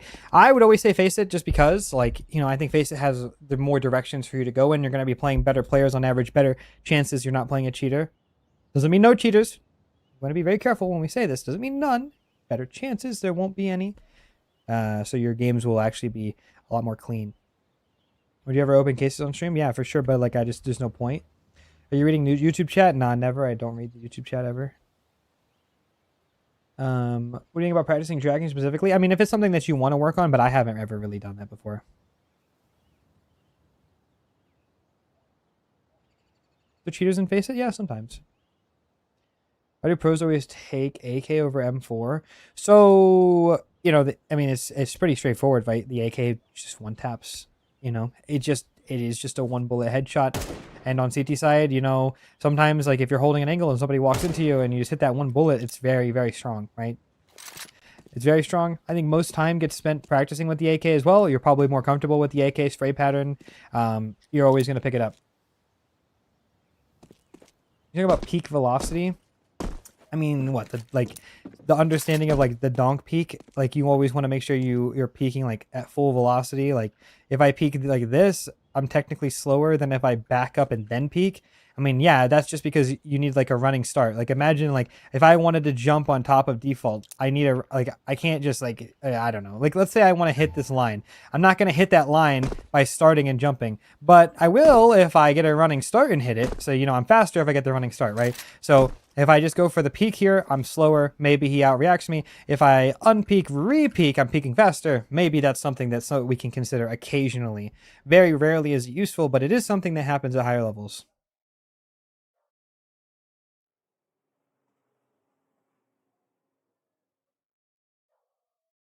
Can you talk about ways to throw nades, the important ones, like the different ways? I mean, at face value, right? We have left click, we have right click, we have middle click, right? These are, you know this isn't a surprise, but how do we utilize them differently? I mean, it just depends on what you're trying to do, right? So like, let's say, you know, you want to smoke Palace. Obviously, we can't middle click this. I mean, you can, but you'd have to do a middle click running jump throw. And like, that's way more complicated than if I was just going to left click running throw it, right? Like that's way more inputs, so we don't need it. But, you know, I can't right click it, so we don't need that. Okay, let's say I'm here. I want to smoke connector, right? Can I left, right, middle click? Which one is best? Actually, they're all fine. So here I would say left clicking is actually a little bit faster on how fast it pops than a right click. So maybe we would prefer to throw left click, maybe a tiny bit faster. I don't think it makes a huge difference if you're doing close range stuff, which one you prefer. Maybe right click is something if like I want to throw something right here and I can't really left click that. Like I can, like I know how, right? Like I would just look down like this and maybe I would get the nade to land closer. But if I need something in front of me, I'd right click it, right? And like something like that is a little bit easier than maybe just hoping you get lucky. Middle clicking is like, you know, hey, you know, something needs to go short distance, but if I right click it, it doesn't really like. If I right click, I want to flash over this wall. If I right click it, it's not going to make it. If I right click jump though, I'm jumping for some reason. And, you know, maybe I don't want to give the extra sound cue of me hitting the ground. If I left click, it goes so high that they can dodge it. Everybody and their mother knows how to see that flash and turn around. If I middle click it, I get the best of all worlds where I can maybe peek with it. I don't have to jump and it's actually a better pop flash. It's not as high in the air. You know, those are the kind of things that you're thinking about distance wise, like, you know, which one is better for the situation at hand, right? That's kind of where I'm thinking.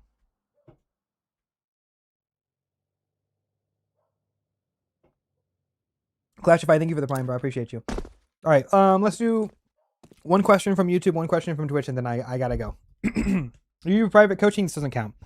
No. Private coaching, and I stand on this. I've said this many, many, many times on stream. This is something I've been really well documented on. In order for me to do private coaching, I would have to charge you guys way more than you guys deserve to have to pay. And it's not because I think I'm the GOAT. It's just because I'm very busy doing a lot of other stuff. And I would feel bad if I took away time from that. As much as I would love to do private coaching, my solution to that is I took away the ability to do private coaching. You can't actually book an appointment with me. You used to be able to. But these days, I prefer to do coaching like this because here's the biggest thing. And I know this sounds like, oh my God, blah, blah, blah. He's just trying to farm W's. No, but actually, you don't have to pay for this. I don't think that any content should ever be paywalled to learn how to get better at the game. I don't think that anything in Counter-Strike should ever be paywalled if you want to learn. And like, you don't have to pay to watch my stream. You don't have to pay to watch YouTube. It's all free. Everything is free. How do I make money? Through sponsors. If you can tank a sponsor every now and then where I do an ad read in a YouTube video, if you can tank the sponsor, if I have a sponsor on stream, that's all you have to do if you want the content for free, right? So when I know we all roll our eyes, oh, but everything is free and I'd never want you to have to pay for anything, right? Now, that doesn't mean that I am against coaching. Obviously, I would love to. I just have so many people that would love to have coaching from me. But again, because I'm always doing stuff, like I would have to charge way more than I'm worth. I'm not worth like, $100 an hour. That's bullshit. I would never do that. I would never charge that. I can't, right? But there are other people that do coaching that actually do need people, they need the money and they have a lot of insight. They have insight that's better than mine, some of them. And I highly recommend that you hit them up. I always put on Polo, Polo and who else does Polo Alone right now? He's doing some coaching. There's another person doing coaching right now. I can't remember who. Snav is doing coaching. I think Snav is also a player you can learn a lot from. He's been competing at a higher level for way more years than me. There's a bunch of people that you can get coaches from if you really need them. But for the vast majority of people, a lot of the stuff that I'm talking about is going to apply to all of you. And also, I'm somebody that doesn't mind answering questions about the game. Like we do these, question and answer, like, how can I do this? How can I do that? I could just tell you, like, genuinely, I don't mind just telling you straight up because, I don't think that anything should ever be behind a paywall. Like, I don't want you guys to have to pay to have this knowledge, like the stuff that I know. Like, it's not something that you should have to pay for. I don't think that makes sense. My opinion. Like I said, that's not knocking coaching because I would have to paywall it if I was if I needed the money and I needed to make ends meet. I don't though, so why would I paywall this information that is some of it is obvious. Some of it you can find for free. Some of it, I mean, the vast majority of anything online you can find, but you just don't know what you're looking for. So I can kind of help you and point you in the right direction. That's just what I think. Okay, one more question from YouTube and one more question from Twitch.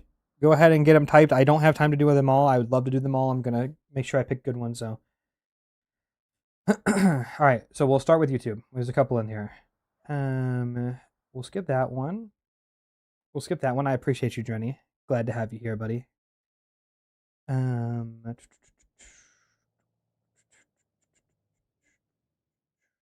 maybe I'll check the Twitch chat. Training list? What does that mean? Probably not. Over op movement? Nah. You're gonna do demo reviews again? Yeah. We're working on one soon, actually. Exclamation point playlist if you want the playlist. How am I so cute? Why are you lying to me? 9 plus 10? 6, 7? Guys, where's the questions at, man? Any more queuing today? No. Okay. The solo queue series pretty much goes over that many, like solo queuing when teammates aren't cooperative. I think if you start from episode 1, you'll pretty much see how we handle that. What stopped you from going tier 1? I'm not good enough. I think that's pretty much the summary of the answer. Oh, training playlist on YouTube, like how to get better? Yeah, actually, I would love to do that. Maybe I will.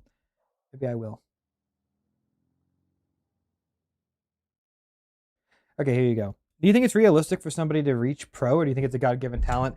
So as far as going pro goes, I don't think it's realistic to expect to go pro, but I think it's where do you expect to go with Counter-Strike? For me, going pro was something I wanted to do with as much time as an effort as I put in and how much I tried to get better. I got closer than I thought I would, but I was still so far away.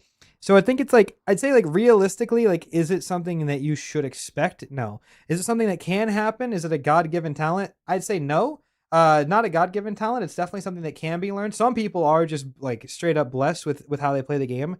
But I think, that's why I always emphasize on where do you want to be in Counter-Strike? Do you want to be someone who competes? Do you just want to get to level 10? What are your goals? Are you just playing for fun? Are you playing to compete?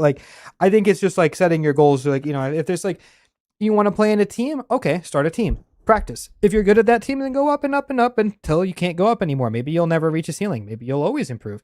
You know, I think that's the most important thing. And then there's tons of nice people that you'll meet. Competitions are fun. Tournaments are fun. You know, that feeling. And, you know, not everybody's going to go pro, bro. There's thousands and thousands and thousands of people that play the game and they all want the same thing. But like, I think that it's just about what you get out of it.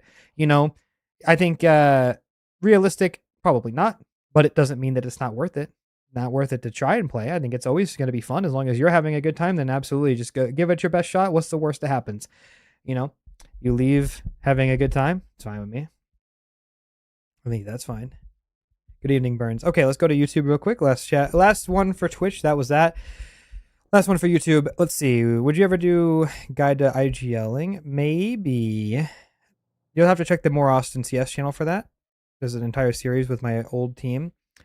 Not good enough? No, not good enough. Biggest importance is training.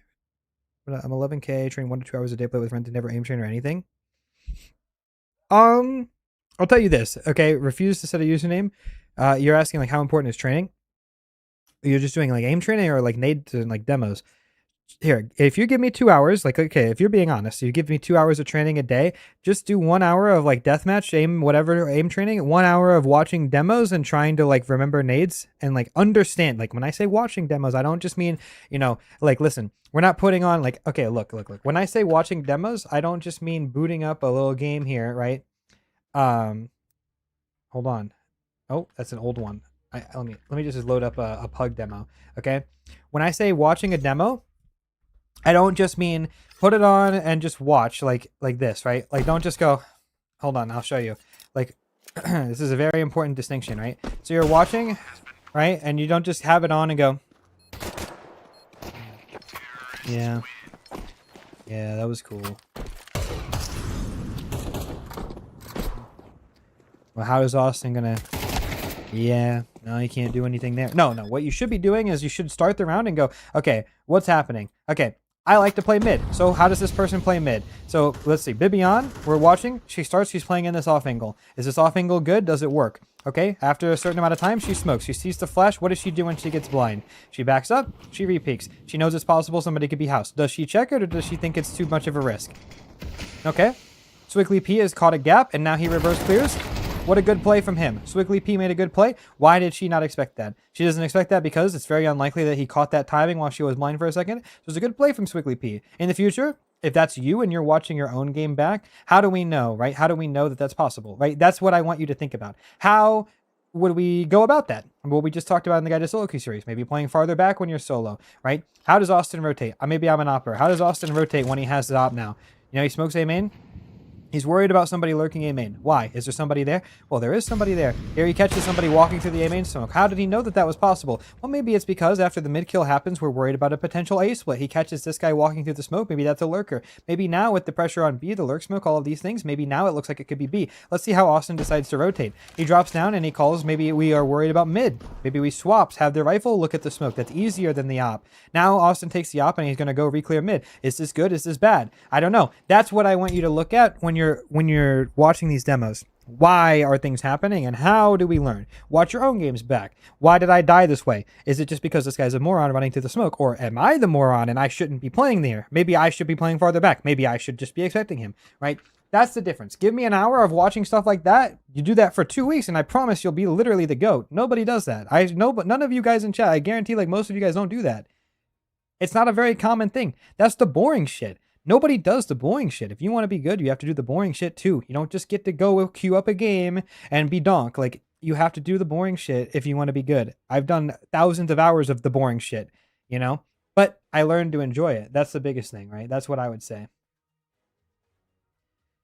Okay, guide to review demos is something I would love to do, and I think I've already done a little bit, but that's all the time I have for today. I appreciate you guys for coming to watch the stream today. I'm going to go record with Mr. Vu CSGO. We're bringing back our talk show. If you're watching on Twitch and you liked listening to me yap today, consider following the channel if you're new. If you're on YouTube, make sure you like the stream so the stream gets recommended in the algorithm for all people to listen to for the rest of time. And if you like listening to me yap in general, you can absolutely sub to my new YouTube channel that I'm making, where I'm going to post long yaps about life, not Counter-Strike. It's going to be a variety channel. We have gameplay with the Burnt Peanut, all of the OTV streamers, Mr. Ski Master Slump God as well, making an appearance in that channel. That video is not up yet. If that's something that sounds interesting to you, it's the Austin Vault. Go check it out. I'll leave a link to you guys in YouTube. If you're on Twitch, it's in the chat right now. And for everybody else, here you go. It's on YouTube. I would love to see you guys over there, but if not, I understand. It's not, some people are just here for the Counter-Strike. I understand how that goes. So don't worry too much about it. I appreciate you guys very much. 2 guides to solo queues today. A lot of talking. My throat hurts quite a bit. Holy shit. Yeah. Okay, I'm out of here. Bye-bye. Much love, YouTube. I'll see you guys.